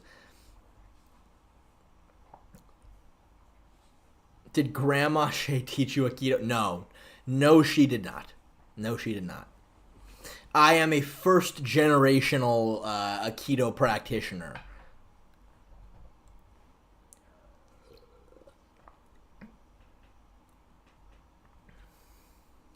Wow, you treat your grandma like that? Like what? Yo, read my previous replies about one. All right.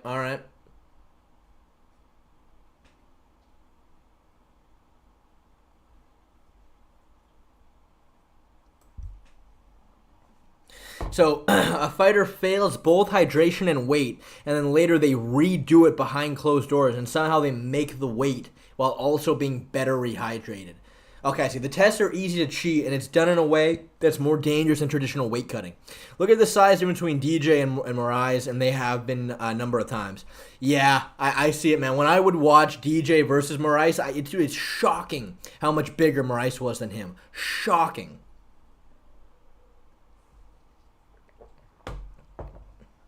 Yeah, there you go, Sid M. Yeah, exactly.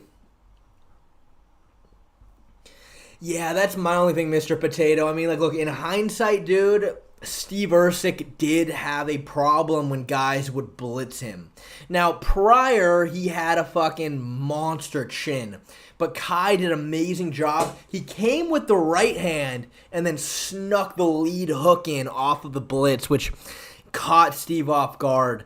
But again, man, it's all about that wrestling. And Kai is a small guy. Amir Albazi should not have gotten the decision over Kai, but he did have a lot of success pushing him up against the fence, And I think that Pantoja is always going to be a tough fight. He's such a fucking good grappler.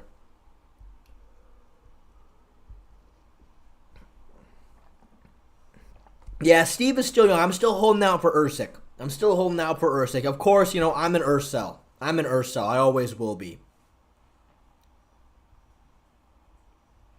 Me versus Mighty Mouse, CJI rules. Who wins and how? You know what? It's tough for me to say to give you a good one on that, because I don't really have any comparable. Like I've never rolled with some. Well, I don't. Okay, look, dude. I've grappled with real professional grapplers. Like, dude, in my training camp for Lucas Tracy video, I grappled with Ian Butler, who is a real professional grappler for WNO. And me and him went at it. And he's 185 pounds.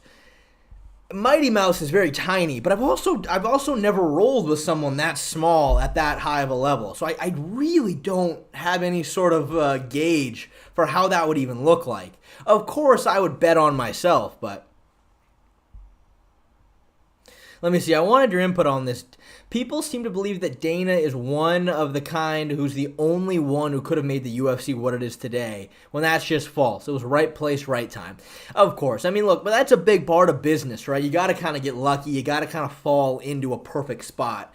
But yeah, I think Dana, back in his prime, he certainly was good for the UFC. He made shit happen. I don't think Dana, by any means, was a bad promoter.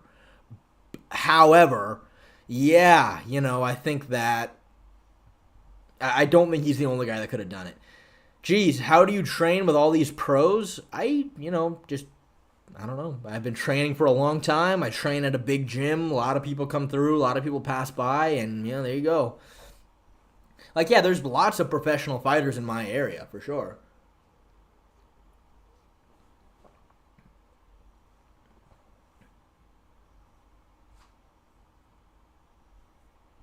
Oh, you know what, Jim? You do make a good point. The way that... Well, again, though, man, see, I don't know. Jim, I don't know, because this is the only thing I would agree... This is the only reason why I may disagree with that. You say that when Dana leaves, the UFC is going to go woke. I understand how that's a problem, and I understand that it's amazing that Dana White allows fighters pretty much 100% free speech. But at the same time, any good, savvy businessman will see... The UFC's demographic is 18 and up men. You know what I mean? And I think they would realize that, men, you don't really need to worry about going woke with if that's your fan base. You know what I mean? Like, I get it. I'm not saying anybody can do the job. I'm not saying anybody could do it. Certainly some people would fuck it up, but I think anybody with some level of business competence looks at the UFC fan base and goes, look, we got a bunch of fucking grown men watching. I don't think we got to fucking silence fighters all of a sudden. You know what I mean? I hear you, Jim. I hear you. Again, I don't think that anybody can do it, for sure. I shouldn't have said that. But again, anybody with some level of competence should look and see who the UFC fan base is. That's true, Dimitri. That's true, but also I think Disney... But to be fair, though, man, Disney is a much bigger... I agree. Disney did fuck it up, and you're right. Again, it's not that anybody can do this. Some people will fuck it up, but, Again, I think certain people could have had the exact same decision-making as Dana had. Green Screen Kid, I'm sorry. What did you say?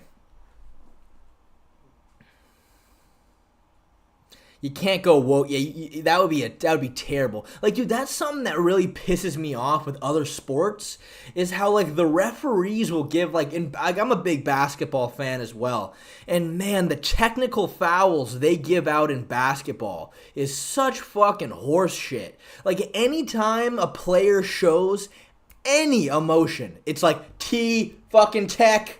I'm like, are you like, oh my god, like no. NBA players should be allowed to talk shit. They should be allowed to get heated. It would only make the sport more interesting.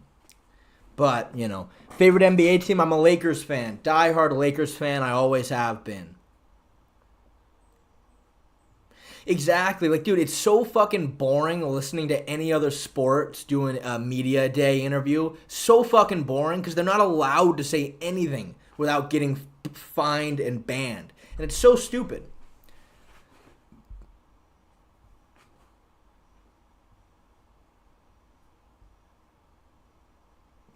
Favorite NBA player not on a Lakers team? My favorite ever. You know what? I always liked Steve Nash. Always liked Steve. When I was a kid, Steve Nash was my favorite player not on the Lakers.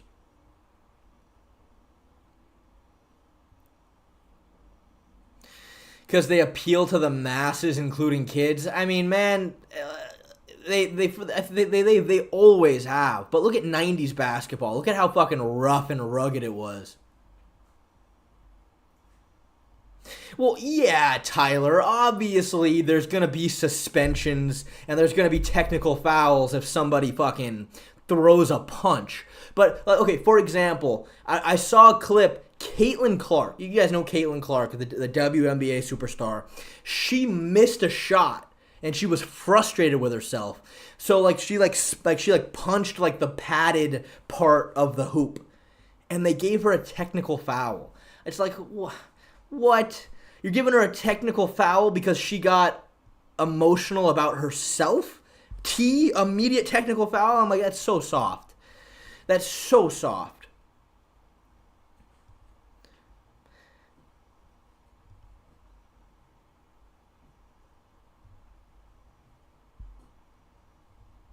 Wait, you're not allowed to throw elbows in the PFL? I honestly didn't know that. Oh shit, yeah, Steve Nash was on the Lakers, wasn't he? I completely fucking... Yeah, well, those were the dark times. We don't think about that season. Dude, I completely fucking forgot Steve Nash was on the Lakers. Yeah, duh. Oh shit. I don't have a favorite. I don't have a other favorite player then.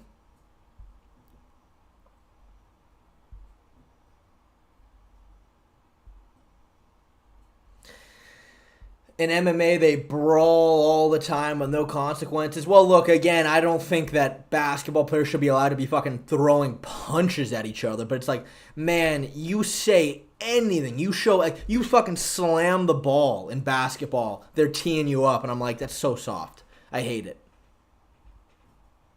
I hold the opinion that DDP and Strickland would both beat Silva. Am I right? Yeah, I think Strickland might. Well, dude, I don't know. At this point, I feel like I haven't watched a prime Anderson Silva fight in so fucking long. I don't know. DDP is a fucking tough fight for Anderson Silva at the very least, though. That is a fucking tough fight for Silva.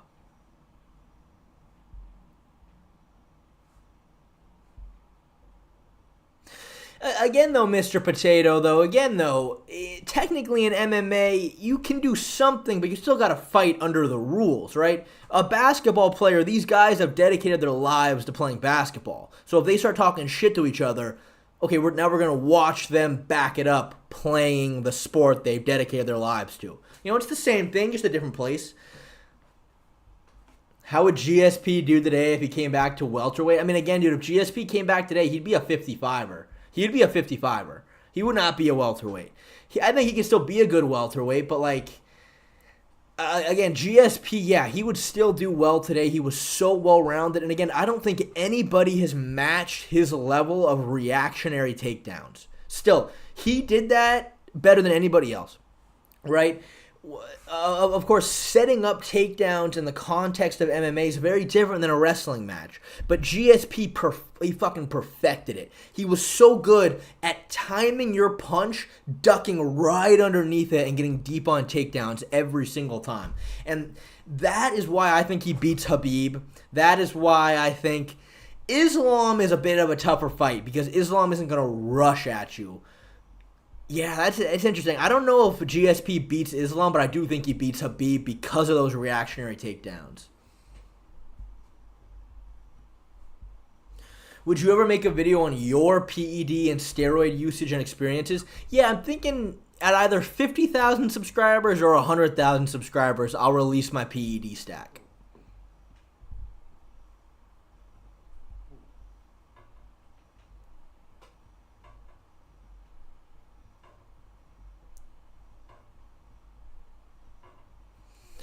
How would Prime Silva versus Rob play out? Silva just didn't quite have the takedown defense that Adesanya had, and that was always Whitaker's really big issue, was that he could never time really good takedowns on Adesanya, even though he should have tried to chain his takedowns into his blitzes a little bit more. But again, I think Anderson Silva, he was good at jiu-jitsu. He had a very good submission game, but his takedown defense was just never quite there. For like today's MMA.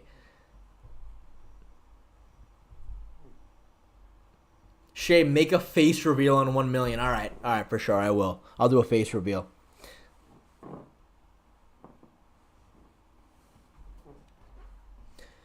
What do you want next for Pavlovich? Give Pavlovich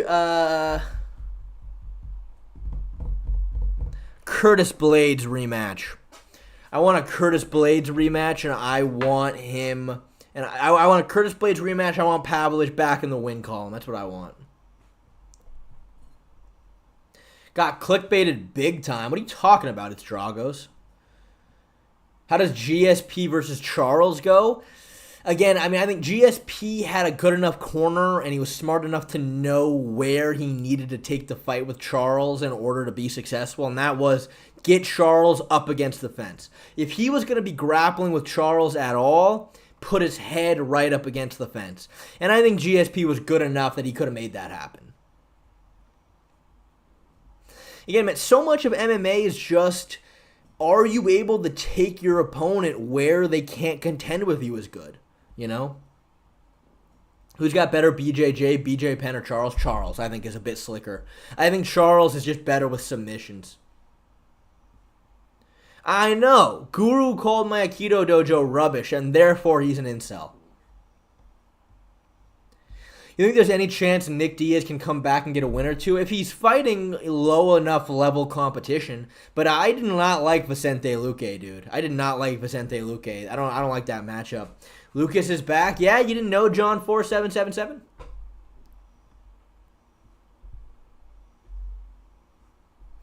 Pavlovich versus Almeida is interesting, Strix. I didn't think about that one. Pavlovich versus Almeida is very, very interesting.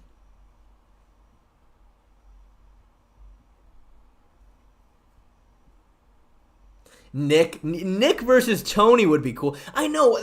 God, I still can't fucking believe that Dana White had initially Nick Diaz and Tony Ferguson on the same card and didn't put them against each other. What are you talking about? John, we already talked about it like 25 times. Somebody filled John in. He's late. The Weasel said flyweight skill is only 6 out of 10. I don't believe you. He didn't say that. Did the Weasel really say that?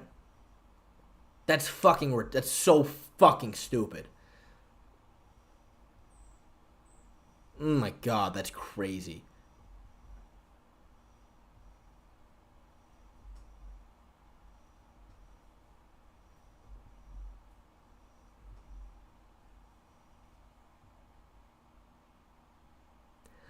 Yeah, Lagler, I don't know about that.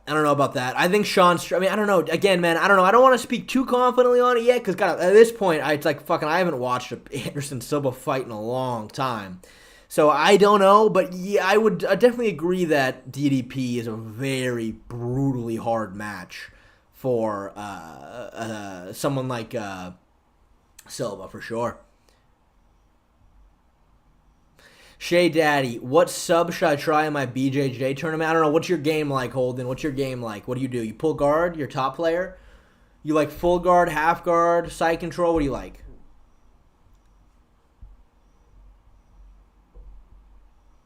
Yeah, I mean, Pereira would beat Silva. Pereira is just like he's like Anderson Silva on steroids. Well, to be fair, Anderson Silva on steroids is just Anderson Silva, isn't he? So, you know what I mean. He's just a way bigger, harder hitter version.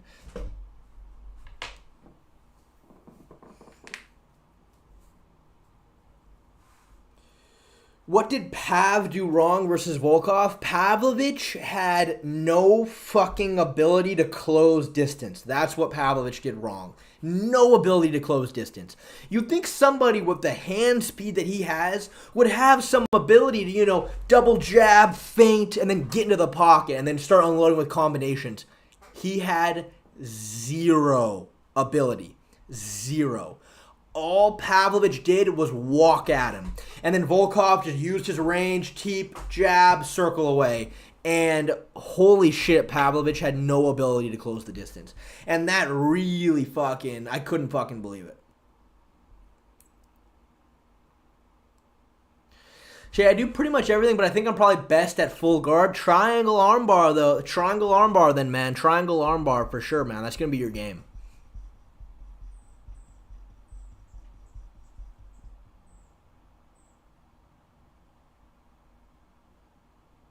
I know, Demetrius. I know. That is what still shocks me to this day.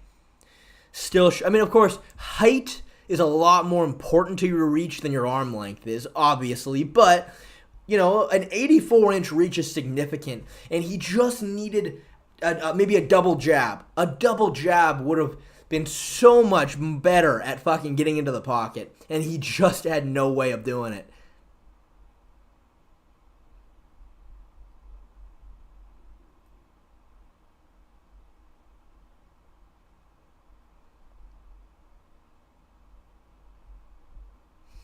Are you gonna put Bedtime to bed once and for all? I am going to do whatever I do to Bedtime, it's gonna be arousing. That's all I'm gonna say. That is all I'm gonna say. How long are you streaming for? I'm doing a 24-hour stream. I'm doing a 24-hour stream.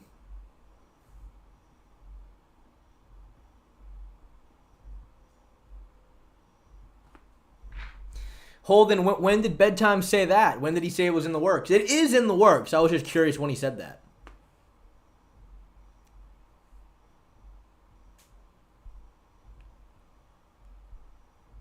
How much for Shade Time OnlyFans? TLG, you donate $2 right now, I'll get naked. He said it on in his last video? Did he? I didn't know that. Let me see. He said it in his last video? That's cool.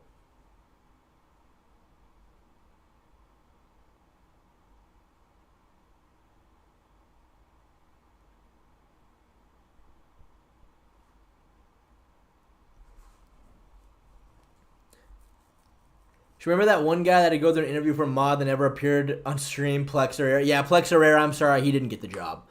After everything we've seen from both guys, do you think Charles has any paths to victory against Islam? More kicking? More shooting for takedown? Okay. All right. Let me just go ahead and hook in.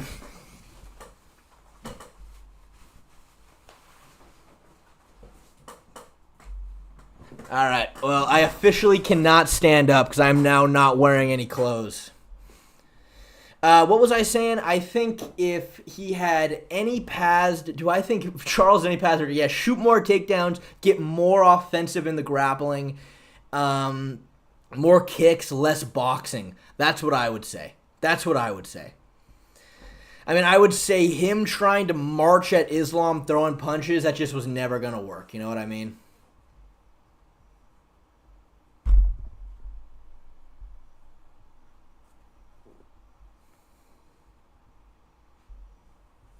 Built like Stefan Struve. I don't know, dude. Stefan Struve doesn't have traps like I got traps, bro.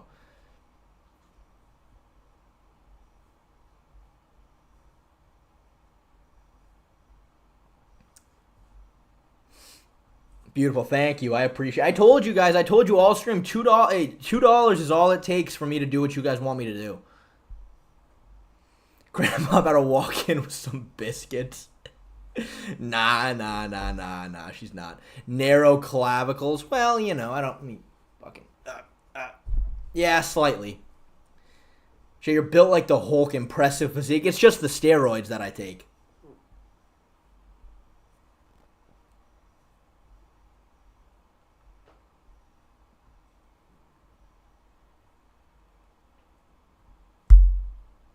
Well-developed delts, too. Thank you. I appreciate it.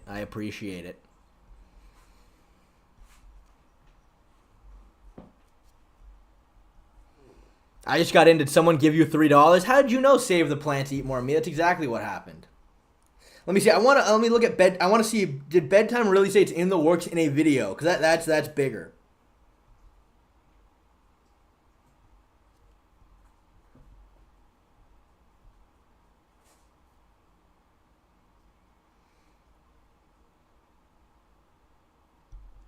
I feel like he's the type of guy to get in the car and kind of read the vibes and put on a solid play. He didn't? Oh, okay. Yeah, I didn't think so.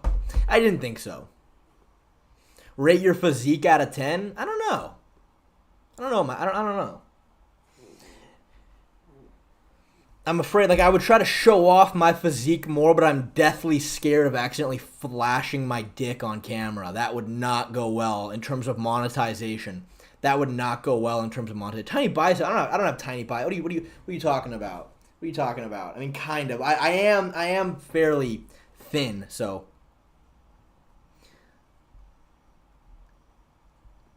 He said it like the past 3 vids.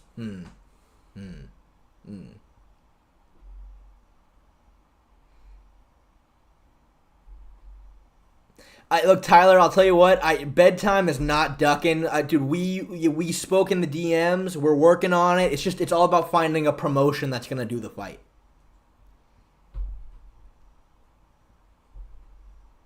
That's what it's all about. Shay, you ever roll with Talbot? No, I've never met I've never met Talbot. Would you ever roll with Talbot? Oh, hell yeah, I would. Have you been taking notes from Nina Drama? Why does Nina? Why? What does Nina Drama do that I?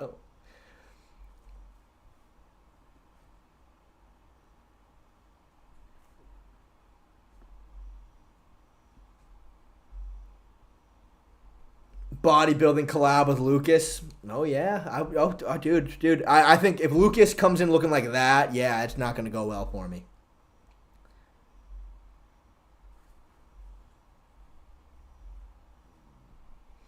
Yeah, Ariel, it's a good question. It's a good question. Out of curiosity, bringing it back to the previous topic, what would constitute the UFC going woke? Merely stopping fighters from dropping slurs? Because if that's woke, you might be a bad person. To me, it's trying to control what the fighters say. Like, imagine, like, the UFC fining Sean Strickland. You know what I mean? For shit that he talks on a podcast or something. Like, that happens in other sports. You know what I mean? As soon as that starts happening, it's like, uh-oh. No, you should let the fighters, they're independent contractors, pretty much, according to the Dana. You should let them say whatever they want to say, no matter how bad it is. You may not agree with it, but they shouldn't stop fighters from saying slurs if that's what they want to do. You know, obviously saying slurs isn't good, obviously, but fucking if fucking what's his face if Mokaev, no, not Mokaev, oh my god, I'm blanking on his name. The guy Mokaev, Emmanuel Cape, if he wants to do that, who's stopping him?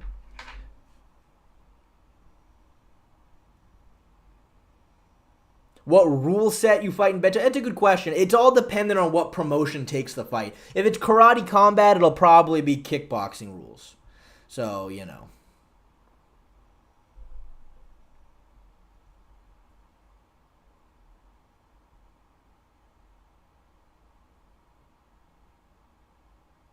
Really, Jim Miller? No, I haven't heard about that. Yeah, Karate Combat does have takedowns and ground and pound, so that is interesting. Yeah, I think Karate Combat's my personal first choice. It's just all about getting in contact with them, though. You know what I mean? Me and Bedtime, we talked about it. We know for a fact we're gonna bring eyeballs to it. They stream free on YouTube. You know what I mean? Like, to get the entire MMA YouTube community in on that, it would be beneficial for them. But it's just even getting to fucking talk to them about it is the hard part, you know?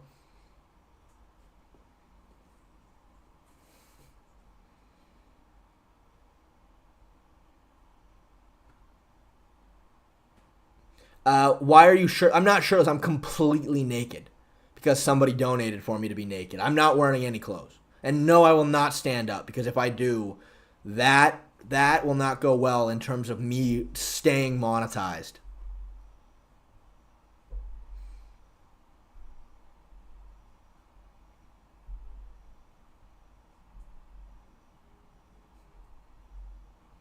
Shay, fight on we would do Misfits too. Misfits boxing would be sick. That would be really cool too. But again, it's like I said. I emailed Karate Combat. I emailed them yesterday, and we're waiting. Okay, all right, Fight Milk. We'll do. Again, guys, for $2, I'll do whatever you want me to do. Hold on, underwear's going first, so I can stand up. Oh, hi.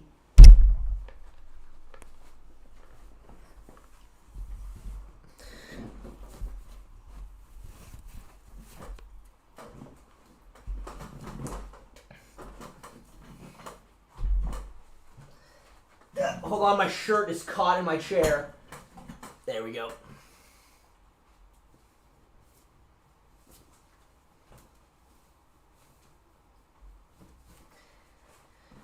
Alrighty. There you go, Fight Milk. You're welcome.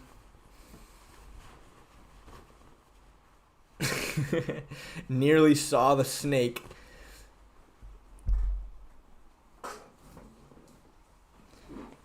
What do you think about Dana saying that he'll never go to a doctor again because all they do is prescribe meds, and he explains the lifestyle changes he made to get healthier, and it's just TRT? Yeah, I don't know. Well, look, I'll tell you what. I listen to Brian Johnson a lot. He's the guy that is like legitimately trying to reverse aging, and he's very legit. And he kind of makes fun of Dana's protocol because Dana made a whole YouTube video about, oh, my special protocol for being healthy. And Dana goes, it's ice baths, breath work, and fucking sauna or something. And Brian Johnson's like, what? No, it's sleep, diet, and exercise. Those are the three, not fucking breath work and ice baths. Hosatron, all right, Hosatron. All right, thank you for the $2, man. I appreciate it. Don't you worry. I will fully go ahead and let me just take these off real quick.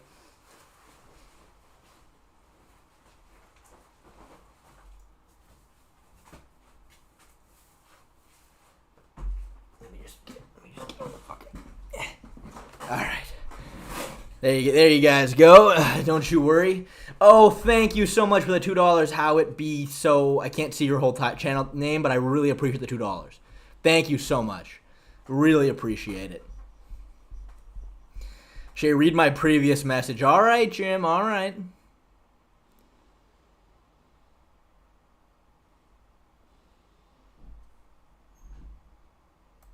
Shay, I know a guy who makes posters and trailers for Misfits. It's no guarantee. Could try to get them to make Misfits aware about you if you want. Jim, dude, Jim, yes. If you can do that, Jim, oh my God, that would be crazy. Yes, Jim, please do. Please do. Yeah, I mean, obviously, I understand that's a bit of a long shot, just makes posters, but yeah, if you can get him in contact with me, that would be incredible.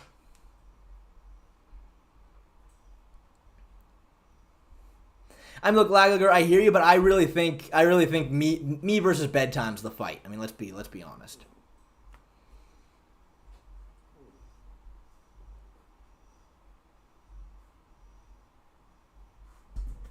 Best stream on YouTube. Thank you, Mr. Master TJO. Thank you, I appreciate it. John Paul is impenetrable. Damn, where is John Paul? Speaking of it, I do miss the guy.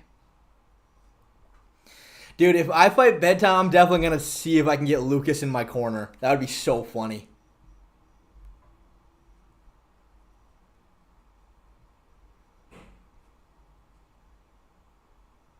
Yeah, ice baths, red light, and breath work. Well, sleep, yeah. So Brian Johnson Brian Johnson says, sleep, exercise, diet. He goes, those are the three things in terms of being healthy that you should 100% focus on.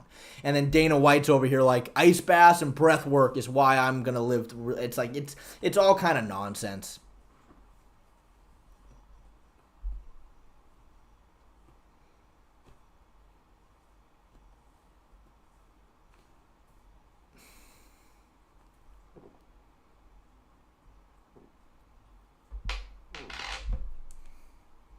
In fact, I'm gonna DM Bedtime right now.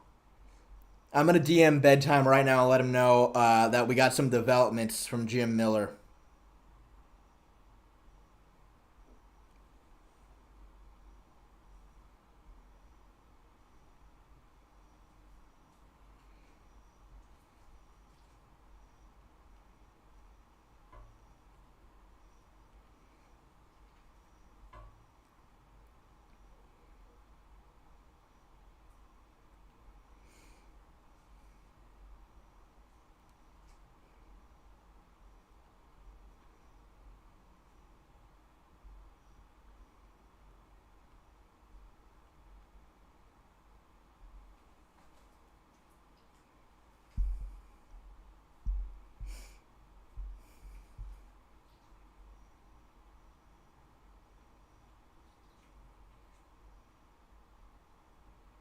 Sorry, I'm DMing Bedtime right now.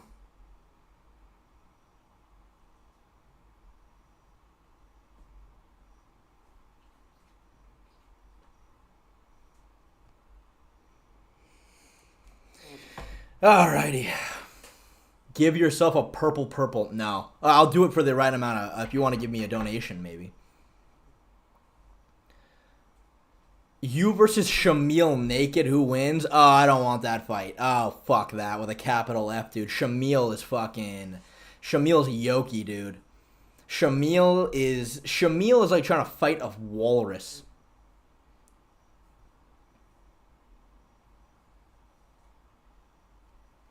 Damn, do you use your bath loopholes? So Jim, how do you know the guy who makes posters for Misfits, may I ask?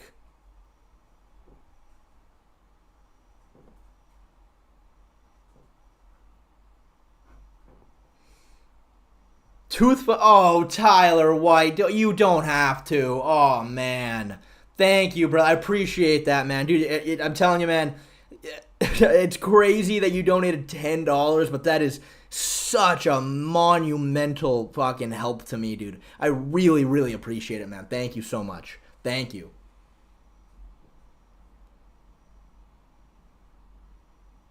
It's not like fighting a walrus. It is fighting a walrus.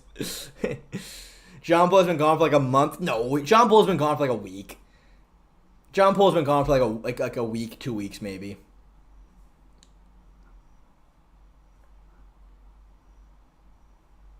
It's annoying because in the video Dana made, he goes into detail on the whole breathwork red light BS, and they literally just gloss over, like, yeah, a little TRT. Like, I know some dork watched it and believed it. Yeah, it's look, ice baths I like ice baths. They feel good.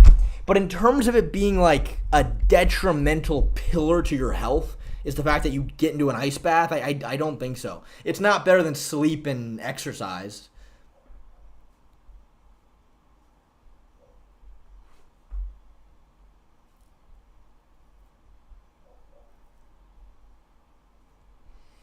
Okay, Jim. All right, cool. All right, man. Hey, that sounds great, dude. I really appreciate it. I appreciate your help, Jim. I appreciate your him. Jim, you got me on Instagram? Because if there's any developments, feel free to DM me if you're not already following me.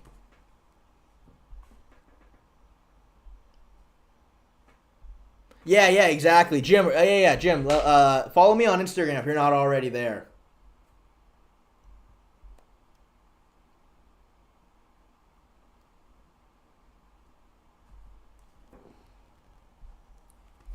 Here, Jim, just if not, just in case, this is my Instagram right there. Very simple. That is my Instagram. Please follow me. Shoot me a DM so I know it's you, then I'll follow you back.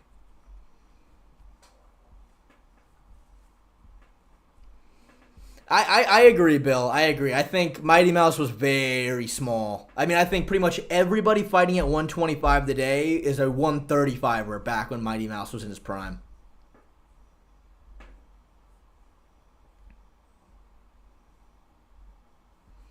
Jay, do you think that HRT and TRT in low doses is healthier than not taking, or simply doesn't make you less healthy? Well, so as far as I understand, in which, again, I'm no expert on the matter, but it is a topic I'm interested in, and I like researching and stuff. TRT and stuff like that, it's very beneficial short term, very obviously very beneficial, but it does reduce, it takes time off your life. It does. It's going to reduce your overall longevity lifespan. But, again, in the short term, there's plus or minuses. Okay, well, I just got a D. Okay, but Jim, I don't even know if this is you. Who is this? Follow me back, John. Jim, is your name John?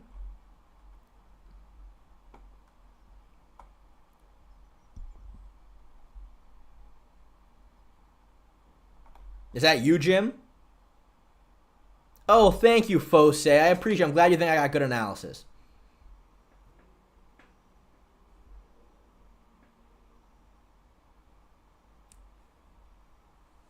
I thought Jim's name was Jim. Yeah, me too. Go ahead and dox Jim. Well, it's a fucking common first name. Didn't think that was going to be a problem.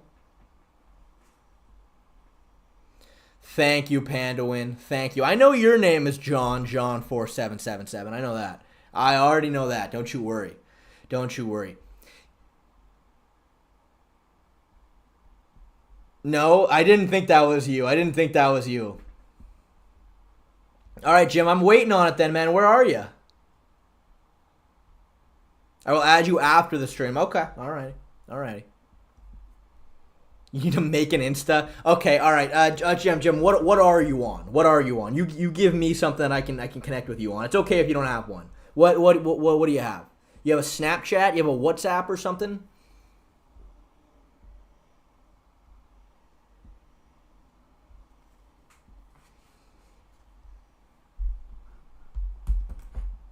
What's the Insta? My Instagram is this. I should start plugging my Instagram more. I never ever have. But I should start plugging it more because it is a good, useful tool to have in terms of like working with other organizations and stuff.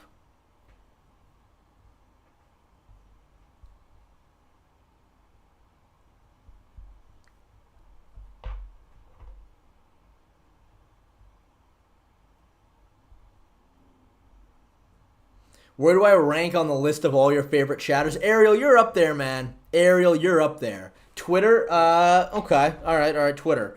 I don't have a, well, let me see. Do I have a Twitter? Or it's called X now? I do have an account, but it's not, hold on. I have an account I made, let me see. WhatsApp, anything? All right, Jim, what's your Twitter? Put it in chat.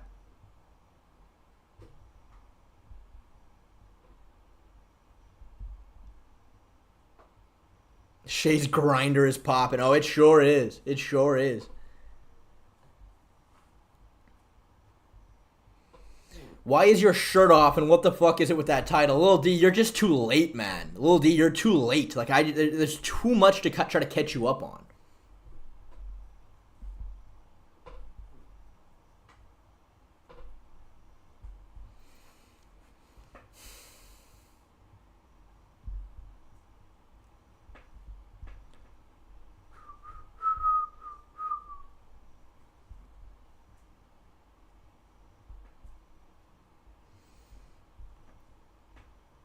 What the fuck happened to your teeth? And then Cam is here with the final tough question for me.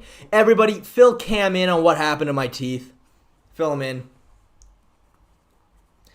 Do I crack the top 20 chatters? Here's the thing. I don't know what the fuck to call you. What is that name? You're like, your name is the Minecraft enchantment table scribble. I don't know what to call you. So you know... Yeah, he had a bad BJ. He got shot in the mouth. Yep, there you go.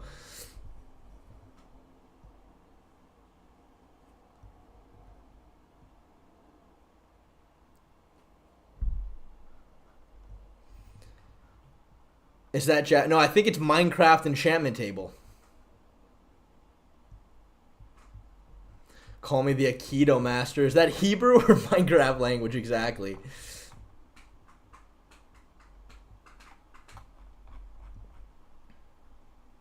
His Charles cutout punched him. Yeah, that is also true. Yeah, basically it was an accumulation of things that happened to my teeth as you're learning. It was an accumulation. Not one thing happened. My teeth have taken a lot of damage through a lot of different, you know, events, and then it's ended up with me just not having any at this point.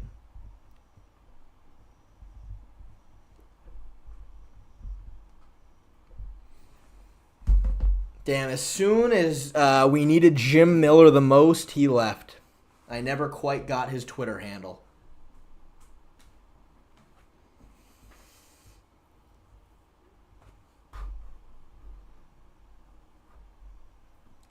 Yeah, okay. Yeah, I will say that, Fight Milk, from now on. But close to Minecraft enchantments. Is Aaron T a top 50 chatter? Yeah, for sure she is. For sure. I mean, top 50, that's a lot.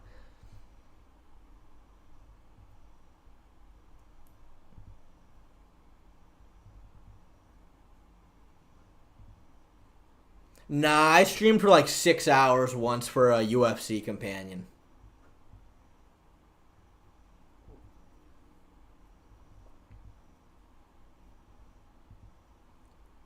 You followed me? Oh.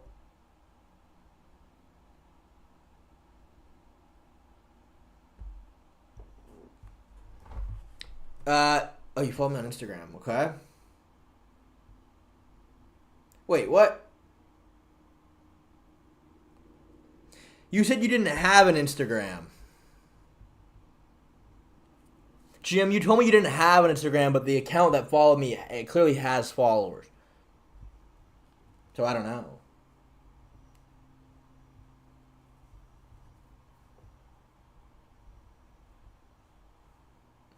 I appreciate the work there, Jim. I appreciate the work, but so I've had two. Okay, so you're the one who just followed me 3 minutes ago. What's your profile picture? Maybe he recovered it, potentially. I'm just trying to figure out who's the fucking right guy here. You know what I mean? Yeah, I'd be really upset because I already told Bedtime we have a potential in. I told Bedtime it's a long shot, so don't get your hopes up, but you just made it. Okay, well then.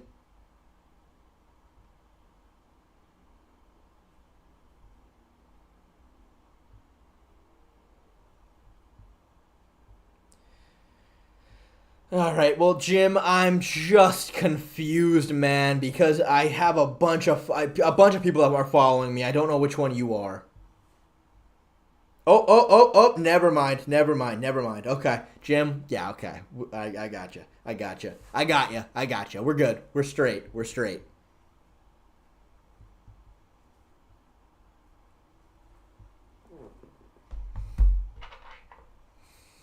All right, cool. Well, we're all squared away, Jim. That was certainly difficult to deal with, but we got it done. Good to know. Shay, Dana White's Contender Series is in 2 hours? Oh, man, I don't know. Okay, I will stream until my voice gives out. Man.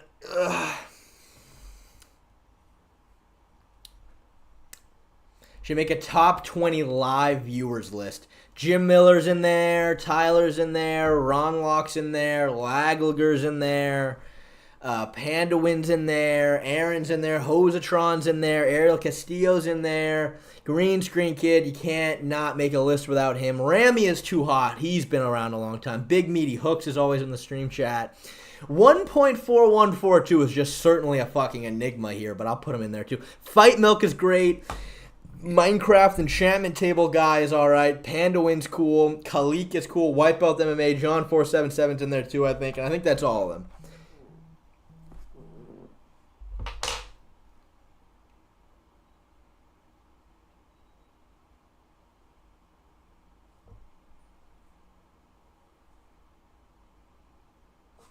Alright, Jim. Sounds good. I just got your DM.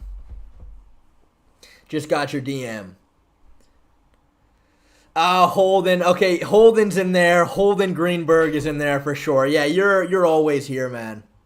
Yeah, John Paul used to be one too, but hey, were you gonna stream for DY Siesta? Potentially. If I'm still doing this, then yeah, I suppose so.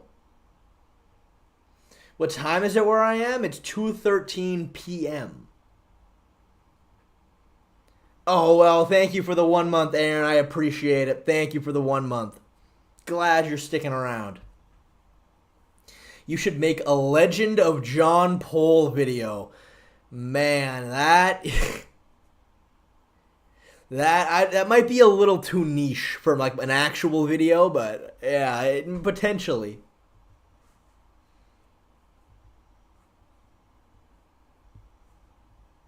Good night, Jacob. Good night, buddy. By the way, don't you need teeth to box? I don't think so. I don't think you need teeth to box.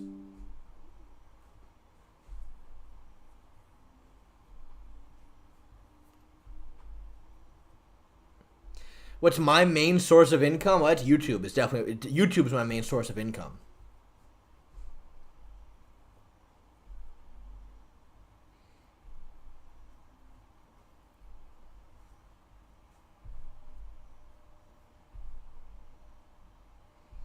What do you think John Paul's profession is? I think he's a truck driver. Well, I spoke to John Paul. I remember once after a fight companion. So he lives in Russia. He lives in Russia. I know that for sure. You know what? The last time I saw him, I was asking him questions about Putin. I was asking him questions about that and like free speech and stuff. And I think that might have been what got him, unfortunately. I think that might have been what got him. Because I remember asking him, I was like, dude, so like, do you know like other candidates who are running for president in Russia or whatever the Russian leader is? Like, do you know the names of them? And I was like, hey, if that question's going to get you in trouble, don't answer. And weirdly, we never saw him again.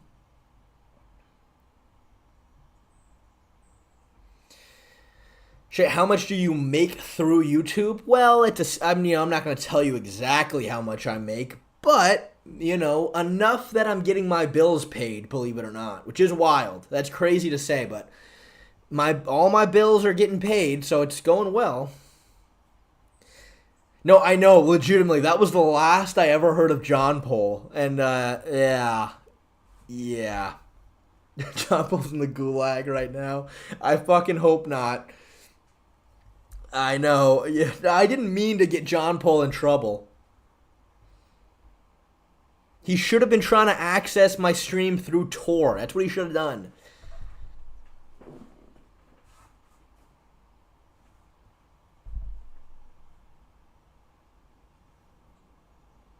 Yeah, I saw Moreno versus Albazi, which, okay, all right. That's not a bad fight night. Not a bad fight night main event. Could be worse, I guess. Could be worse.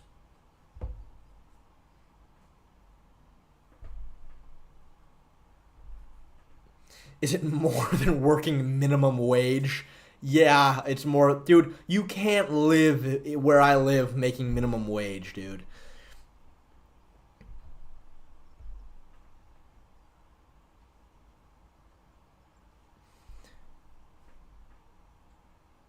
Secretly Jan Blachowicz. You live in Florida, now I live in California. You feel like a dirty girl stripping for money? No, I actually feel empowered. I feel empowered that I can strip for money, to be honest with you. I feel very empowered by it.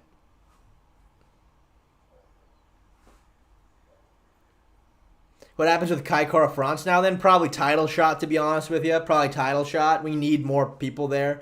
It's crazy. I feel like Pantoja might quietly stack up a lot of title defenses. But he's just so kind of slightly forgettable that people never really call him like, one of the best currently. Ariel, dude, I legitimately am worried about that. I told him, though, I told him, I was like, hey, do not answer any question that you think. Don't ask any question that you think is going to be a problem. No, Pantoja's 30. Well, how many titles? He has a few already, right? He already has, how many titles does Pantoja have? So he beat Brandon Moreno for the title. Then he beat Royval for the title. Then Steve Ercik. So if he gets 2 more, he has 5 defenses. So it's 5 defenses, or so he has 2 currently. Okay, he's got 2 currently. Well, I don't know. Right? I mean, look at the higher weight classes. Guys get 2 title defenses, and they're already talking about moving up. Pantoja might get 3, 4, 5 title defenses, and I feel like nobody would talk about him. I feel like still nobody would say anything. Shay, would you be willing to fully strip for money? I am fully stripped for money, but that doesn't really mean anything to you guys because I can't show off. I can't prove it or else I'm going to lose my whole channel. Jan talks on Rigo's chat. LOL, he's fine. Okay, good to know. Good to know. And look, I get it. Jan was here for all of my streams for 2 months straight. All of them, the entirety of the stream. I get it. At a certain point, I mean, yeah, go for it, Jan. Go find some fucking new stuff to get into.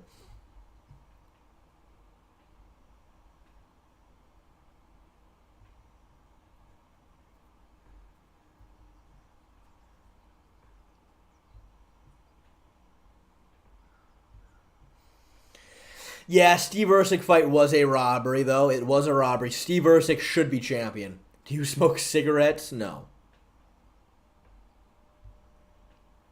That is true. Yeah, he could break the 35 curse. That would be. I'm telling you, he's the most forgettable champion, though. The most forgettable champion. What did you say, Ramy? He is not going to be the GOAT at flyweight. He's competing with DJ, and he's arguably the least skilled champ at flyweight has had. He beat Moreno purely off size, lost to Figgy, etc. Look, I hear you, but at the end of the day, winning via a size advantage is still winning via a size advantage. Now, I'll tell you what.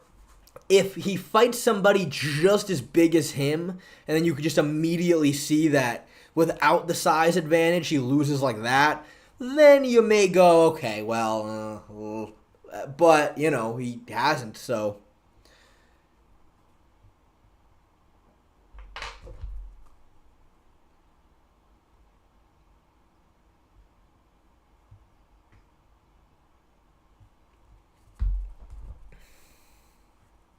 I mean, I'm sorry, John Paul, not Jan Paul, John Paul.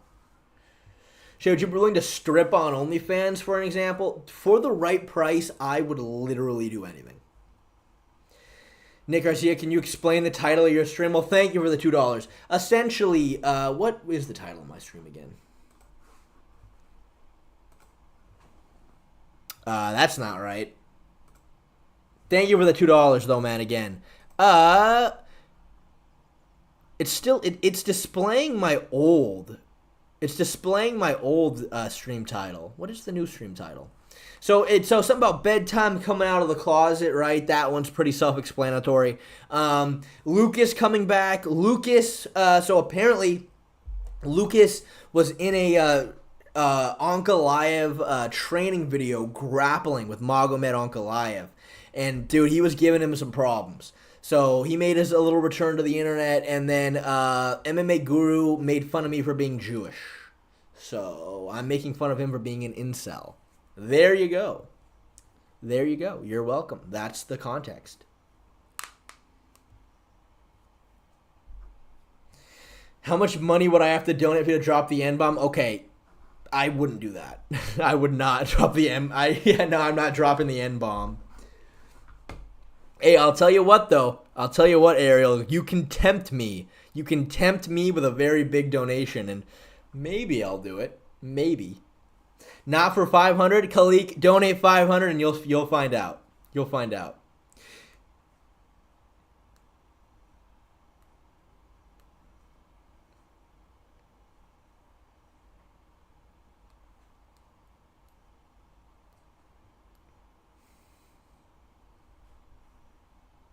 Says he would do anything for money. Seconds after that says he's Jewish. I'm deeply Jewish. I am deeply, deeply Jewish. Showing your Jewishness there. Well, now you're just being racist to a Jew. You know? All right, Lag, let's hear your request, big guy. Let's hear your request. That is true. The MMA community is the one place I probably could get away with saying the N-word, but I am not going to do that. See some guy's question, okay? Would you rather fight Francis Aspinall, Pereira all in the same night, different bouts regardless of the outcomes, or spend a week at Jones's? Oh, God.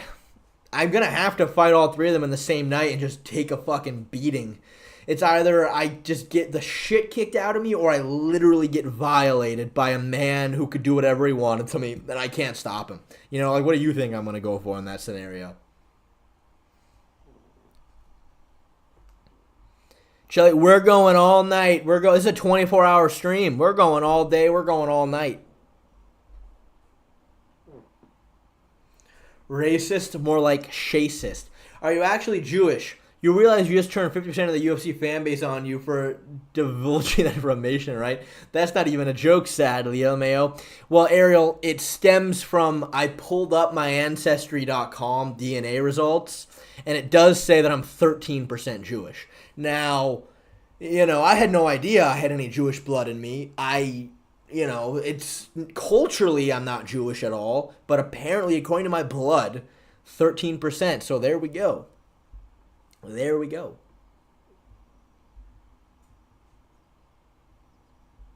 Is Jiu-Jitsu or Krav Maga more important to your people's culture? My people's culture. I would say they're both pretty... I would say Jiu-Jitsu is probably more so. I thought it was Bedtime and Lucas. Damn. Okay, well, Undead Band, you're so late, dude. You're so late. You missed all of it happening.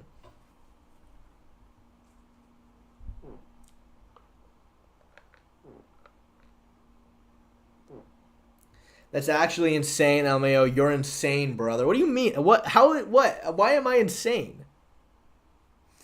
Jewish is a nationality now? I don't know. The Ancestry.com says I'm 13% Jewish. You tell me. I didn't know that. I'm like, what? You can be 13%? I did not know that. Did not know that. I know, dude. They do not treat Canada very nice when it comes to giving them fight cards. I thought Jewish is a religion, not an ethnicity. Yeah, it is an ethnicity as well. Do you like Israel? Not any more than I like any other country.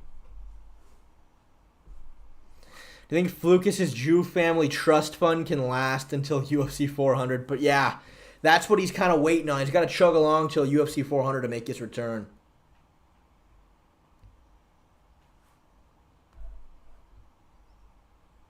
You need to get more racist and learn about Jews. Good point.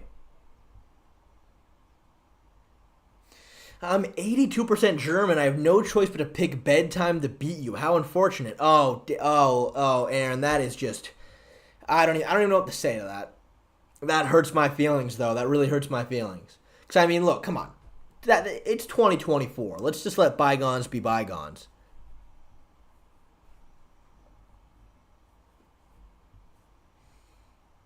If he fought someone as big as him, I don't think he'd win. It was how he beat Royval. It was the only way he had success over Usyk. It's his chin and his size, not his skill. His chin goes and he's fucked.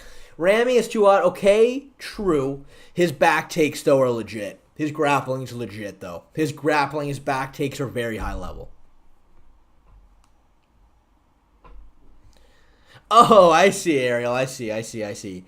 Oh, thank you for the 2 pounds, Jim Miller. Why did you duck the arm wrestle with Flukus? Okay, because look, Flukus put on an absolutely absurd gamble with that. He said, let's do an arm wrestle, and if he beats me, I'm not allowed to talk about him on stream anymore. No, fuck that. There goes my entire career if I can't talk about you on stream. Like, my channel is built on the fact that I leech off of you. You know what I mean? And it's like, if I can't talk about you, what the fuck am I going to talk about? You know what I mean? So, no. We can arm wrestle, but I'm not putting that on the line. Thoughts on sumo? Sumo, you know, I have tried watching some sumo, and I'll tell you what, it's difficult. It just seems like the bigger, stronger guy always wins. Like, I don't know where the technique is there. You like saying well, don't you? Well, I mean, more or less, I think I do. I don't not.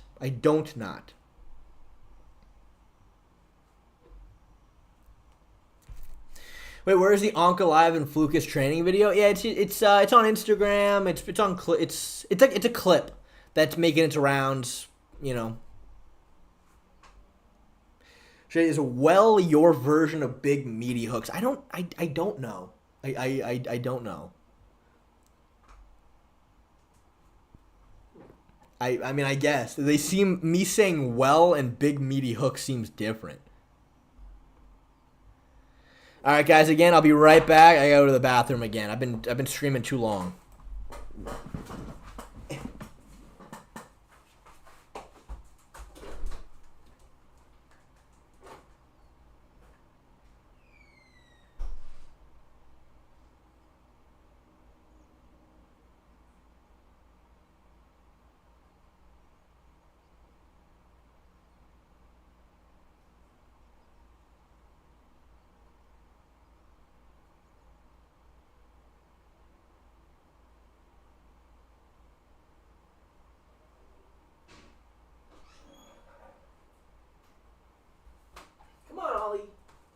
Good boy, Ollie. Alrighty. Will Shay trip and show his little Shay?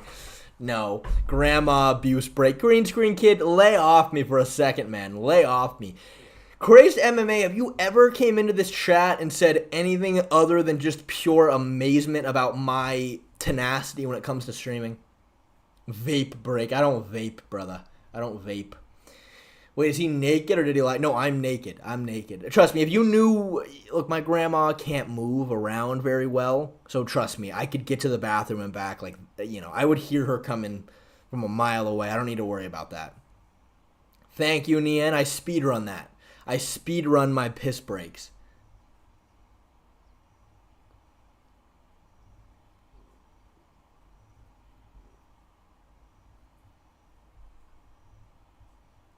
What do you think about Palestine? I know it's a place, right? Palestine's a place. I know that.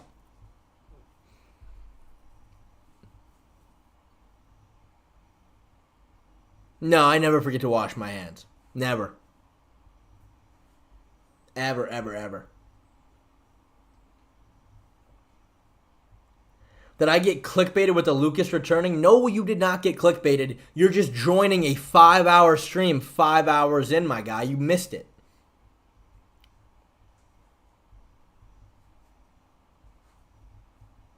What's that, my precious ring you got there, brother? Oh, don't worry. Don't worry. It's just, it's just a little knick-knack. New Wi-Fi? I do not have new Wi-Fi. My Wi-Fi is the same it's always been.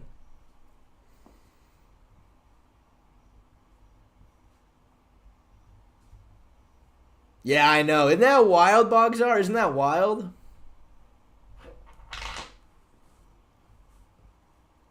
Thank you, Crazed MMA, for filling him in for us. Bro got engaged and tells I did not get engaged. I did not get engaged.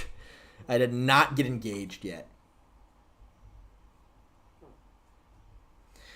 What other sports do you watch? I really love youth gymnastics. I couldn't say that with a straight face. Basketball. I like basketball. So who are you inviting to the wedding? None of you degenerates are coming to the wedding. I know. I am grateful my stream hasn't crashed yet. I am grateful my stream hasn't crashed yet. I still don't know what initially made my streams crash in the first place. It wasn't my Wi-Fi.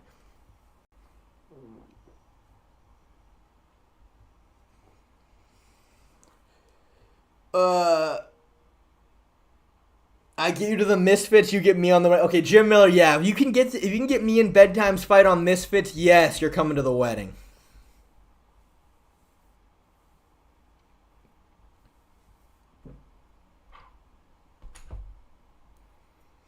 Make sure, Jim, when you're... So let the guy know specifically, like, the thing about it, like, we're orbiting MMA Guru. You know what I mean? We feed off MMA Guru's audience. And, me and Bedtime are both trained fighters.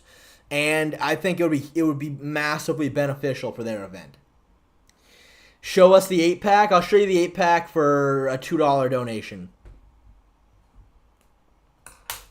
I'll show you the 8-pack for a $2 donation. You're very fluent on the way you talk. Any advice on that? Adderall. It's Adderall and alcohol. Mix those two bad boys together, and there you go. Yeah, 100%, Jim. 100%. Yeah, dude. Yeah, for sure. Of course he will. Yeah, of course Bedtime. Of course Guru would talk about it, and we would be willing to promote it.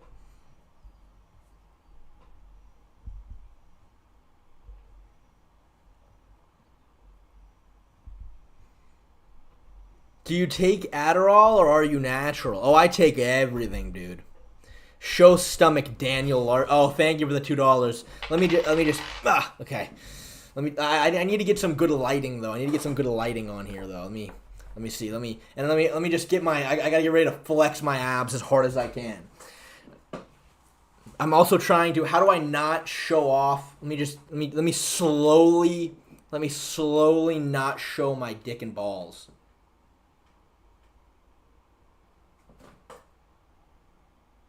All right, let me just try to not show my dick and balls real quick. All right, there you go. Those are the ads. Do sit-ups to get a pump. I did get paid $2 for that, so I did get paid. Let me get a quick ab pump real quick.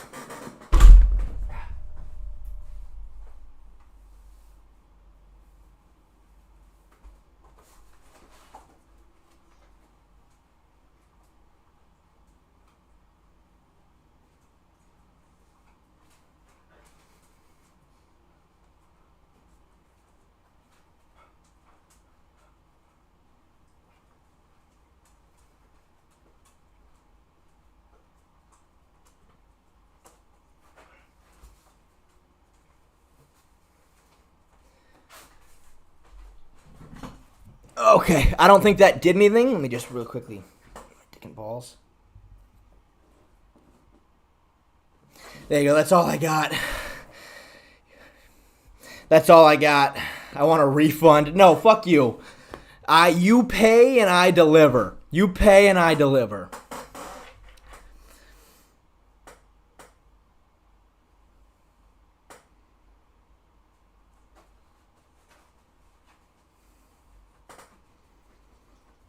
Yeah, well, yeah, I gotta take the underwear off now.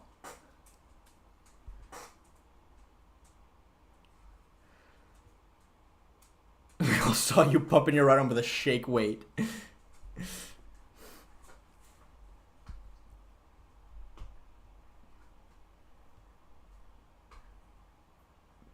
Again, wise man, for the right price, the drawers will go.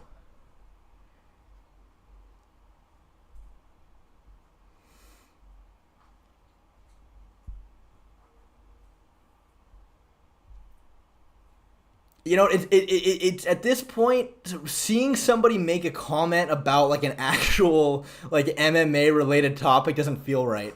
Like Koyuru just says, I feel like too many people don't realize that Merab doesn't actually try to pin his opponent down, and that made me realize like, oh yeah, we're talking about MMA here, aren't we? Yeah, I forgot. Like that's what this stream is for.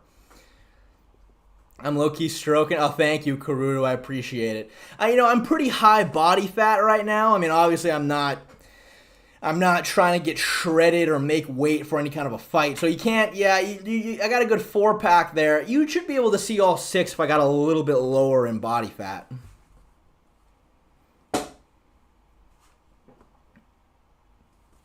Shay, feel free not to answer this question, but I get the weird sense that the more left-leaning you let on, but you don't let it be known because the fact that you're an MMA YouTuber. Oh God, the sun is starting to come out. That is funny that you have. That is very funny that you have deduced from watching my streams that you believe that I am more left-leaning than right-leaning politically. It is very interesting that you've pointed that you feel that way based on things that I've said. Again, I will not say either way, but it is interesting that you believe that.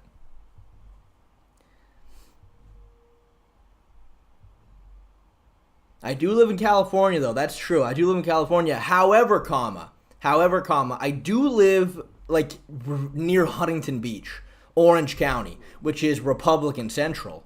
So, there's some, it goes either way. Icing balls is pretty left wing. Yeah, that's true.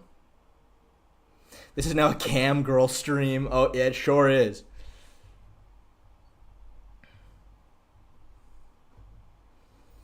Isn't he named after Che Guevara? I am not named after Che Guevara. No, not true. Not true. That's not me. Che is a guard puller, so we know where he stands. So you're saying that I'm wrong? Ariel, I did not say that you're wrong. I never actually said that you're wrong. Never said that. I also didn't say you were right, though. I also didn't say you were right.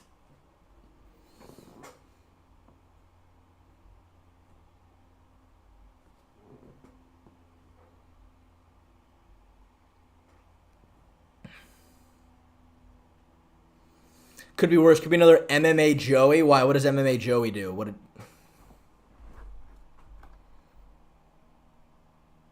The combined testosterone in this chat is 200 nanograms.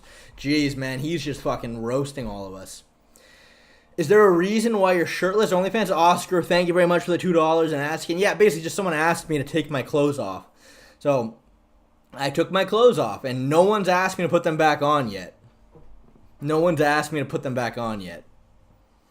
Plus roasting himself. True.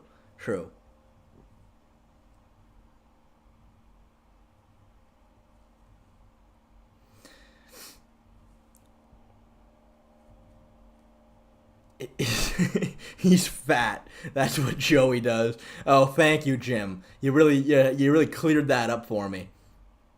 Put your clothes on. Lil D, there ain't no $2. There's no what I need another $2 donation to put my clothes on. I don't just clothe and declothe for free, man. Who do you think I am? Alright, Green Screen Kid, thanks for coming, man.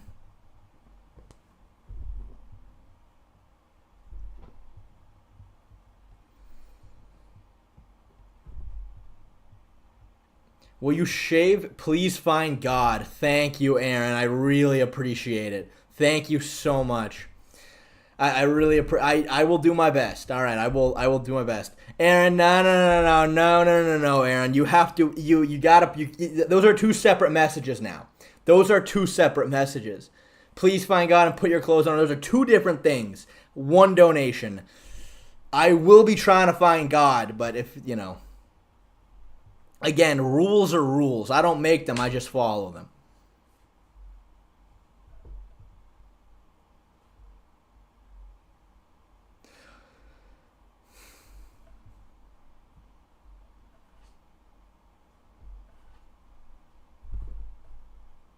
Hey, MMA Shay, your prediction for Alex Pereira versus DDP, if this fight comes to fruition, do you think DDP shoots for takedowns even before the fight begins, or Pereira destroys his legs?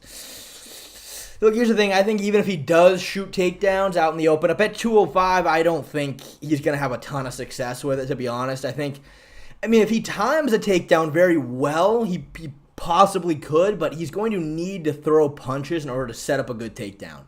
And I think that's going to always put him at a massive danger against someone like Pereira, At 185, though, I think he can take worse shots and have more success with them. That's what I think.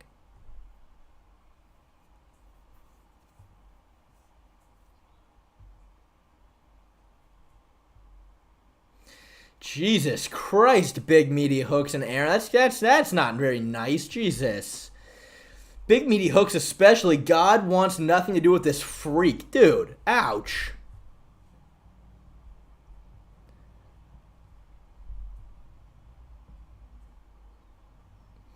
By the way, how the F do you have a girlfriend? Jesus, Laglager. Dude, that hurts, man. That hurts. Shay, you have your God just 3 meters behind you. That I certainly do. That I certainly do.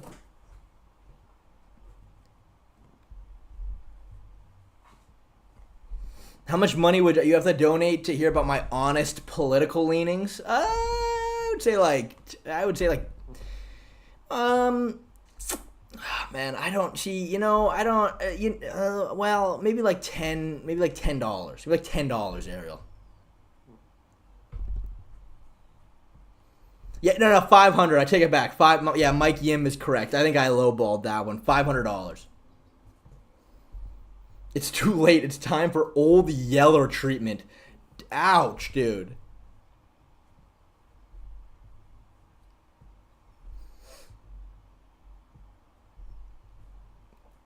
$500.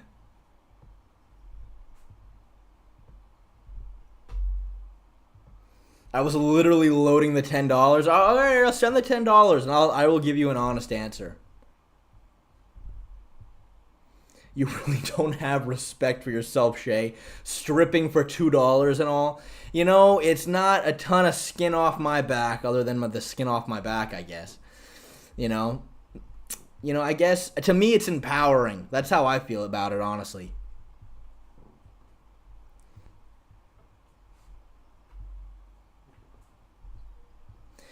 All right, Mr. Master CJI. I'm glad to hear that, buddy. I'll see you later.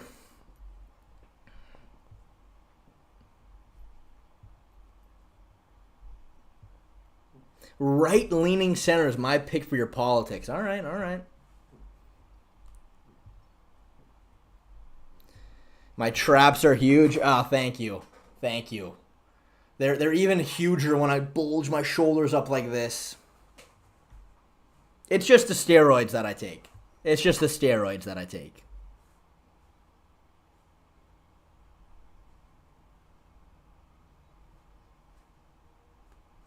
Don't worry, I support your empowered decision to strip. Thank you. Some people didn't. Like big meaty hooks and Aaron turned on me for literally just it's feminism, right? What's your cycle? Crazed MMA, I will reveal that at, I'm still thinking it's either 100,000 subs or 50,000 subs.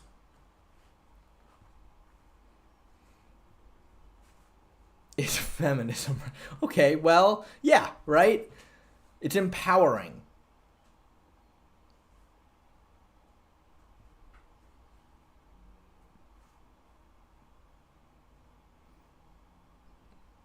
Favorite research chemical? DMT. In terms of like, yeah, buying research chemicals off the internet. There you go. Make him muzz, guys. I would need a fucking fat check to start muzzing right now.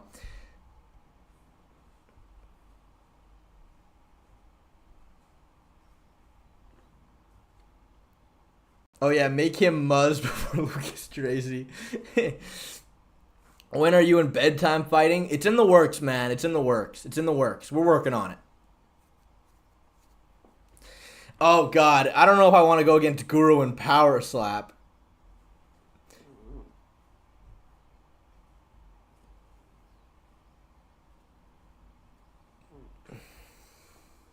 What color apple is the best apple? I would say red. What gloves do you use for training? Currently, the gloves I use are Fairtex. I have some Fairtex gloves I've been working on. Yes, there you go, big meaty hooks. I'm glad you're starting to see it from my side now. Look at him blushing from his shoulder. I think I was scratching at it, to be fair. Bro, where are your clothes? Nabil Kasim, you are too late into this 5-hour stream for me to catch you up on all this.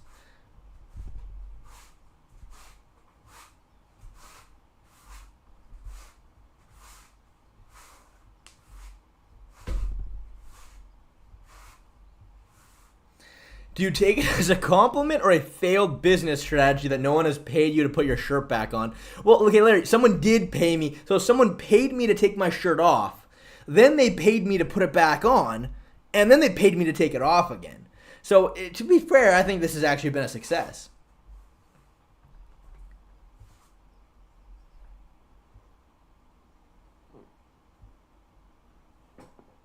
Yeah, there you go, Little D. Little D knows what's up. My body, my choice. Exactly. It's empowering.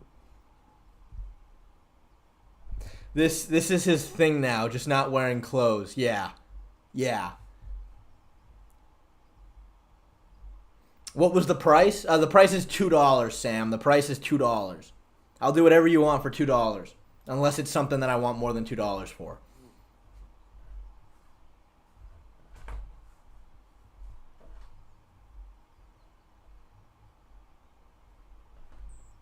Thank you, Larry. Larry, thank you for being a salesman. The Bert Kreischer of MMA YouTube. Oh, God. That makes me want to put my shirt back on.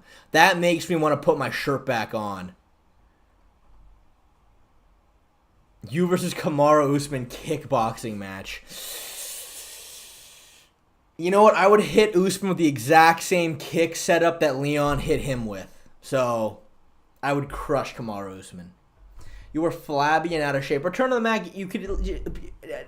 Nobody asked you to come in here and be mean, man. Nobody asked you to come in here and be mean.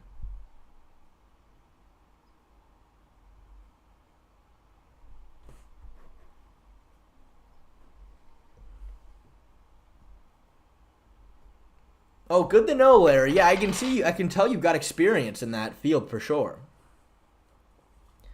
What does muzz mean? I'm scared to search for the answer. It's just a fucking dance that Lucas Tracy would do or something. I don't know what it is. Truly the Bert Kreischer of MMA. Okay, I'm putting my fucking shirt back on if you call me the Bert Kreischer of MMA YouTube. I do not want that fucking title. That is a good... You know what? You've done a good job scaring me off of that. You've done a very good job scaring me off.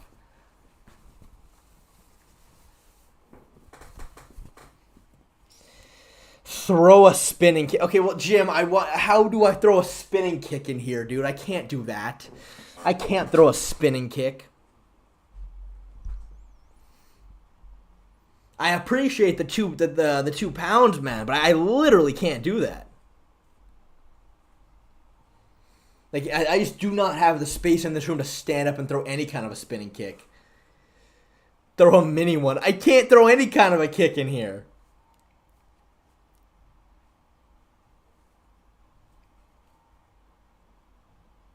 He paid you, bro. Find a way.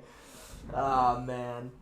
I don't. I can show you me throwing a spinning kick if you want me to do it. Jim, pretty much throwing any kind of a kick in this place ain't gonna cut it. Pretty much. And I've also been sitting down for 5 hours. I can't imagine I could actually throw a decent kick. Do you want me to show you me throwing a really zesty spinning kick?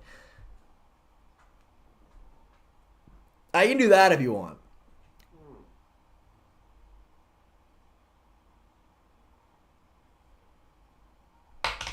Let me see. Let me search my camera roll.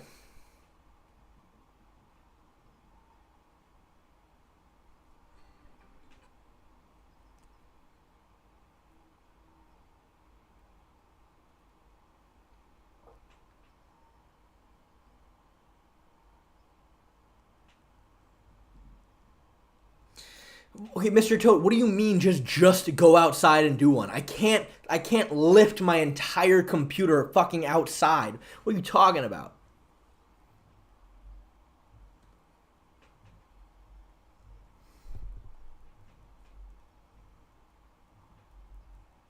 Can't even throw a simple kick.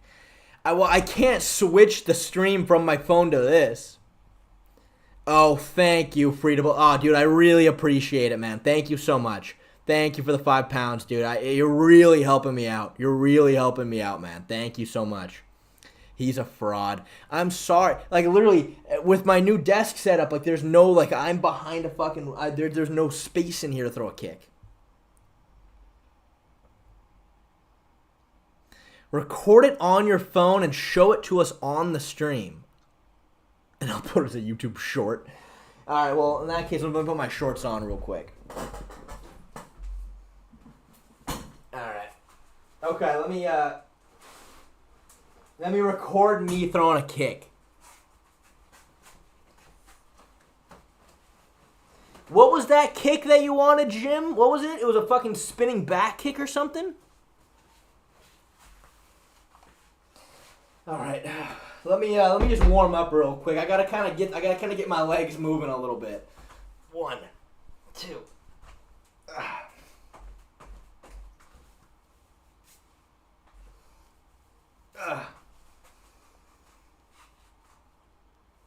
Okay, first of all, Aaron, I have not missed all my parlays. Second of all, I have not missed all my parlays. Oh, man. Okay. All right, I'm going to go do some kicks.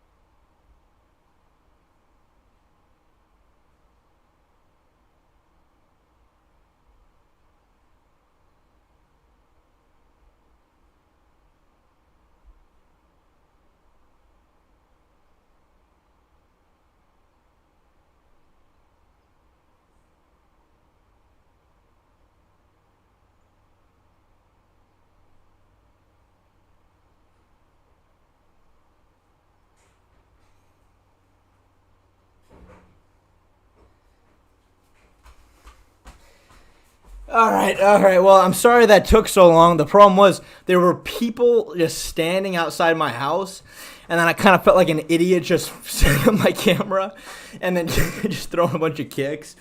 And then I took a good video and then realized that, you can see like addresses in the background, and I was like, okay, well, I don't really want to do that. Okay, but anyway, I've got it. So here's what I'm going to do. I am going to... Hold on, don't... I'm going to send it to somebody... Oh, no, hold on, I can't do that either. Wait, hold on, how am I going to do this?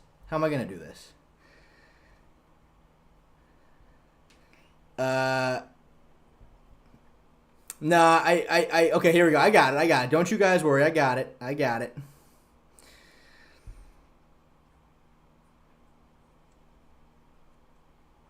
right, I got it. Now, I'm sending it to an account on Instagram so then I can just pull it up through my computer.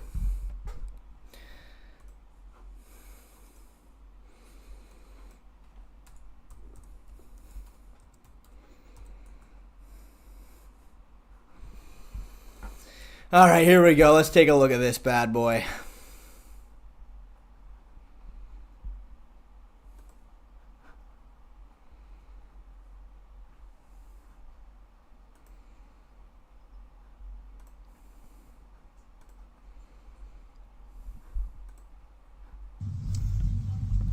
All right, here's the video.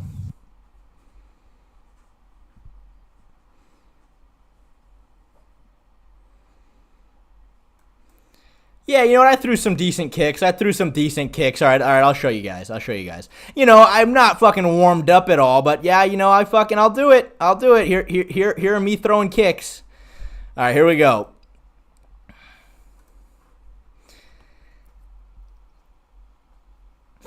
That's a kick right there. That's a head kick. That's another head kick, a bit of a question mark kick. Oh, lead leg hook kick. That's impressive. Oh, spinning tornado kick. That is the fucking spinning tornado kick of a Taekwondo prodigy, I will add right there. Throw some switch kicks. Wow, that's a question mark kick right there. Boom. All right, there you go. That took a lot of work to make that happen for $2. So you're fucking welcome, Jim. The cement, nah. The cement's fine. Yeah, Taekwondo prodigy, if I do say so myself. Okay, Laglager, I've been sitting in a stationary position for 5 hours, and then I had to go run outside and go throw some kicks. Well, dude, I'm standing on fucking concrete, dude. That zesty arm and kick at the end, you're welcome. L kicks, don't you call me a bozo, big meaty hooks. That is not nice. Sorry if I'm intruding by asking, but were you ever a Taekwondo prodigy growing up? Seems like you may have the skills to be one. I don't talk about it super frequently, but, bro is rich. That house is big, man. That's not my house. The house in the background was not my house. My house was the one in, I did not show my house.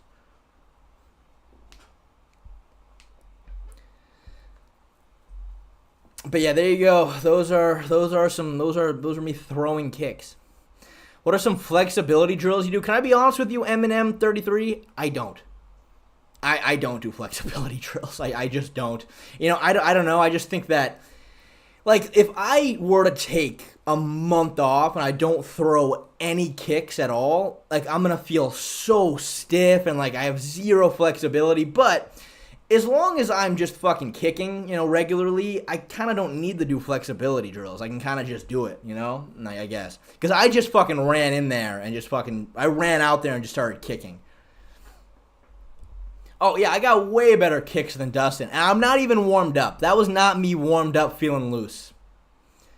All right, Aaron, thanks for stopping in. I appreciate you.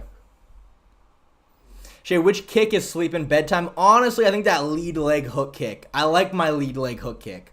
I got a good lead leg hook. Just off the lead leg.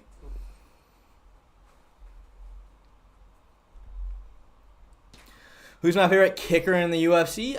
Who do I think throws good kicks in the UFC? Who do I think throws really good kicks in the UFC?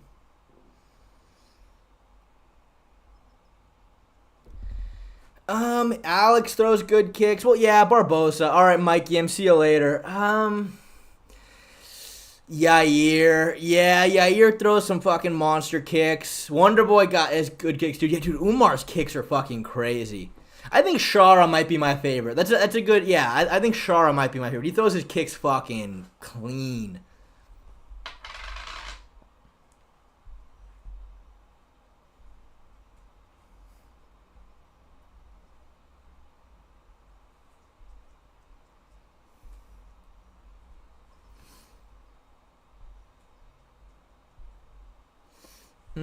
Shara only has kicks. He only has kicks, but they're decent kicks. They're decent. You gotta ask Lucas about the arm wrestling or fencing match he challenged you to. Yeah, we're not on speaking terms, unfortunately.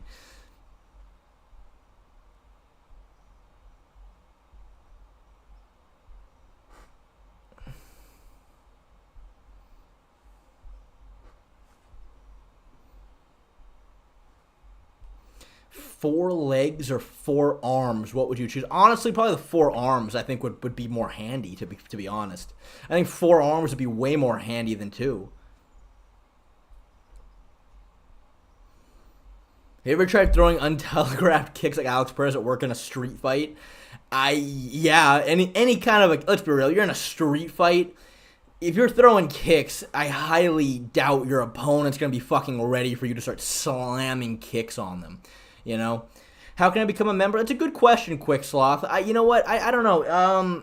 There should be a button that says join somewhere near my channel. You click on my channel, there should be somewhere where it's like thank you to all the members and then join. Like a join button should do it.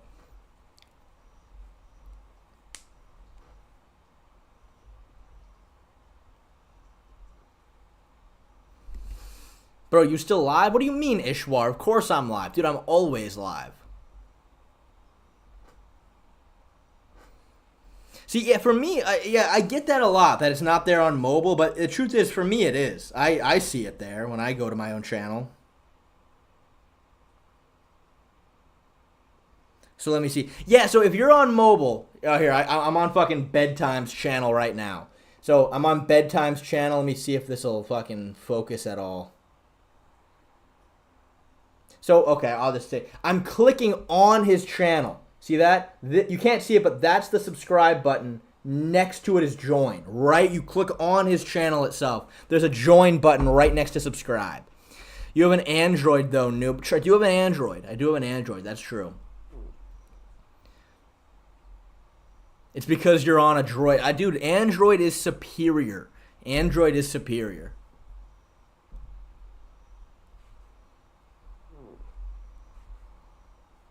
Turn down my brightness. Would that do it? All right, let's see.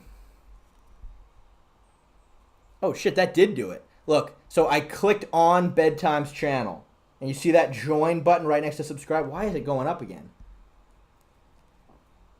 See that? Subscribe, and then there's a join right here. There you go. That was painful having to explain all that, but yeah, there you go. Why ain't you subscribed? Yeah, maybe I should subscribe. Why do you have a shirt on? Well, somebody said I was the Bert Kreischer of MMA YouTube without my shirt on, and that immediately motivated me to put a shirt back on. So, yeah, there you go.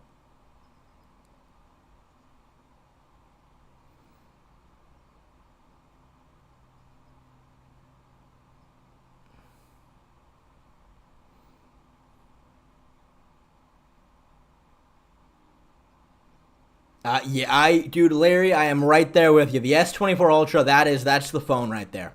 That's the phone. You still are the Bert Kreischer on YouTube. Okay, I don't want that. I don't want to be that. Early prediction for the Bedtime fight. I think I'm going to win a split decision robbery. I think it's going to be a split decision robbery.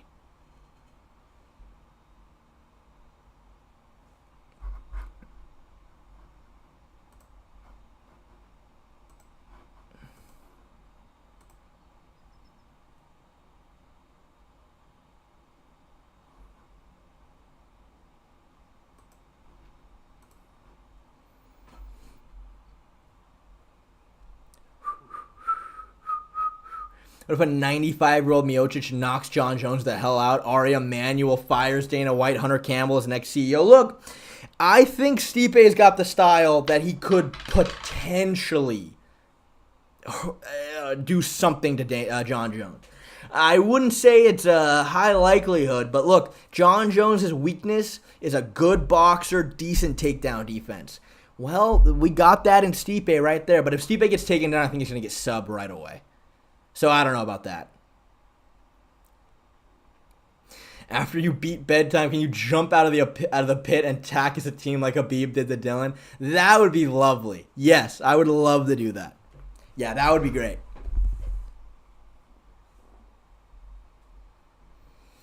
Bedtime has more MMA experience, plus amateur MMA. I don't think he's fought in MMA. I think he's fought Muay Thai. I don't think he's fought MMA.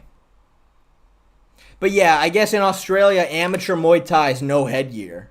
But in America, where I fought amateur Muay Thai, you had to wear headgear. So there's a difference there, but I've got a lot of Taekwondo experience. Remember that. And Aikido experience. I know Eminem33. I know. Oh, Giancarlo, you're back again. Another $5, dude. Thank you. Bro, sorry I had to close stream when I asked earlier. Who wins Prime Ngannou or Prime Aspinall? Don't worry about it. I will definitely take another $5, man. Again, I really, really appreciate you helping me out.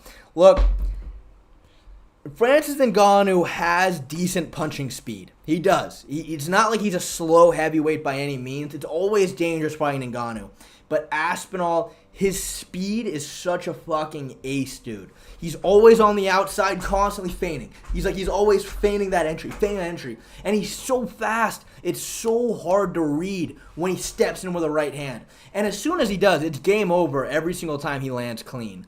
Again, though, it's not like Ngannou's slow. But I think he's a more technical boxer. I think he's faster. I think he has the power to put Francis out with one shot.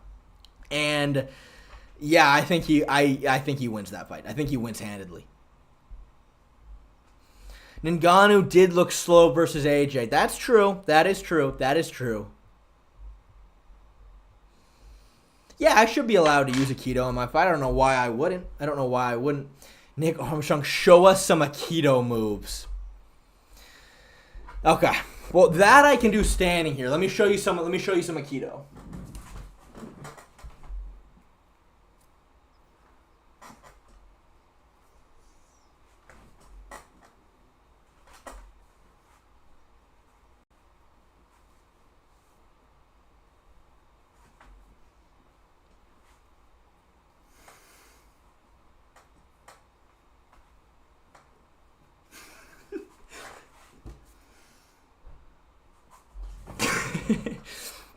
Yeah, there you go. There you guys go. That is, I mean, I saw someone say bro turned into the Avatar. And yes, that made me start to laugh. I'll be honest. But that was one of my advanced Aikido forms. Bro's trying to be the Avatar was making me crack up, though. I wish I didn't see that, because that started making me laugh. Because I get it, you know what I mean? I get how it looks, but, you know, I get how it looks. But that is Aikido. That is Aikido. That is funny, though. That was funny. Did you just spread me open on the last move? No, that's not what I did. That is how you deflect swords. Basically, that Aikido is good for fighting against somebody in with like weapons. So if someone's coming at you with a sword, you got to hit them with that. You know?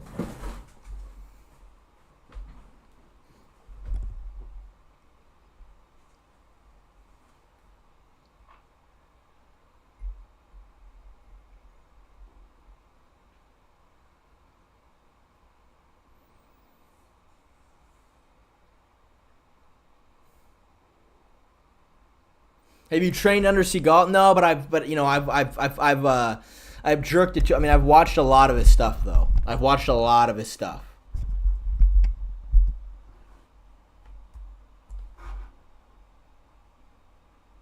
ton of Steven Seagal stuff.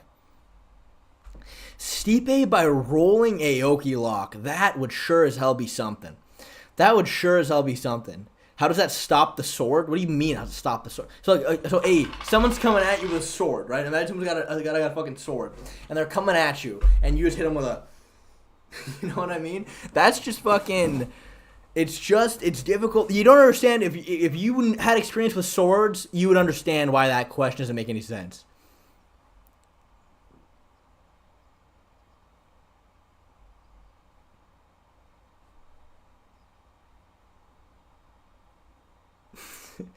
How often do you jerk it to see golf? What are you talking about? What do you mean fucking airbending? What do you mean airbending? It's very funny because I understand why you would think that's airbending, but it just isn't. I'm doing Aikido.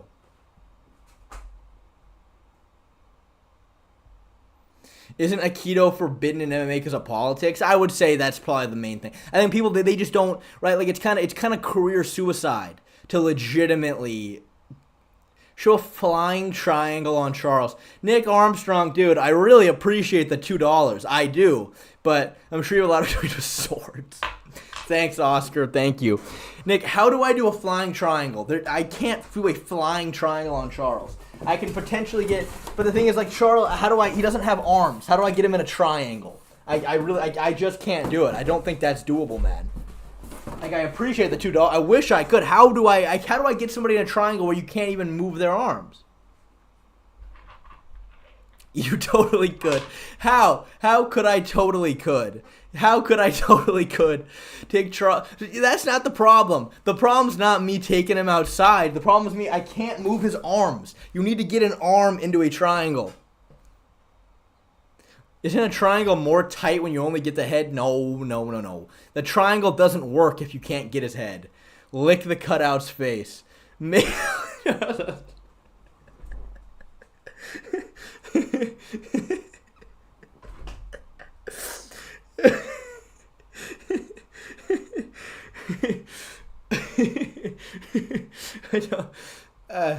I kind of regret. Unfortunately, guys, that's going to be more than a $2 donation. That's going to have to be more than a $2 donation, but yeah, make it. Oh, man. That might be the funniest thing I've ever seen. I will do anything. I never said that. I never said I would do anything for $2. I said I will do anything for $2 until that something is going to cost more than $2. Oh my God, that was funny. I haven't laughed that genuinely in a long time. No. I said I would do anything for $2 unless it was for more than $2. I'm not making out with Charles for $2. That is, come on. You know how many people are dying to see that? Here you go. Jump the triangle. What the fuck? $20, Nick. $20? Okay. All right. Okay. How am I going to do this? How am I going to jump the triangle? All right. I'm going to go outside and film me jumping a triangle. All right. I'll be right back.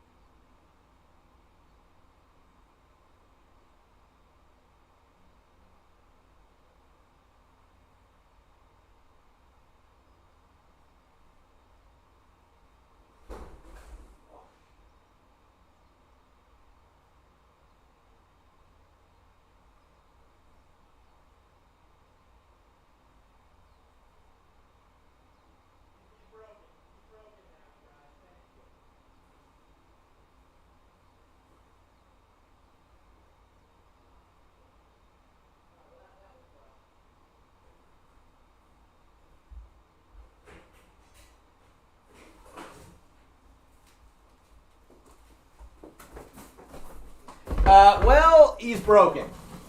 Charles is broken. His legs are gone. He's broken. Here are his feet. Here are his knees. Yeah, that wasn't good. Yeah, he immediately broke. Okay, well, I jumped triangle and he broke into a million pieces. No, he said jumping triangle. I'll show you guys the video. I will show you guys the video, but yeah, he broke. He broke. Ah, man, that's rough.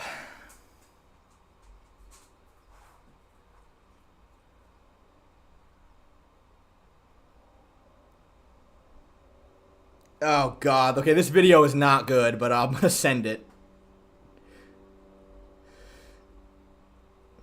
All right. Yeah, we will get ready. The video is sending right now, so we'll see. We'll see. Yeah, Charles just immediately fucking broke into a million pieces as soon as I jumped triangle. We said triangle. No, you'll see what happened in the video.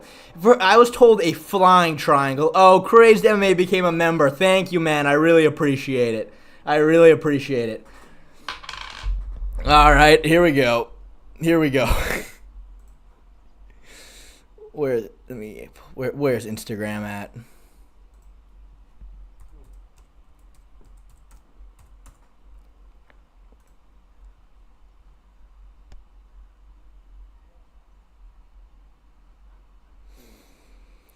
All right. Witness the end of Charles Oliveira.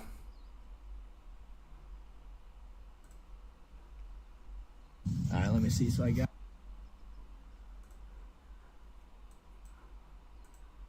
All right, watch and weep, you guys. Watch and weep. Watch and weep. Charles right here, so I need to fucking.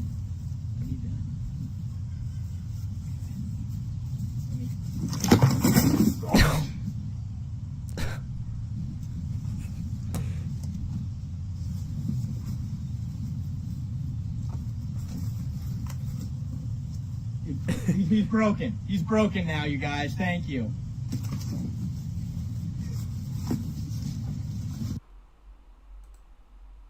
Yeah, you know, that's what happens. I went for a flying triangle on a cardboard cutout, and that was rough. That was rough. Yeah, I can count that as a win on Charles on my record. Now, look, here, I mean, I don't know. Maybe I can still kind of... I mean, I don't... Oh, God. Okay, let me see. Maybe I can still... Look, his upper half is still there. I can... Okay, well, you know what? I don't know. How does that look? Okay, he's still there. His legs are gone, but he can still kind of kneel there, I guess. So that's not a terrible promise, huh? Yeah, I'll just leave him there. You know what? That could have been worse. Dude, my grandma was out there while I did that, and she was like, "What the fuck are you doing?" Yeah, that would have worked better against the CJI pit wall. That is for sure. That is for sure. Yeah, Bedtime should be shivering after seeing that one. Oh, he should be.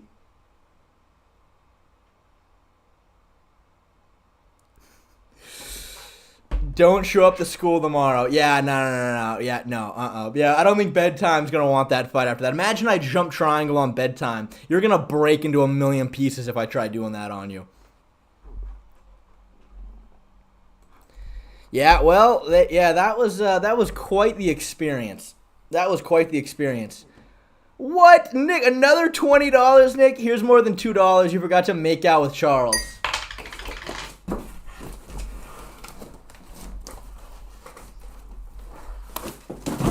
All right, there you go. I fucking made it. There you go. Okay, $20. I guess I'm making out with Charles. Thank you, Nick. Dude, I appreciate it. At this point, you're not even keeping me afloat. Like, you're straight up my sugar daddy. You're straight up my sugar daddy for that. Hey, what do you? Hey, you guys saw the donation. The same as I did. You guys saw that donation, same as I did. I'm not gonna say no for $20. $2? No, I'm not making out with fucking Charles. Are you joking? $20? I guess I can't stop now. I guess I gotta do that.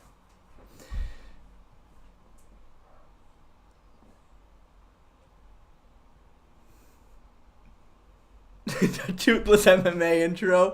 Oh, that'd be so funny. Guys, it's not gay if it's Charles Oliveira. How many times do I have to tell you guys this? That will be used in the promo for the bedtime. Oh, yeah, it sure will be. I hope so. I hope so.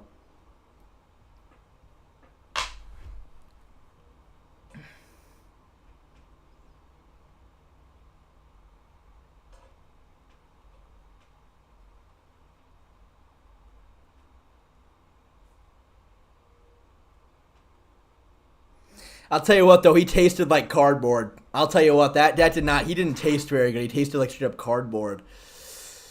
He tasted like cardboard. And fiance just packed the car.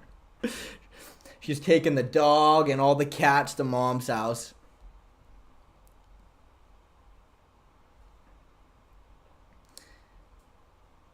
You know what, Lagliger? You do. You've got some great clips. You got some great clips. I already sent it to bedtime. This will be used in the fight promo. Have you crazed MMA? Did you? That's funny.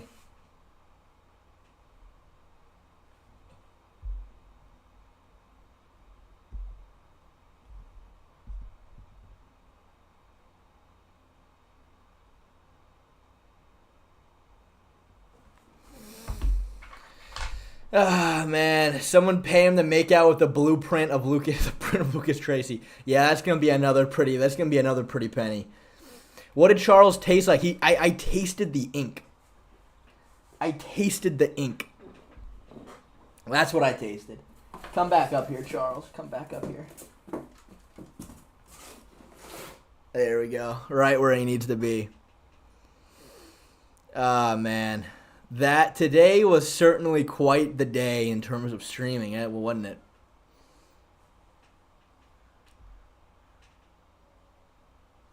And then again, every now and then I'm brought back to reality with an MMA question.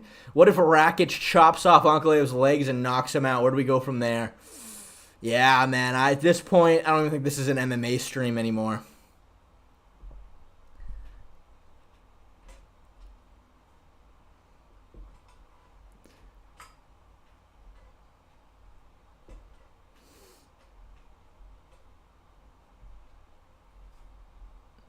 Do you think it was voodoo? Like Charles just got injured in somewhere in Brazil? Maybe. Yeah, this is like a Charles voodoo doll right here. I just broke both of Charles's legs.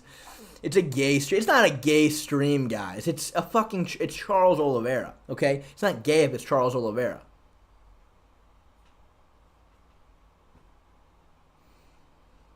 Jay, can we get more cutouts? You know what? I might need one now that Charles is missing both of his legs. Yeah, I ripped him in half. Well, you know what? It's not quite half.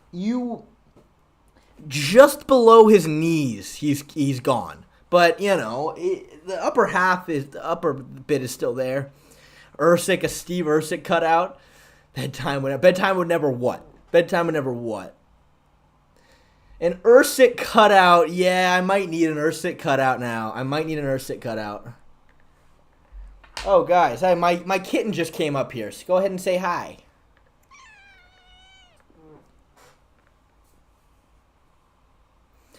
Oh, no, that cutout was a lot more than $20, but, you know, that's just how it's gonna go, I guess.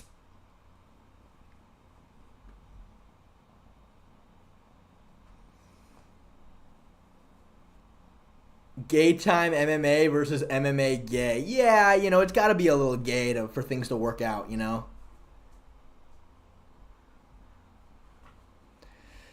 Show Lucas some love, too. Don't be rude. We need more clips. Well, Nick, yeah, thank you. Apparently, you're made out of money. Apparently. But what do you mean show him some love? Like, what?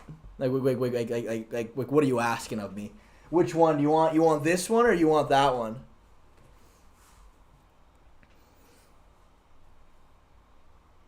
And what do you mean by show him some love?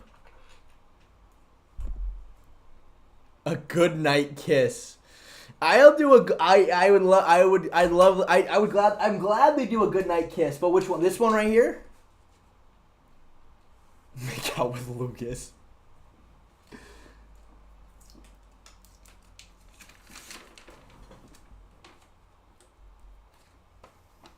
This one right here.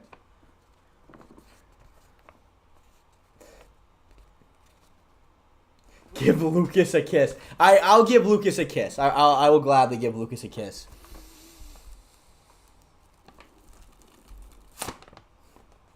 There you go. There you go. I hope Lucas will go back to staying up now.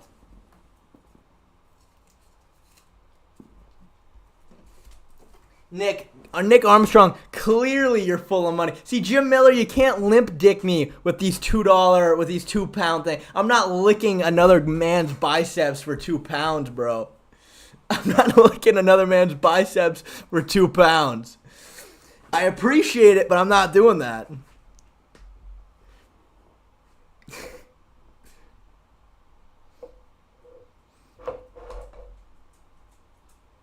This is the most diddiest diddle that's ever been diddled. I disagree. This cam girl knows her worth. Damn right. Damn right I am. I hope, hey Lagler, you keep teasing me with this clip channel. I hope so. I really hope so.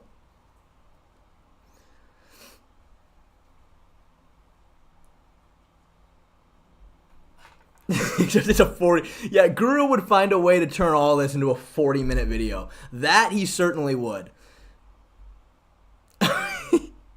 I'm not even here for MMA. Yeah, I keep getting, I get the occasional MMA question, and I'm like, dude, what the fuck do you think we're doing here?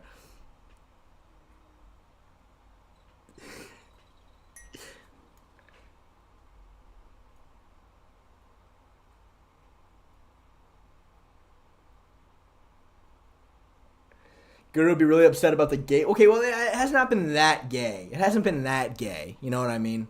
It's been a little gay, but not that gay. All right, Holden Greenberg. I'll see you in 30 minutes, big guy. I'll see you in 30 minutes. Give me a good line for the intro. A good line for the intro. You know, it'd be a good intro, Larry, just like me, like this, and I'm just smiling, like. And then all of a sudden, I'll give you an intro right here.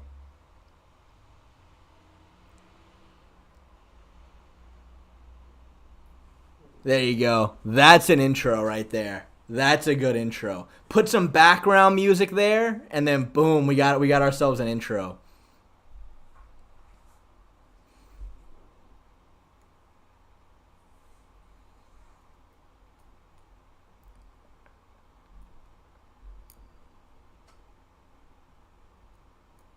My cat's playing with this, by the way. My cat is playing with this. Would you unalive your whole family on stream for $2? You know what? Look, I wouldn't do it for $2, but I'm surprised. I'm curious to see how much Nick would send me in order to try to do that.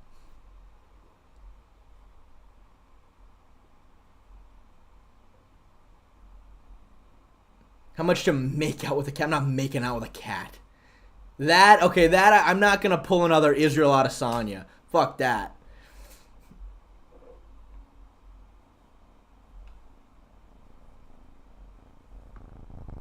Nope. Since you scammed me out of £4. What are you talking about, Jim Miller? I did not scam you out of £4. You knew my price from day one, man. Rico's going to make a documentary about you now. I don't think anything that bad happened today.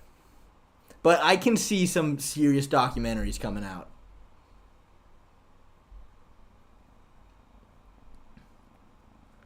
Muzz for the intro. I refuse. I'm not muzzing.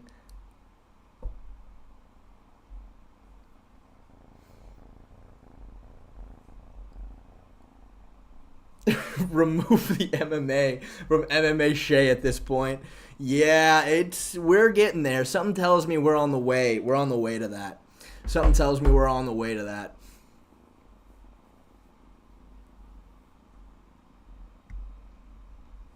Dab? I'm not fucking dabbing. What do I look like to you, Jim?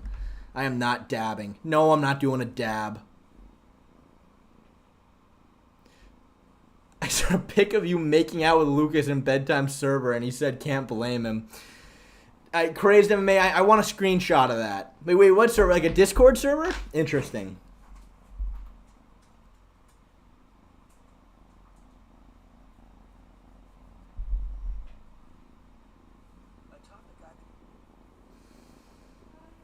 Yeah, I would do a dab for $2. That I would do a dab for, but dabbing's kind of cringe, so I probably wouldn't do that for free.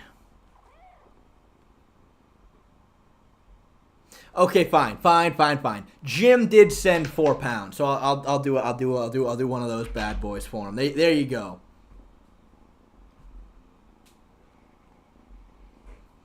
So the only problem with me doing a muzz is I don't really know how. Like, I don't know what the fucking moves are for a muzz. It's something like this or something.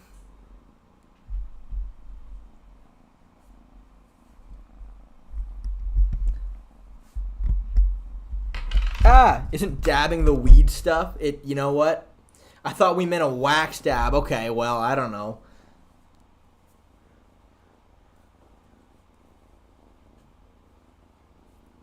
So what's next? Paint your nails like Adesanya plus pink hair. Look, if Nick wants to hit me up with some money, then I'll dye whatever. I will dye my hair whatever color he wants.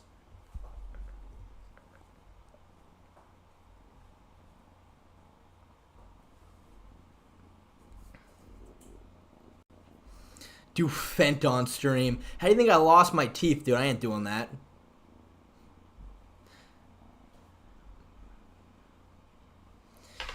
Dude, honestly, I want to join Bedtime server. I wonder how do you do that? How do you join it?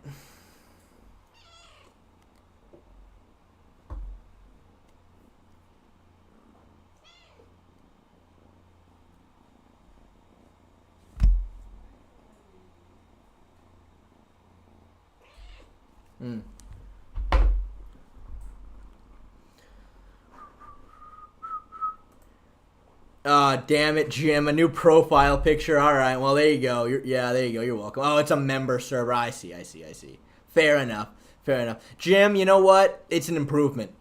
You know what, Jim? It's an improvement over your last profile picture. I like it. First step to take your shirt off. Call Lucas on stream. I don't have a phone number for him, unfortunately. I don't have a phone number.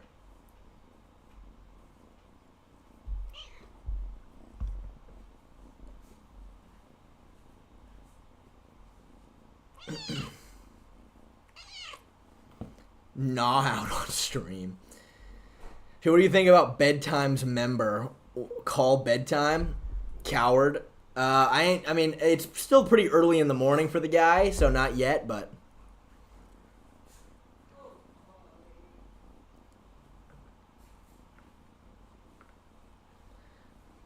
Thoughts on fire alarms? I have joined the fire alarm community for a period of time, and I'm into them. I'm into fire alarms.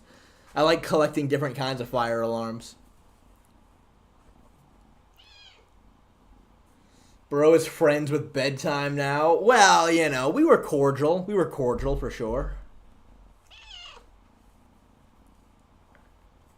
Have you ever done psychedelics? I sure have. Wonder what happens off stream with Charles. Yeah, if that's what I'll do on stream with Charles, just imagine what happens off stream with Charles. I mean, come on. I didn't buy a 6'3" cardboard cutout just to look at you guys.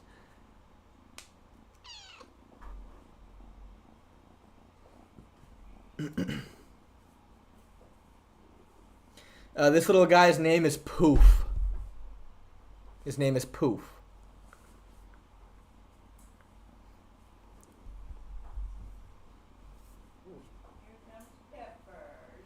And now my other kitten is coming too. And this is Pepper. Ah! You didn't like that. Here they are.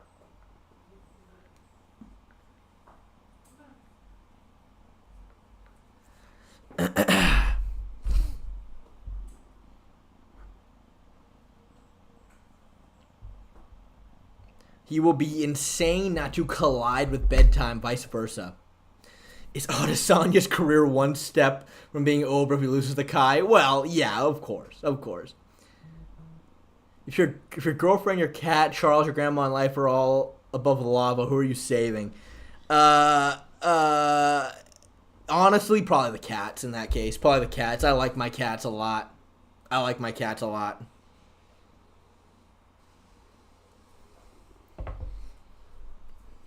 Who would have Lucas glazed? You or Bedtime? Definitely Bedtime, I imagine. Definitely Bedtime.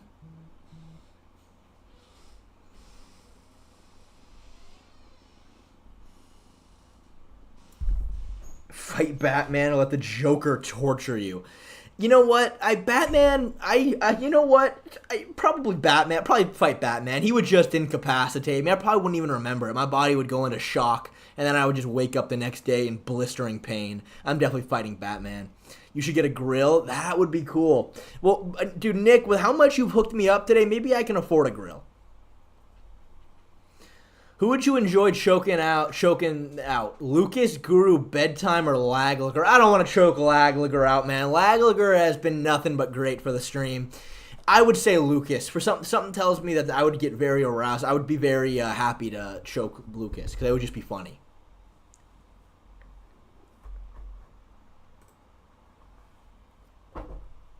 You should reach for an officer's weapon on stream. Hey, Nick, for the right price, brother. For the right price, dude. No, who? Oh, no. Who would enjoy it the most? Oh, I see. Yeah, I think the answer is still Lucas, dude. I think the answer is still Lucas. I mean, genuinely. Diddy MMA. Why do people keep saying that?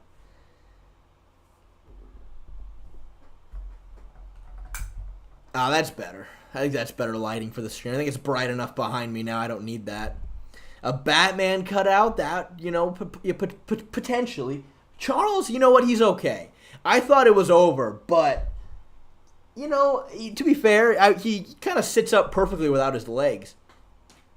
It's LGBTQ, Jim Miller. It's LGBTQ.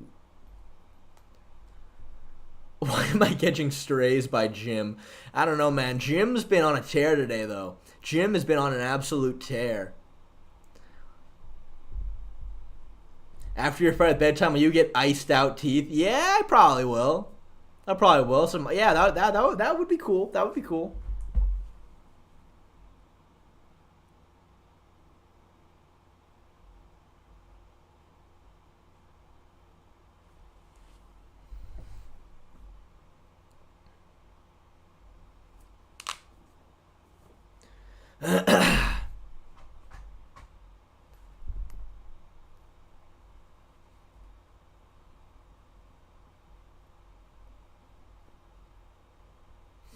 I'll become a member if you Vulcan pinch Bedtime in your fight. As long as whatever gloves we're wearing allows for good finger movement, I can get that Vulcan pinch just right. I can with a Vulcan pinch, I can turn him into a paraplegic. Shay remembers when I choked out Charles in 2010. Did Jim Miller choke out Charles in 2000? No, not 2010. That's no way. That's a long time ago. Diddy's gay? I didn't know that. I thought I know about the sexual abuse stuff. I didn't know he was gay. Yeah, I thought 2010 seemed a little too long ago.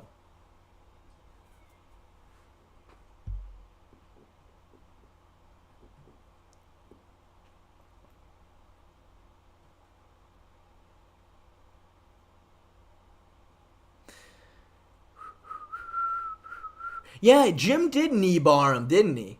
Jim did knee bar him, huh? What's your favorite sport besides combat sports? I like basketball, probably. Basketball. Bro, look it up. It was really 2010. If Bedtime loses, he has to give you his teeth for your implant. I don't want Bedtime's teeth, all right? No disrespect at all. Obviously, I can't talk, but I think I'd rather just get some regular teeth. If your friend knocks you out and he makes fun of you at school, what would you do? This happened to me. I would shoot the place up. I would go on a rampage. I would go on a legitimate rampage.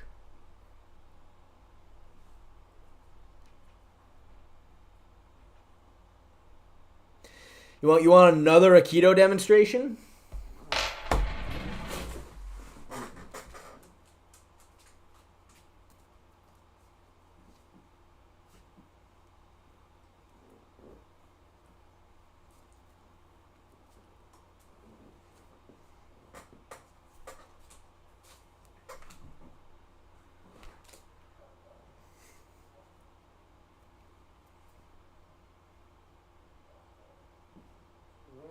There you are.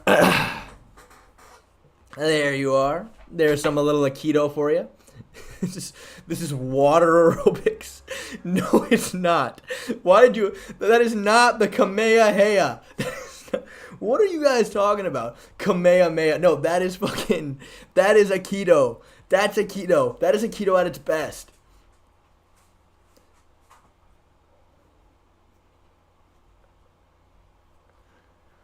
Man, you guys just can't tell the difference between Aikido and a legit fucking technique. You know what I mean?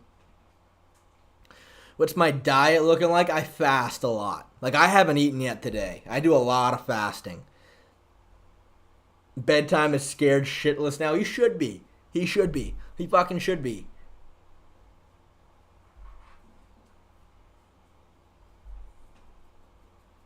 No, by the way, I was joking about shooting the place up, dude. I was kidding. That was a complete joke. That was not serious. Do not shoot up a school. Don't do that. Do not do that. I am not. That isn't exactly the opposite of what I really want you to do. What I really wanted you to do is have a conversation with him about your feelings.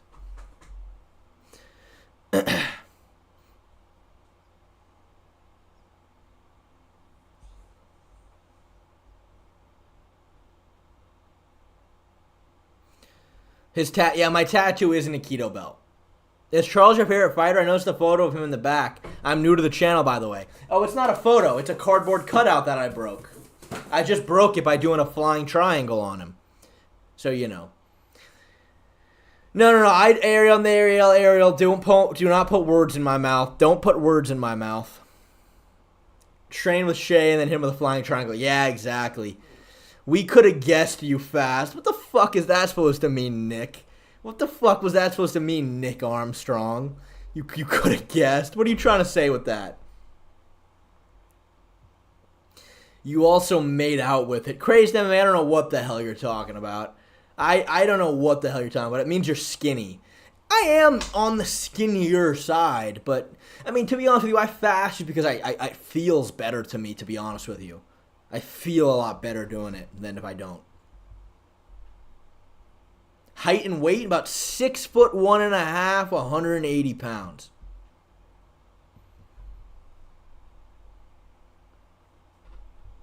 A little over 6'1.5". I round up to 6'2" frequently, but are your videos monetized? Is MMA YouTube hard?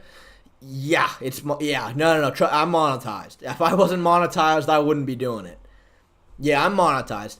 Is it hard? You know, sometimes when you have those 2-week breaks without any fights going on, you know, it is a little rough. It's a little rough sometimes, but you just got to get creative. I'll tell you what, YouTube monetization's come a long way. I remember back in 2016, I remember the average monetization was $1 every 1,000 views. It's a lot more than that now. That's for sure. So I'm able to make somewhat of a living with it, so that's good. You know, it's going well. I believe Bedtime's 5'4". Were you sipping the Lucas Tracy seed oils and soy milk? I love seed oils. Love seed oils.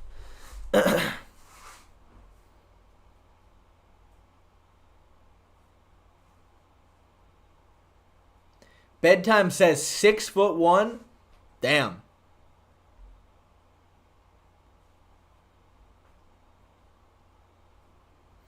Dude, Fang Shui, dude, I would crush Kayla Harrison. I would crush Kayla. I don't think that's a close fight between us, and I'm just being honest. Oh, no problem, John 477. No problem. You're welcome.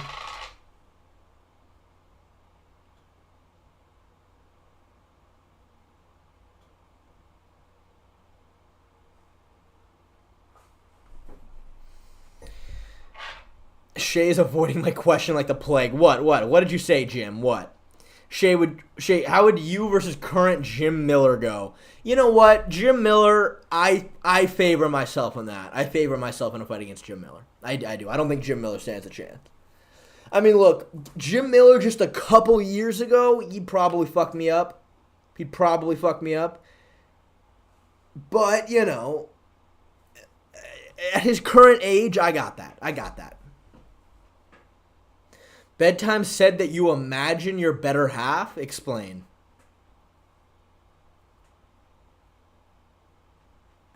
Kayla would peg you, lil bro. Okay, Jose Rojas. First of all, lil bro was not necessary. Okay, lil bro seems a little demeaning. Just a little bit. So, Jim would KO you. He still got an iron. Hey, that's true. He still got an iron chin. Look, I didn't say it would be a wash.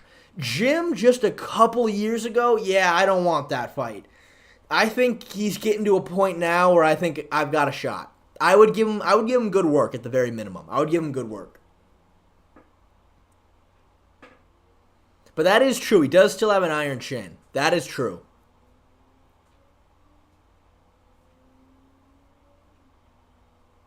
Women, your relationship. Oh, I'm sure Bedtime did say that. That sounds like something Bedtime would say.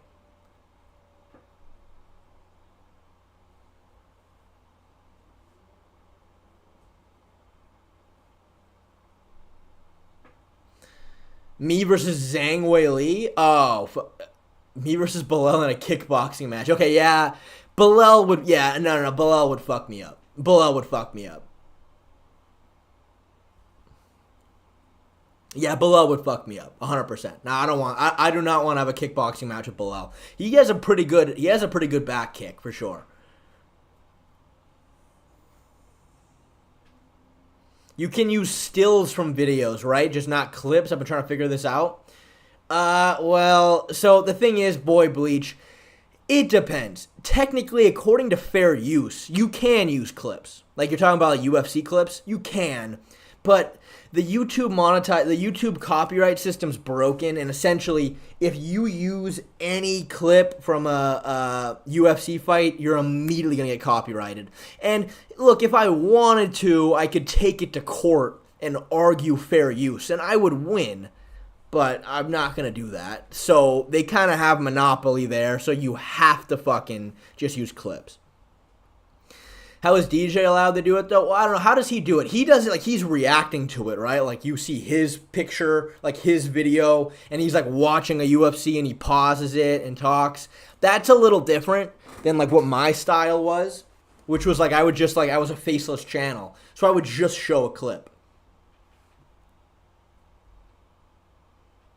Nah, Larry, Larry, I get copyrighted for any length of time I show a UFC clip. It's an immediate copyright, for me at least. So it's like, oh, all right. So I just show pictures, and I have never had a problem since. Dude, my biggest video, which is the problem with jiu-jitsu and MMA, got copyrighted, and I missed out on all the money from that video. So, yeah, I'm pretty careful about it now. And, like, I would try to, like, speed up the clip and, like, zoom in a lot on the clip, and it wouldn't work. It would still get copyrighted. And you would try to repeal it, and it would just be an automatic, nope. Well, see, the thing is, Jim, that's not her that's not her footage. The footage I use is not from her. I don't know who owns that footage, that training footage, but it's not her. Nah, the Charles horse racing clips I have not gotten copyright claimed for. I have not gotten copyright claimed for any of those.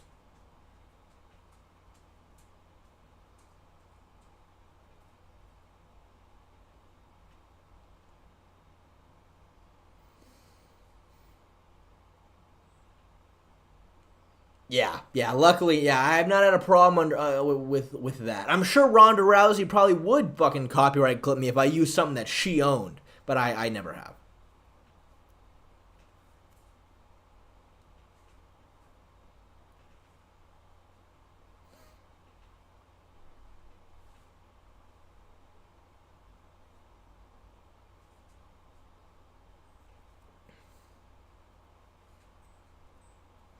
You versus a horse in an MMA fight with scores. What the fuck does that mean? Minecraft enchantment table guy.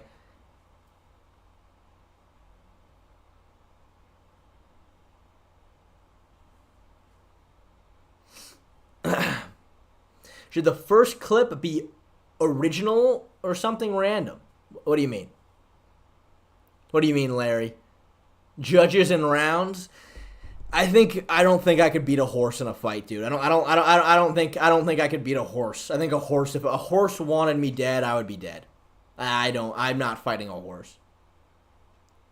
Would you ever compete in an MMA fight? Look, the fight between me and Bedtime's happening at some point. At some point. We'll see. We'll see. An MMA fight would be cool. I don't know if that's going to be the rule set we fight under. It would be cool, but like I said, we got to find a promotion that's going to take the fight first off.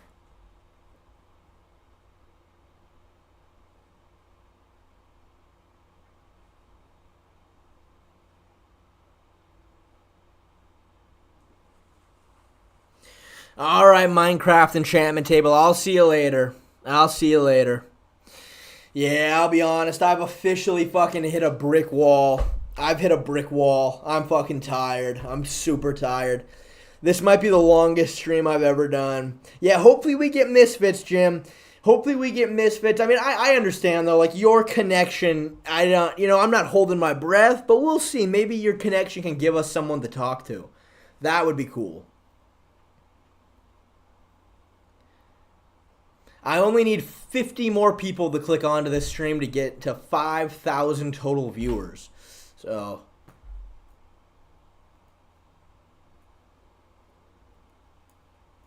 backyard squabbles could, but it better fly Bedtime from Australia. You know what I mean? I don't know if they're willing to do that. Does Misfits do MMA? I don't think so. But hey, look, Misfits is a big platform. You know what I mean? Misfits is a big platform, and I'd be willing to do like a boxing match under Misfits. And then all of a sudden, if we do a boxing match, maybe that'll open up a kickboxing fight and then an MMA fight, you know?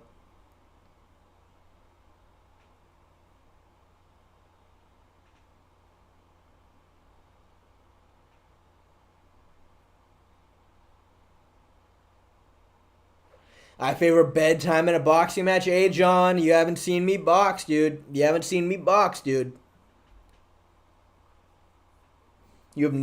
me box. Once you have, then I think you'd be surprised.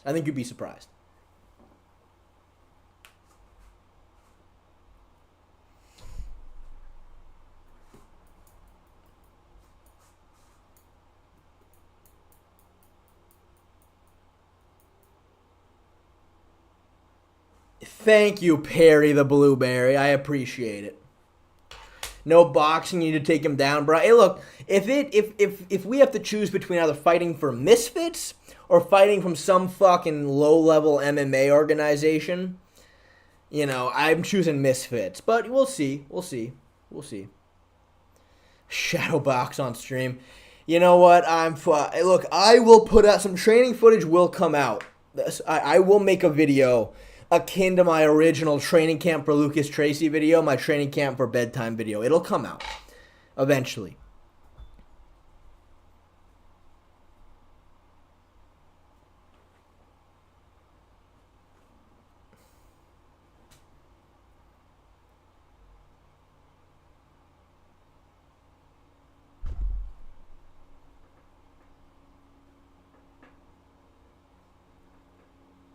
That training footage went hard. You like that, Tyler? You like that? Is taking laxatives before a weigh-in common? Seems like it would work. You know what? I bet it would. I've never tried that, but I bet it would. I genuinely bet it would. As long as you take it a good portion before. Like, dude, if you're doing same-day weigh-ins, nah. That's a bad idea. But,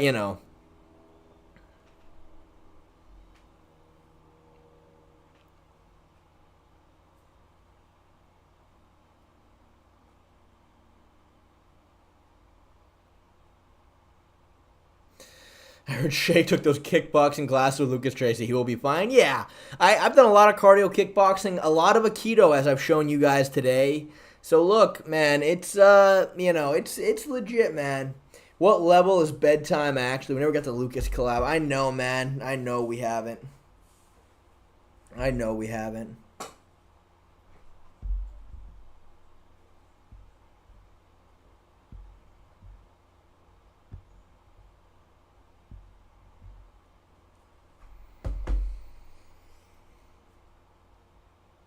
Shay, you need surgery to have a pro fight. What are you talking about, Jim? What are you talking about? Oh, man. It says you need teeth of some form to compete. I got some teeth. Yeah, I'm missing my two most important teeth, but some of the teeth I still have.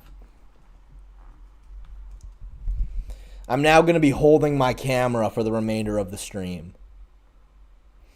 If the UFC was shutting down, John Dong, why do you have a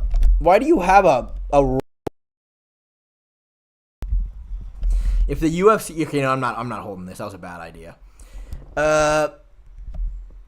If the UFC was shutting down and there was only one event left, who would you want to see as the main event? The final fight of the UFC ever, the last MMA fight the world will ever see.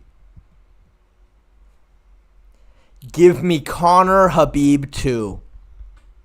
Some of you might not like that. I want Conor Khabib 2 as the final UFC fight ever. Give me another one. Tom versus Jones is an acceptable answer. I'll give that to you. That's another one I would like to see as well.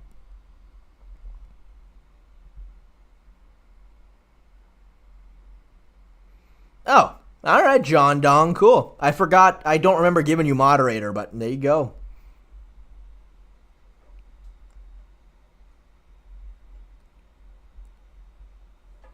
Do you poke your tongue through the gap in your teeth when your mouth is closed? Sometimes. Sometimes I do that. Sometimes I do that. Or GSP versus Khabib. GSP versus Khabib would be kind of cool.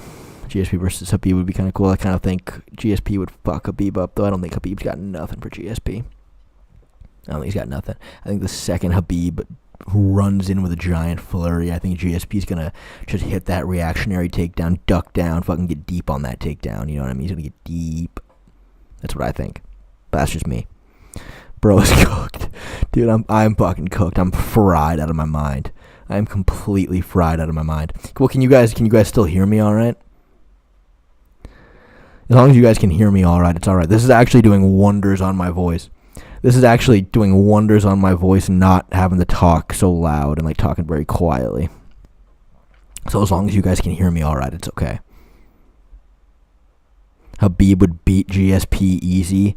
See, Boy Bleach, I respect your opinion, man, but I don't like that, dude. Yeah, it sounds delicious.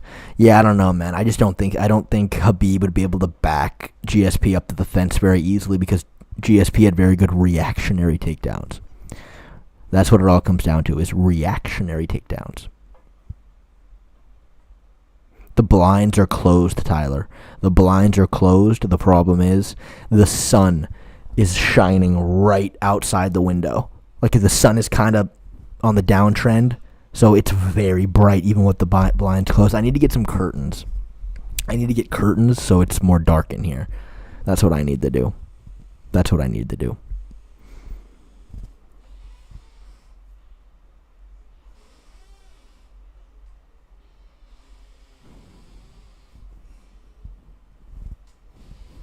Not easy, but Johnny Hendricks at GSP against the fence. Khabib has better footwork.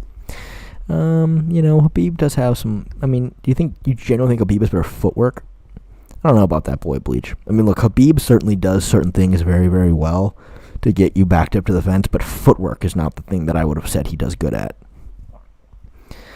That's just me, though. Johnny Hendricks was also bigger, though. Johnny Hendricks is also a very, very strong wrestler. He was also sauced to the fucking gills. Now, I also think GSP was probably sauced to the gills, too, but, slowly morphing into John Anik. Ha. What the fuck does that mean? Hendricks had far better stand-up to worry about than Khabib does. Well, look, I've always maintained Khabib's striking was kind of underrated, but Hendricks fucking had bombs. Hendricks threw bombs. He was huge outside lightweight.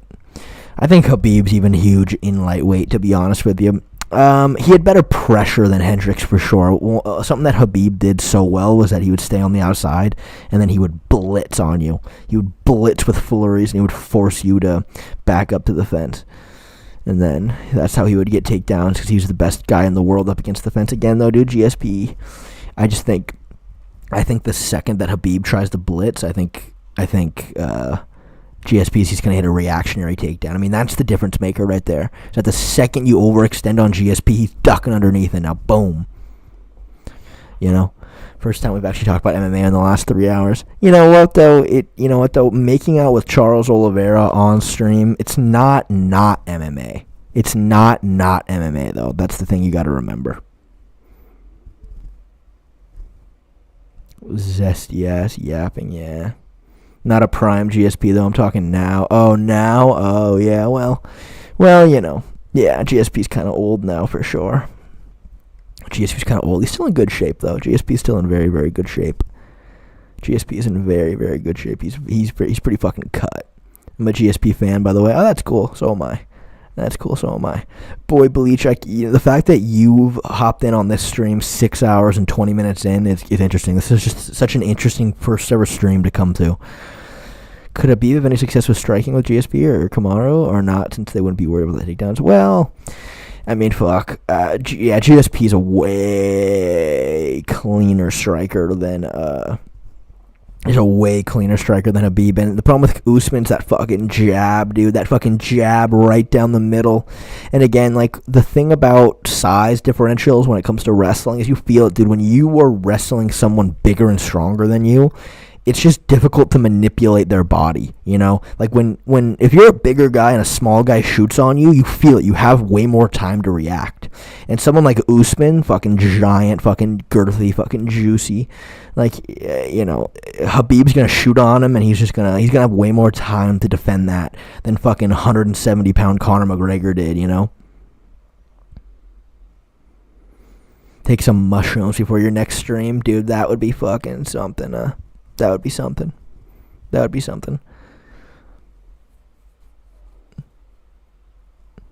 Hey, MMA Shay, if Strickland hits you up and invites you to his gym, would you go there and spar him? Yeah, I would spar him. He'd probably fuck me up, but, shit, why not? Like, I think that would only be beneficial for my YouTube career, What do you think about this parlay, Shay? O'Malley by KO, Volkov by decision, Jose Aldo. I have not even looked at how the dude, I don't know how I feel about that Volkov fight, dude. I'm gonna have to look into that. I don't know about that Volkov fight. It's so hard to gauge where Gon is at in terms of skills right now. It's very hard to judge where Gon is at. He's been out for a while, but dude, the last time he fought Volkov, he was very clearly the way better, way more technical, way more gifted striker,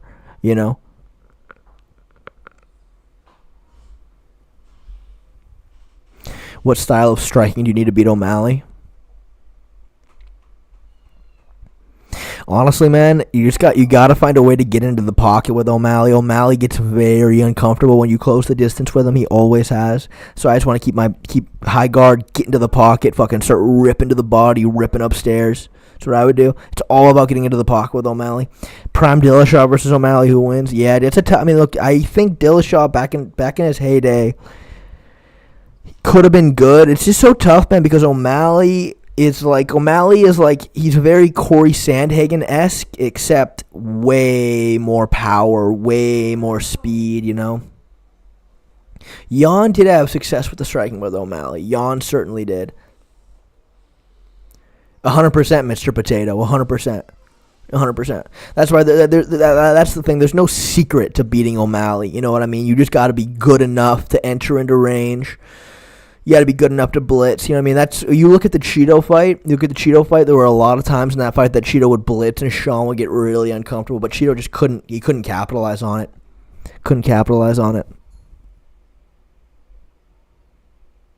Diddy. Oscar, shut the fuck up.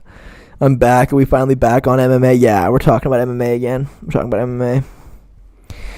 Talking a lot about MMA right now. Dude, I'm so fucking fried. I have never been more mentally exhausted in my life than I am right now.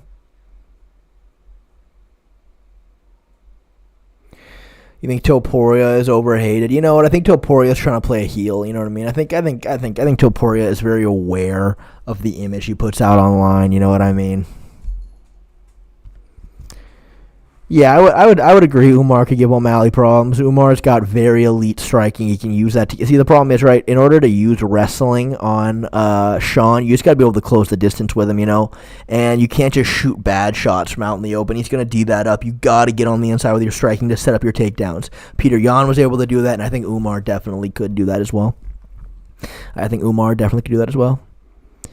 Why have I just seen Lucas back from the dead? Yeah, James, yeah.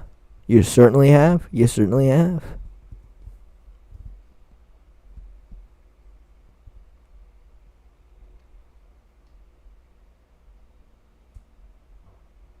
rolled with him, Mr. Potato? That's pretty cool. Where'd you roll with him? You know what, Renobert Luwamba, you have been here long enough. Dude, if anything, dude, you've been here too long. Man. You've been here way too long. Get the fuck out of here, Renobert. But thank you for coming. You think Topuria is ovulating? I think he's ovulating. Yeah, I think he's ovulating. I think he's doing a lot of that. I think he's ovulating a lot, actually. He seems kind of like an ovulator.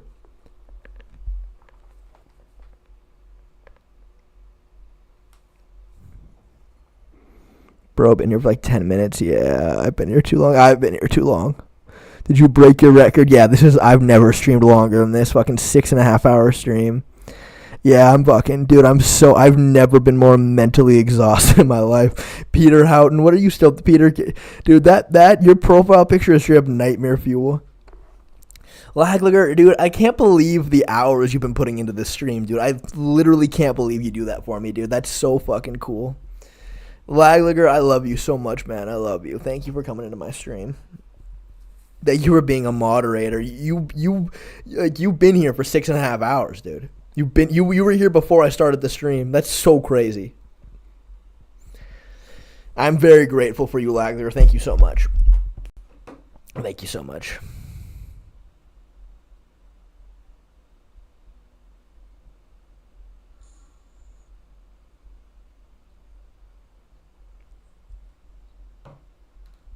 Did he go for 8 hours? I don't think I'm going for 8 hours, guys. I think I'm kind of fucked.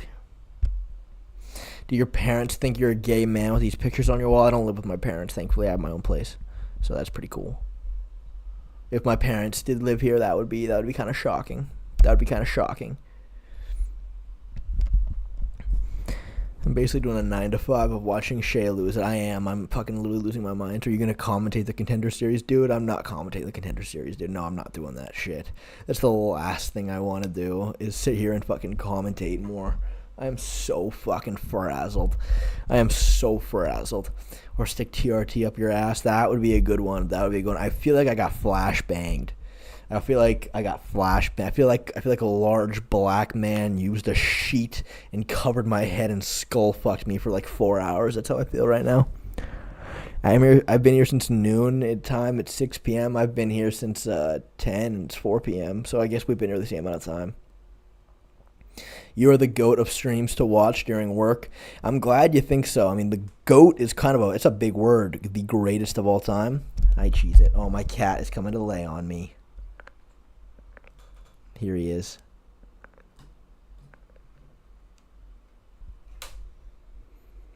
Let's get some more spinning kicks going. I'm not getting any more spinning kicks going. You know what? I'm going to stream until there's literally nobody in here anymore. I'm just going to stream until everybody's gone. That's what I'm going to do.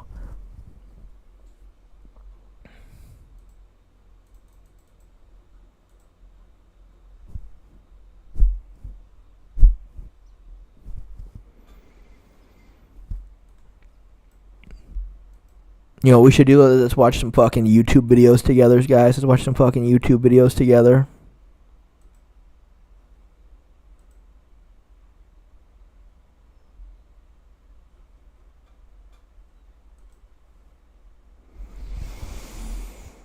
Alright. Let's see what we got on YouTube. We have the Donald Trump interview. Peckaloon is more broken than ever. Bilal Muhammad. It's on JRE. Let's watch this together.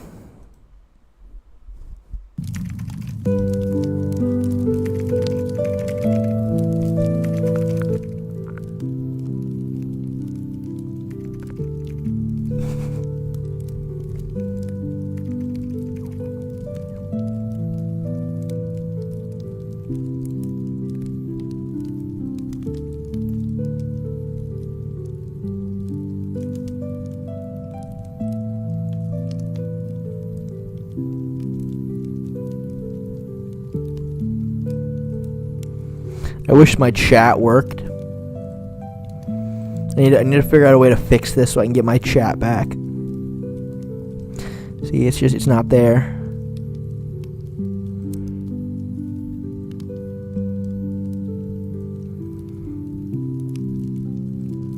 Alright, I guess that's enough of that. I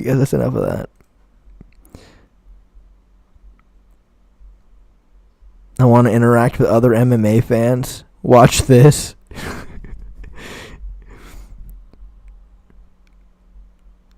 What is this, lag looker? What is this? What the fuck is this? Alright, lag looker wants us all to watch this together. We're gonna do it. Lag looker wants us to watch this. Two below it. You think they care if it's illegal? They already say they don't care about the law. They don't care about. I don't feel bad for these guys being in jail. They chose Romania. They think it's a fucking joke. This is them talking about what they think about the law. And Romanian court, so there's some, oh no, not a court in Romania. Dude, they're corruption free, as we all know. They put me in jail. I'm gonna walk in there with a pile of money like this. Boom, boom, this is hoes, this sells mine. I'm ready, put me in jail. I don't give a fuck. You take my court case, shove that in my mouth. Get me out of jail. The law says you're guilty. I said get me out of jail. Don't go see a lawyer to talk about the law. I've committed multiple felonies. How much does it cost to make this all go away? Like I said, I don't feel bad for these guys. What are we talking? All right, lag looker. Well, that was certainly something that you wanted us to show us, man. That was certainly something. Yeah, I don't know. Lag looker wanted us to watch that together. Look, lag looker, that was cool though. Shay, watch chat. Oh, from the start? Oh, man, lag looker, I don't know, man. I don't know. Oh, God, Jim, what the fuck is this? How to play beginner chess. Oh, you fucking rickrolled me, you fucker. You rickrolled me, you stupid motherfucker.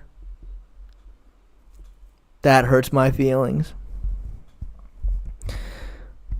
Let's study bedtime MMA tape. All right, let's study some bedtime MMA tape. Let me get my phone up so I can read chat while I do it.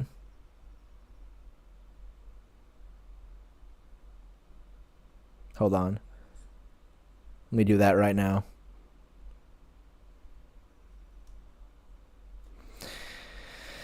Alrighty.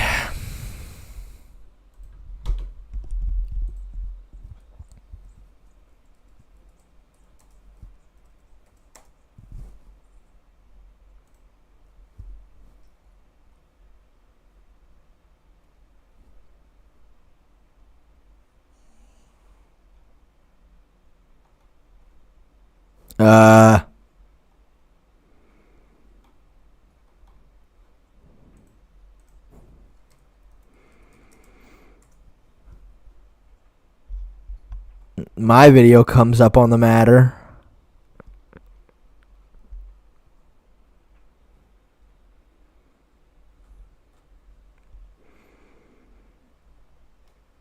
Dude, there's not Jack. There's nothing about him fighting.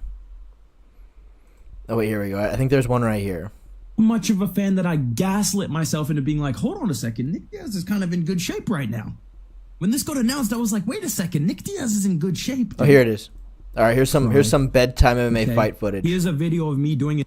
All right, let me put this in slow-mo. Nick Diaz impression So, rips to the body. He rips to the body right there. in my last fight. Okay, dude, I'll put it on the fucking screen right now. Not a lot of power here, though, man. There's not a lot of power here. This is my guy. And I'm... Yeah, I don't know, man. I don't know what the fuck any of that was, dude. I don't know what the fuck that was poor. That was poor. That was really, really poor. That was really, really poor. Well, bro types like a 4th grader. Dirtle, be nice to me, man. Be nice to me, dude. Oh, man. All right, guys. You know what? I think it's time to say goodbye. Today has been a fucking day. Today has been a fucking day in terms of streaming. I had a great time. I appreciate everybody, but I'm fucked. I am so fucking tired. I'm gonna get the fuck out of here, and I'm probably I need a break from anything streaming related for at least a couple of days. Like, holy shit, am I fucking tired. All right, guys. Goodbye, everybody. You know what? I'll leave this stream up. I'll see you all later. Goodbye. I'm fucking fucked. All right, I love you all. Goodbye, everybody.